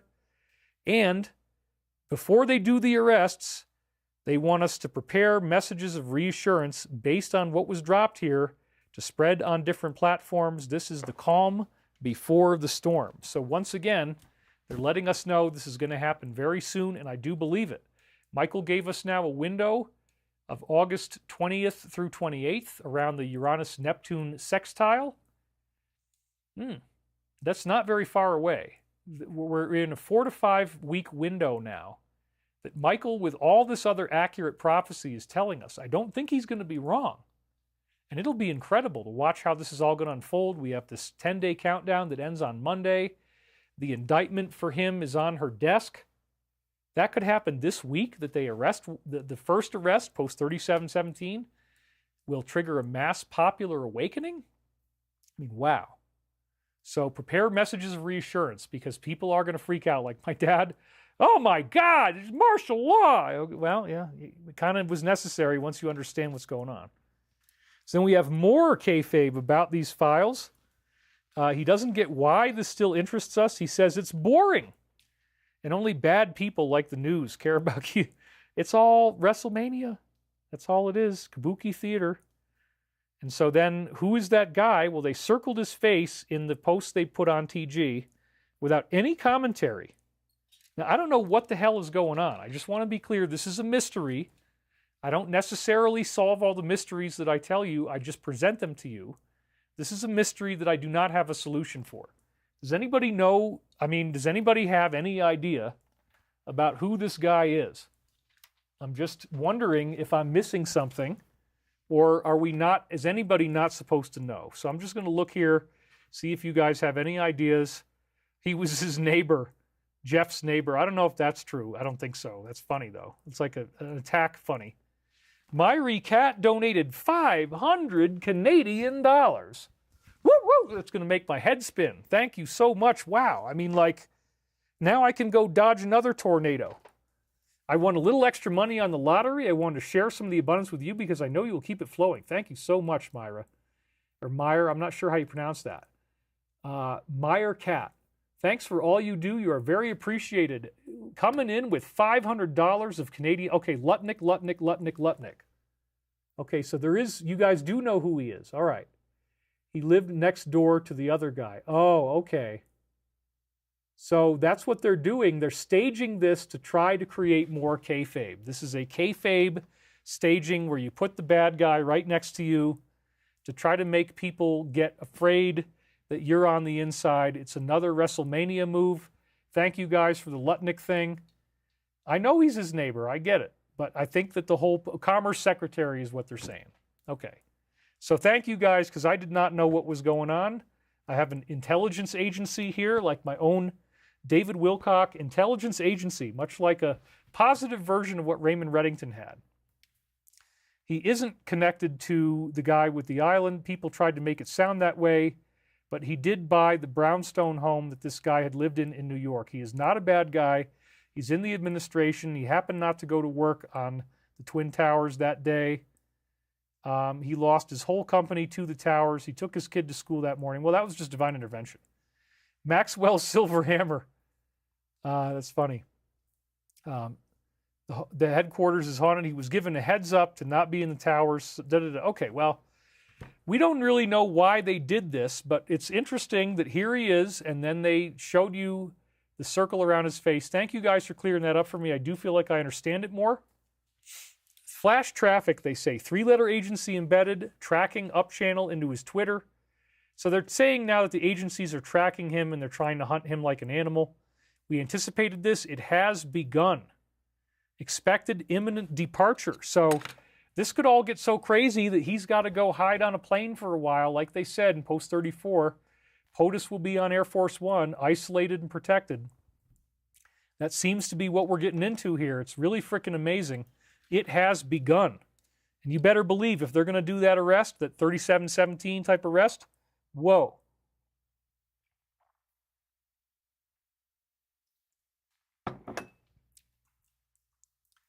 It has begun. And then expected imminent departure. So once again, Shapiro, oh my goodness, like, I hate to bust on this guy so much, but like, he's become one of their favorite targets now every week. And it's like, okay, well, he's never going to want to talk to me if he's ever seen this show. But all I'm doing is just reporting the news. This is just, we read all the slides. They got a real itch for this guy, man, because he's saying there's nothing to see. His sources confirm there are no tapes of anyone doing anything wrong. Denying the existence of anything, claiming there's no proof. Really, no proof. My God, could you imagine saying this out loud and not expecting people to laugh? Well, you're on the internet. You don't hear the audience. But like, dude, if you dared to try to do this in front of an audience, like a live audience, not the internet, ooh, ooh, like, whoa, man. I mean, like, oh yeah, there's nothing to see here. We're just gonna let all this go. We didn't see anything. Nothing. What are you looking at? You don't know what you didn't see. Don't tell me. Tell your lying eyes. You didn't see that. Whoa. Okay. Little bit creepy and crazy, you know. Like, who in the world would make a public statement like this? What the hell is going on? He also insists that the M hasn't spied on us since at least 1987. And if you say otherwise, you are a liar. Well, obviously the Alliance doesn't agree with this, and it's pretty hilarious. So there you go. And 1.6 million views is really good. A 2-minute gives us post 120. Why, by coincidence, quote unquote, is there some type of attack or mental health attack within a short time when they get negative news? There it is again. And they just mentioned that earlier. Do you believe in coincidences? No. They think you are stupid, puppets with no power. Again, this is apparently Ben is part of the media they're using to manipulate you. Oops, we had a huge donation come in, a red one, again, from Beverly Adams, $100. Sun Tzu, she's quoting, the art of war meets DJT's art of the deal. Appear close when you are far and far when you are close. Appear weak when you are strong and strong when you are weak. Absolutely. Never interfere with the enemy when they're in the process of destroying themselves. Thank you. That is great. I really do appreciate that. And we're doing really good here on slides, so I don't want to read all this stuff because we're never going to make it to the end. But, you know, this is a really long post. Why is the media so hostile towards him, and who is it controlled by? Again, this weird cult. They push this particular topic every day because they have a sinister planetary agenda. And then, again, all this stuff is very interesting. So we're just going to keep going because I've read it many times before.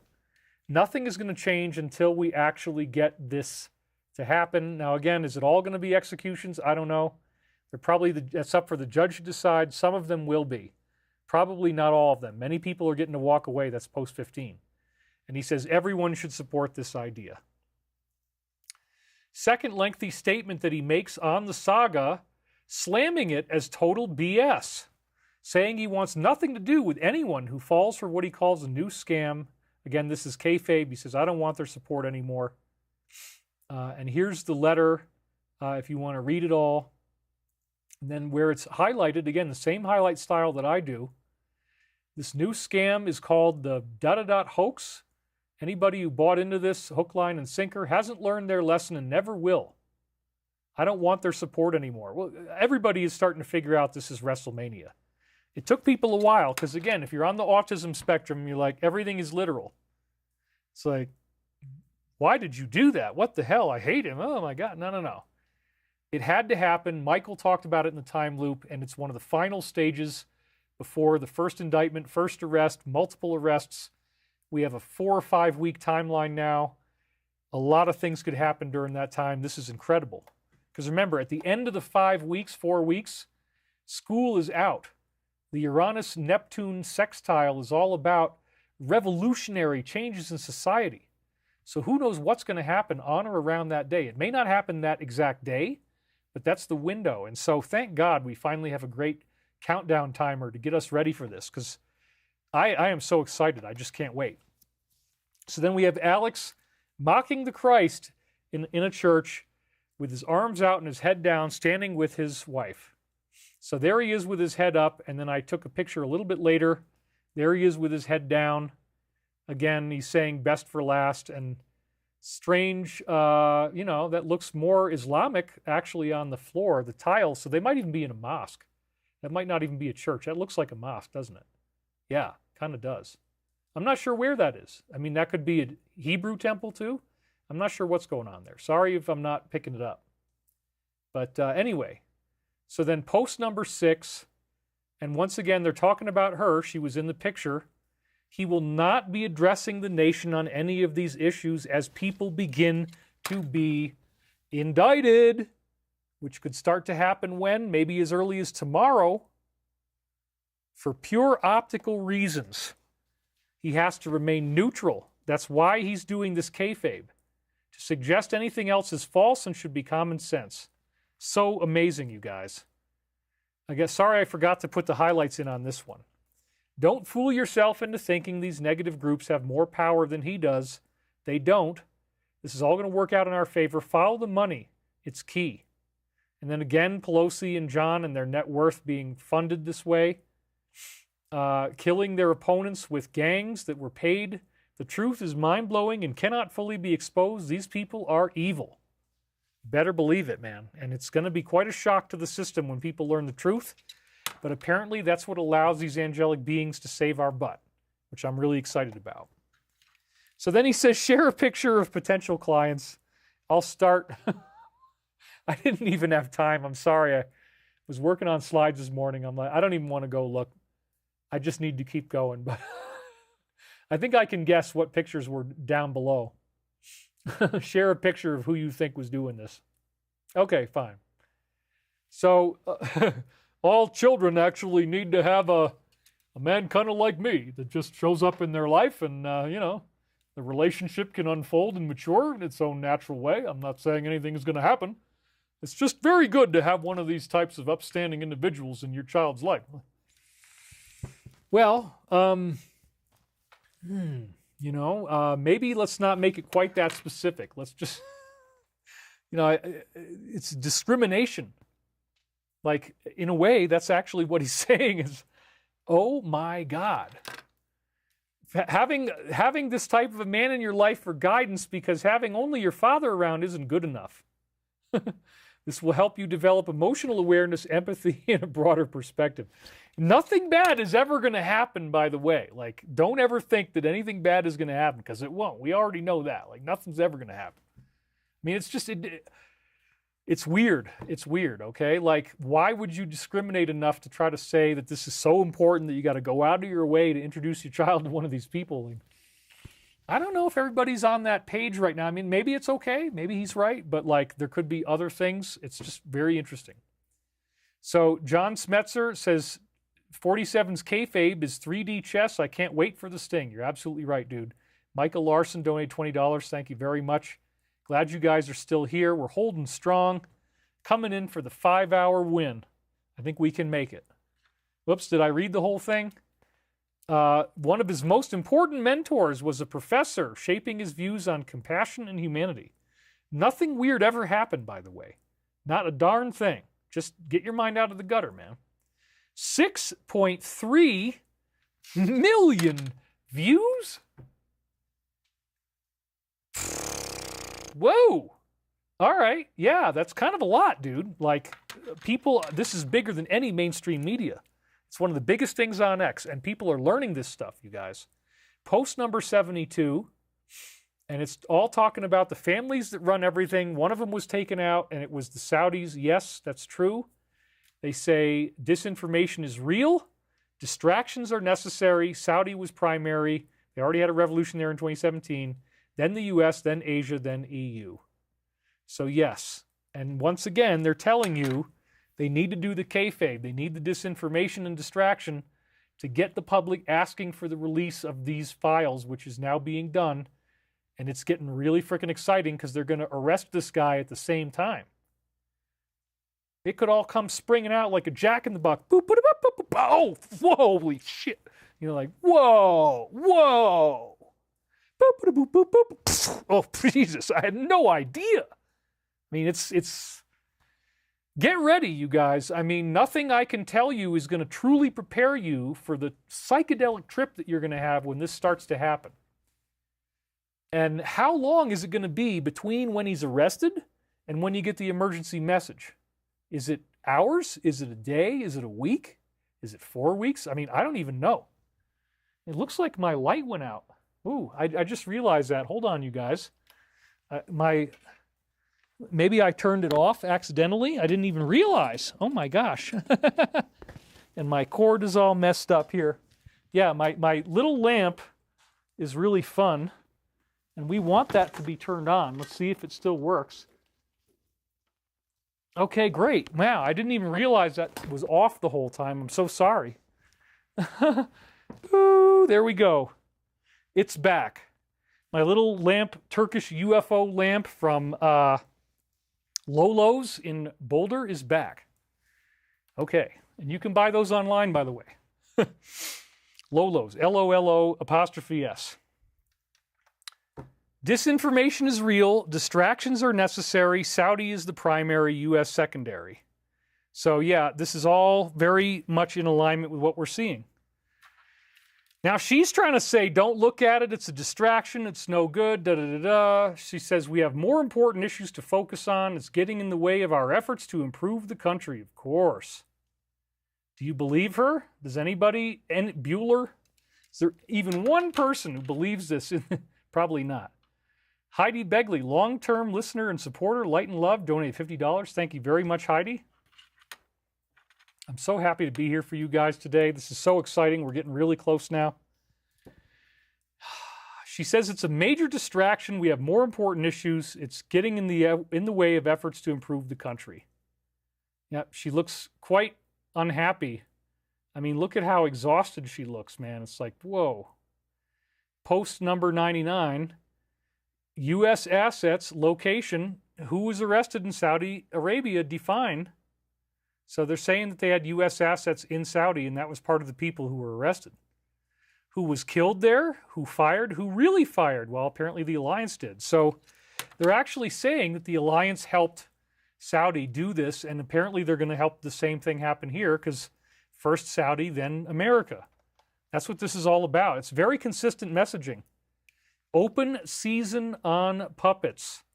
Who are the puppets? Where are the puppets? It's global, and it's in the media. Secret agents working in the media, and Vanderbilt, Mr. Vanderbilt, who changed his name to Cooper. Why is this relevant? They don't want you to know who they are, folks. So then he says, oh, we must free her. She didn't do anything. She's so innocent. Yeah, she really looks innocent, too. Doesn't belong behind bars, only imprisoned because he died and they didn't have anybody else to go after. He insists she's serving his sentence, says she should be set free. Can you believe the audacity? Wow. Again, govern yourself accordingly in public. I wouldn't want to say things like this. Disinformation is real. Distractions are necessary. There it is again. They're giving us an intelligent pattern, but this time it has this other stuff here. We saw this one before as well about Twitter going down. That could be happening. Flying objects being shot down. We heard about that already. And you'll soon understand that Alice is the letter 17. And you'll understand the meaning behind Alice in Wonderland. They were there in Saudi. They made that revolution happen. Everything has meaning. It's going to happen here too. So then the senator reveals that $1.1 billion was funneled over the course of 4,725 wires. Oh, but there was no list. Nothing was going on. Nothing happened. He just happened to spend $1.1 billion in almost 5,000 wires. No big deal. Yeah. If you still believe nothing's going on, I got a bridge to sell you. It only cost you $1.1 billion. I'll actually knock it down to $900 million. Just for tonight. You got to do it tonight. So the Treasury Department is holding a file. What is it going to take to get you in this car tonight? What is it going to take to get you renting or buying this freaking vehicle today? Woo-wee! I don't know what it's going to take, but you figure it out, all right? Got to keep you guys going. We still have 4,000 people watching. This is great. All right.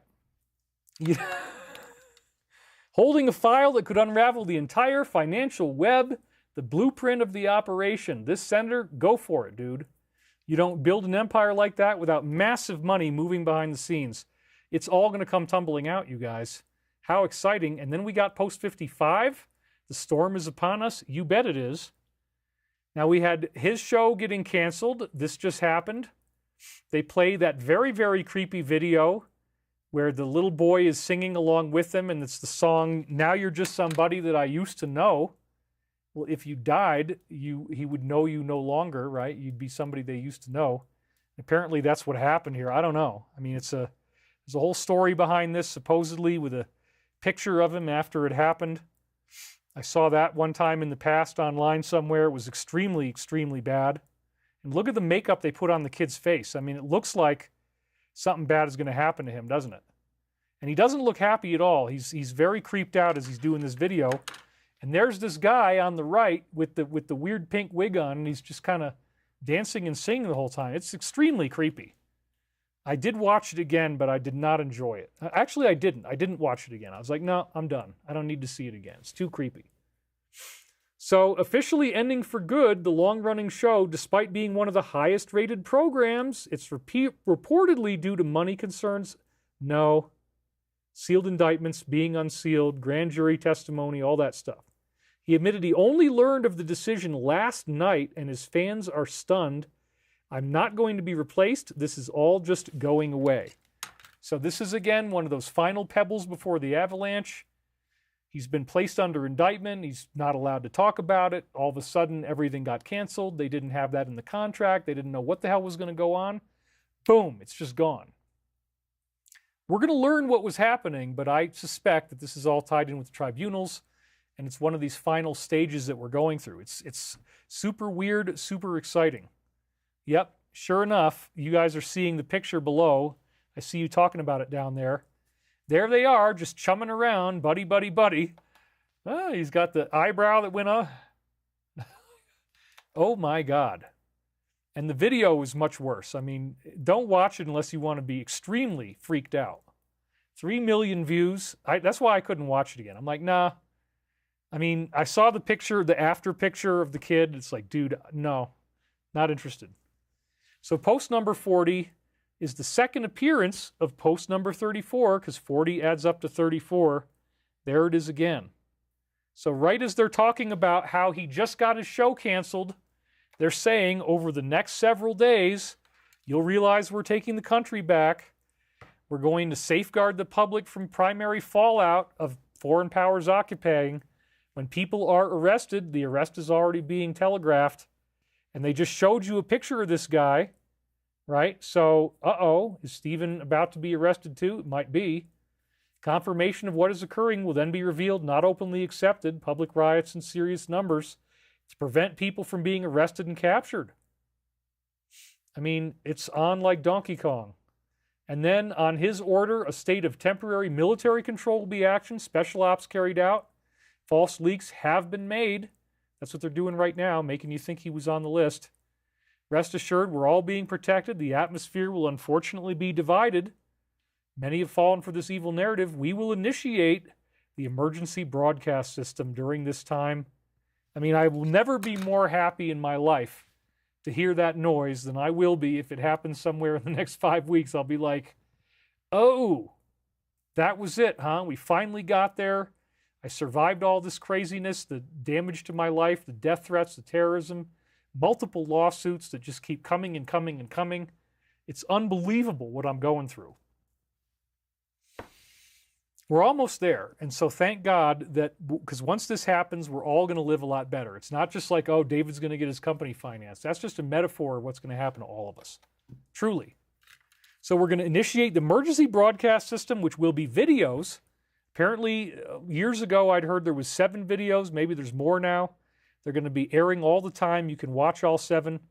And it's going to teach you stuff that probably won't be as deep as what I'm doing here, but it'll be the beginning of it.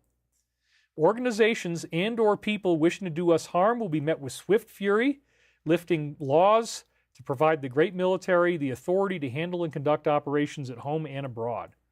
And then they posted this on Shadow of Ezra. the other one, right? Whoa, okay. The red cross across the face typically means, as we've seen before, that these people are no longer... I think the interpretation is that you are now indicted, or you've been shown something, or you get the ankle bracelet or something, or maybe they take you in for... You get proof that you're under indictment. You get proof that you're going to a military trial. I think that's what the Red Cross means. I'm not really sure. Sometimes it's associated with people not being alive, but other times it's not. So I think it really has to do with the moment that you find out what they're really doing and that you're being called for this secret hearing and you can't talk about it. And if you do talk about it, then maybe it's the ultimate punishment. I mean, I don't even know. I don't know what they're doing. We're at the 5-hour mark right now. We're pretty close to the end, but that was shocking. Okay, so then they say, what do you expect from these files? What does everyone expect? And again, they're trying to see, like, how cynical is the public? And a lot of people are cynical. A lot of people expect nothing, and they make a bunch of silly jokes to that effect. But there it was. And now she's actually admitting that it's kayfabe. She's admitting it's WrestleMania by calling it 4D chess. There it is. That they are playing 4D chess, operating quietly behind the scenes. A larger plan is in motion. She says that the grand jury testimonies are just going to be the start, as I said at the beginning. Much more explosive information still to be revealed. 4D chess, not checkers. Welcome to the big leagues and enjoy Phase 3. Holy crap, you guys. Your dear old daddy just so happens to be right once again, son. Imagine that.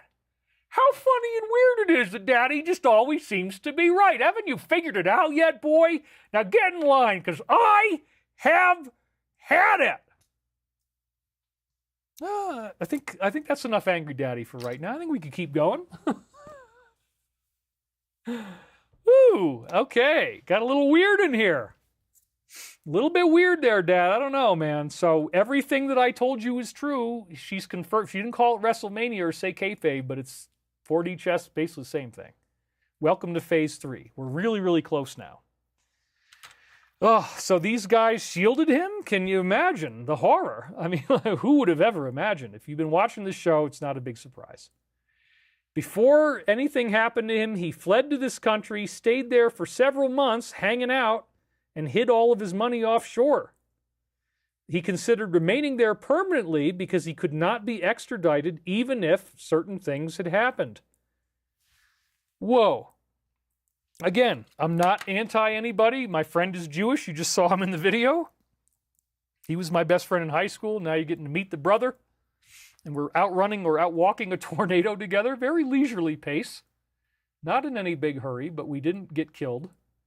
So no, I'm not anti-anybody, but I see that at the top there's a small group. We were even talking about it. We were even talking about the guy's been there for 30 years, and he's done all this really bad stuff, and people have had enough. They don't want him in there anymore. They want better leadership. I get it.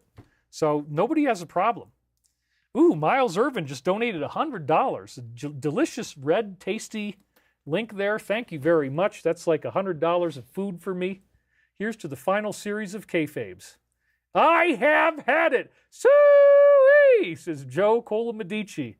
Midnight Mark says, you are my hero, David Wilcock. All right, so I'm happy to be here. We're almost done, you guys. Let's keep the train on the tracks.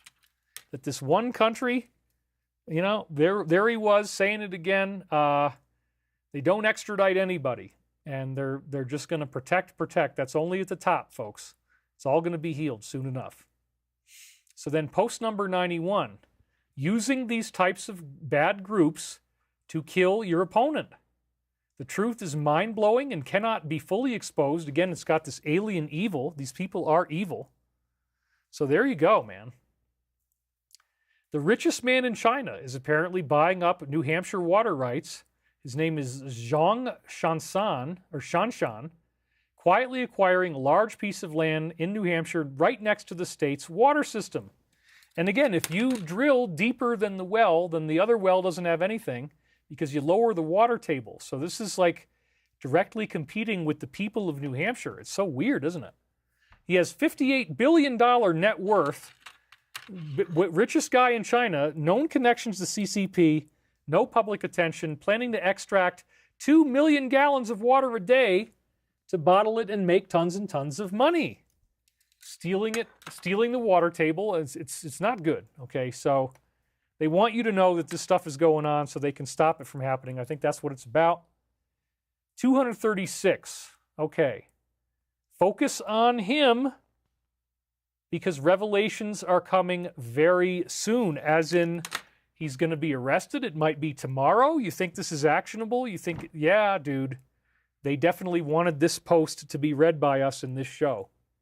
I love it. I love it. I love it when they make a reinforcing feedback like that that's so obvious. You're like, okay, yeah, it's real. It's definitely real. Revelation's coming very soon, very, very soon. So maybe this week it's all going to start. I don't know. Have your food and water ready, everybody. That's what I'm saying. They're removing enemies from positions of influence and authority, using these claims, all appearing at once. We know about that. It is a proxy war of puppets with handlers. Have faith, these people are losers. So we don't usually see that one. Thank you guys for a new one. And then she's stepping up. This is the very next thing they say. She sets up the whole thing. It's going to be happening, folks. And they just said very, very soon in the last post. She's released what she calls overwhelming evidence of a conspiracy that he led to do this. According to her, and she's making public statements about this now, which is going to make people on the left very upset, I'm sure, the evidence directly implicates those officials in this effort to sabotage what was going on in the past from behind the scenes. He once joked in the so-called April Fool's prank, right? In truth, there's always truth in jest. And he's jesting here, so he's telling the truth underneath that. He joked in an April Fool's prank that Frank Underwood, the corrupt and murderous fictional president of House of Cards, learned everything from him. Again, there's truth in jest. Shakespeare said that, or in vino veritas. If you're drunk, you might be too honest. Who knows what's going on? You're drinking wine in vino. Vino is wine. In vino veritas. Veritas is truth. Okay, so there you go. That's creepy enough. Just a couple seconds.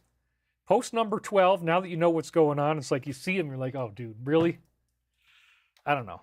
I used to really be into it, man. I admit, I got sucked in, but now I see it, okay? Military intelligence referred to above is absolutely the biggest inside drop you will ever receive. Think about why this negative group plays right into the plan. The good guys are winning. So exciting, man. We're close. I can feel it. Tucker is discussing the same topics that we've been bringing up here. Members of the elite engage in demonic abuse and say that it is a sinister exchange for power. That's right, because it's calling upon these negative extraterrestrial and demonic forces. They find excitement in corrupting innocence, calling it a disturbing spiritual truth that most of us refuse to confront. Thank you, Tucker, for doing this, man. This is incredible. He argues these individuals willingly sacrifice that which is beautiful and pure in return for wealth and influence. Well, you don't have to do that. It's really not a good idea, and the karma is coming back. Post number 131, National Security Briefing, 3:02 a.m. Please stand by. This is very unusual. I don't usually do this one. So again, if Monday is the end of the 10 days, they know I'm going to read this on Sunday. They signal to us at the end with this whole thing about post 109. They did the Archangel Michael post. That's the final post for today. Thank you guys very much for that. It was really great to see because I'd written about it, and I'll show you that too. National Security Briefing at 3:02 a.m. All right, and please stand by. That suggests, again, even maybe tonight, in the middle of the night, something might happen before the end of the 10-day countdown that they gave us, which is tomorrow. And again, I did not want to be in D.C. Forget about the commission. We got to do this show. That's way more important. We all need to get through this alive. You and millions got sucked in by the O vacuum, says Vakapala. You're right, I did. But not anymore. David, whatever happened to your electric car deal for Stavati, that is still in place. That's one of the things we're going to be discussing, I think, in August. There's going to be another big meeting and a trip involved, all that kind of stuff. So this is really cool. It suggests things could happen very, very suddenly and surprisingly. So then the NGOs, I read this one to you at the beginning, but I wanted it in there again. Senator Higgins says that the administration rescued 35,000 and that it was linked to documents provided by NGOs. They are being interviewed and their testimonies documented, and they're probably going to go all the way up to the top, as I said, because whoever they saw, they're going to talk about that. And these are people that are happy to be witnesses because they probably thought they were going to die in there, and then somebody rescued them from the military. They're really excited about it.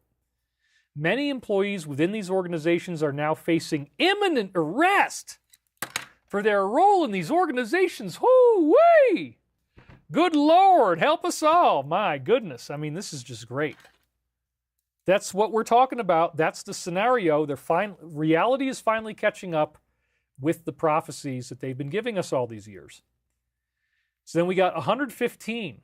And it shows us this funny map, and then at the bottom it says this is a Japanese restaurant from their military, and it's an extraction. And then they put in these exclamation marks. So the context here is, again, trafficking, and then people being saved, and that many people are going to be arrested as a result of doing this. Therefore, this is suggesting that this Manila extraction coordinate, Philippines, there's a Japanese restaurant in the Philippines. That's what this thing is. And they're saying that it's from that military. So apparently, we're going to find out there's swamp elements in this country as well. That's going to be one of the things that comes out. That's how I would interpret that. And we're, by the way, very close. I know we're at 5 hours, 10 minutes, but we're very, very close to the end now. So the prosecution referral is on her desk. And we all know what happens next. 5.7 million views. Again, how exciting is that? It's extremely exciting, and that's why he got so many views, because everything could start to unfold. This appeared after I had saved the following meme about her desk being the Bermuda Triangle. No, that's not going to be the way it goes. This is very real. His secret accounts were discovered, and then again, we're seeing that they're enriching themselves, allowing them to funnel money without any public scrutiny or oversight. He specifically, bottom sentence now, questions how this little-known senator became wealthy so quickly. There you go. Same thing they keep telling us in the posts, Nancy and John McCain. 3 minutes, 11 seconds. Sorry I got his eyes closed. I was working really quick by this point. Post 191 is the snake-looking thing in the Vatican. Meme makers, please make memes of this audience hall looking like a snake pit. That is some sick stuff. Yep, it's all going to come back to this weird cult. You're not going to like it, but you're going to have to learn, I guess. And then, once again, the public humiliation of Baldwin. And these videos are so weird and creepy. I don't get it. I'm not laughing. I'm just kind of like feeling bad for him. And he looks like he's really just drinking himself to death, honestly, is what I think.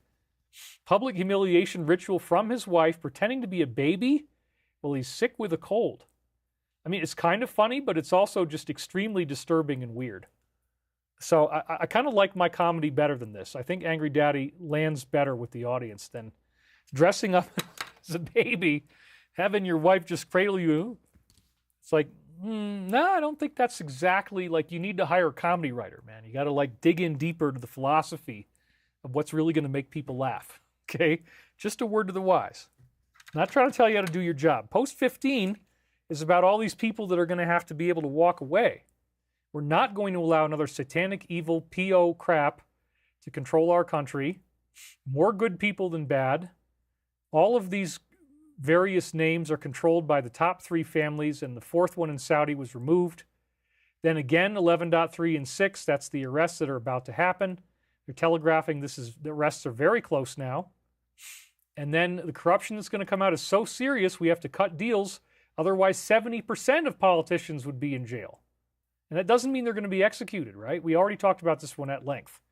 A deep cleaning is occurring. The prevention and defense against pure evil is occurring on a daily basis. They never thought they would lose the control of the presidency, thought they had control after past mistakes. Godspeed, and he is targeted. Once again, they're setting up this arrest coming up. This made me tickled. He's building a legal case to have this individual arrested, claiming that the thugs have now been fully exposed for orchestrating this at the highest level. Oh, dude, and check that out. I am making money as I talk, brother. Black Swan Sybil, $100. What if page 47 in Disney's National Treasure, I guess I got to go back and watch that, isn't just about Area 51 or hidden history, but is a prophecy. Maybe it reveals major conspiracies set to be exposed during the 47th president's term. Life-altering could mean world-changing truth finally coming to light. Thank you. That's brilliant, and I appreciate the donation. It's great. We're at 5 hours and 15 minutes. I guess we got to go a little bit farther than that to squeeze everything in, but we're very close now. So then this is the letter. Again, it says, "Retruth, if you want the public trials to happen, all roads lead to him." Now we're finally going to see this. Great job by young and talented Harrison Fields. The panel was fantastic on, prosecuting blank and the thugs who have just been unequivocally exposed on the highest level. Congratulations to Tulsi and keep it coming. Man, I mean, it is like so exciting. I can't even tell you. Then she says she had a total breakdown once he got elected. The moment hit her hard. The tears wouldn't stop. And it was a total breakdown. Okay, 30 minutes of straight crying. I don't know if I'd call that a total breakdown. I've seen it go on for 7 freaking hours, but that's my own war veteran stories. Okay, anyway, not from me, somebody else. Yeah, I've been through that. So, whoops, I guess I missed the 20 seconds. Let's, anyway, we'll catch that in the next show. I'm sorry I'm out of time. I just want to keep going. They're saying now that he personally orchestrated this plot. This is Tulsi again, that he was directly, personally involved in doing this in the final weeks. They bypassed the intelligence community and deliberately fabricated all this information. This is a bombshell claim, so they're saying.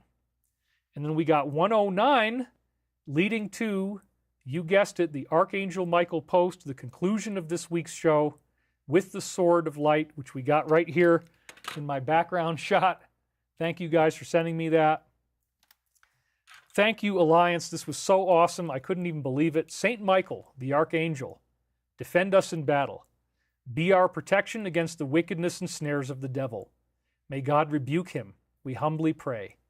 And do thou, Prince of the heavenly hosts, by the power of God, cast down to hell Satan and all his evil spirits, who prowl about the world, seeking the ruin of souls. Amen. And then they say, Amen, brother. So let's read a journal entry that I made after our last show, because this, occasionally I write things down. This was right after last week's show. I actually had probably the most anxiety-free show I've ever done. There was only one stupid moment where a stray thought threw me off. And again, this is 5:22 p.m. last Sunday. It was, quote, "The Alliance hasn't done post 109 in a really long time. No shout-outs to Archangel Michael lately. They are still mad at me for using." Because again, as I said, I had foot injuries. I had to use pain medication. And my own subconscious fear of persecution makes me say, oh, maybe they don't like me for doing that, right? Well, if RFK is going to come out and say psychedelics will help you, it's like, all right, that's pretty definitive, I would say. That was the one strange thing that happened. I don't think it's true. Somewhere within the first 5 Ezra slides at the end, this came in out of nowhere. I had launched a part 2 after my browser collapsed. That's what happened last week. Thankfully, not this week. It was totally the right thing to do, which, by the way, I'm always going to do that if it happens again. We'll always do a part 2, and I'll just retitle it and re-upload it. I'm really glad I pushed through the whole show since I worked very hard these last few days to be ready in time. So I didn't even have, oh, there it is. I do have time. Okay, so here it is. The Alliance hasn't done post 109 in a really long time. No shout-outs to Archangel Michael. I thought they were mad at me for using. So I wrote that last week, and before the next show was ready, they had already given me this incredible shout-out. It's the very last slide.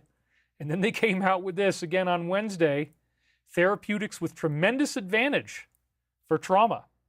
So here it is, folks. We're in a 4 to 5 week countdown. Be ready for anything at this point. You can get this done in 5 hours and 20 minutes. We're about to start our global peace meditation, you guys. You've stuck with me. I mean, wow, I still got 4,100 people watching after 5 hours and 18 minutes. That is incredible. Thank you guys for being here. It's a really great, exciting time. I'm so glad I got through all this. As you can see, Michael has a lot to say. It was a very, very busy week, and all that stuff was so time-looped. I said, let's just get it all out in one show.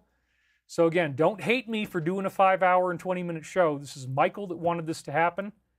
And so I'm just excited, man. I outran a tornado. A couple people want to troll me about that, but honestly, it was an act of bravery. I don't know how many people would have been that brave. And I got it all on film for you, for your enjoyment and pleasure. So without further ado, here we go with our global peace meditation, bringing it to you right now. Let's close your eyes, bring both feet flat onto the floor, take a nice deep breath. Feel this ocean of peace surrounding you, the glory of the promises of ascension being fulfilled, arrests finally beginning to happen, potentially in large numbers, so many exciting things on the horizon, multiple prophecies from Archangel Michael, giving us a window of 1 month to 5 weeks, the Uranus-Neptune trine. This amazing triangular aspect between Uranus, Neptune, and Pluto that is literally jump-starting in the astrology itself this whole new way of living and thinking and being and feeling here on Earth. We are so grateful for the work that has been done today. We breathe in peace. We exhale out fear and anxiety. Thank you to the Alliance for post number 109. I will always remember that. I'm in your debt forever. Thank you very much. Thank you, Alliance. We support you. We love you. We support your bravery. We surround you with light as you engage in these final operations that, yes, will be deadly and potentially fatal. We thank you so much for your willingness to sacrifice everything and pay the ultimate price, potentially, for humanity's own future.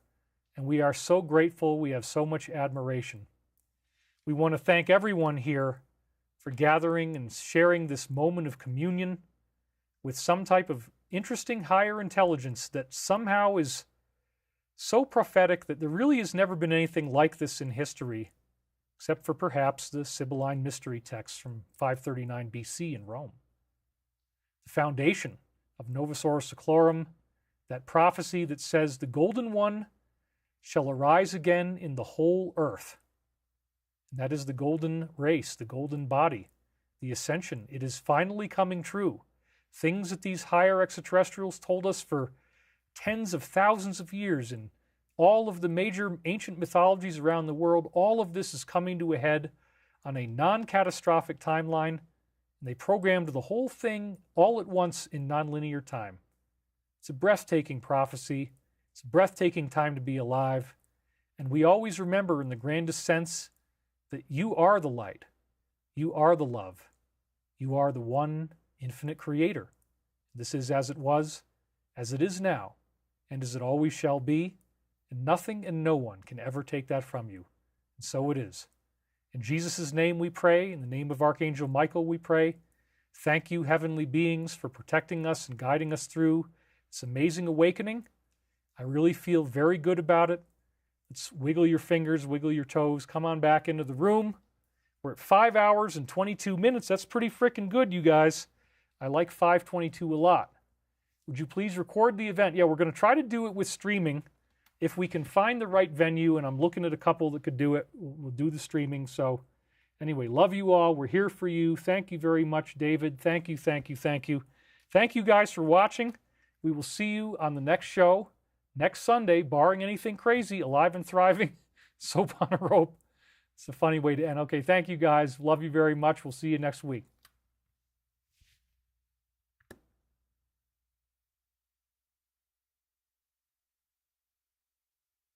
And scene!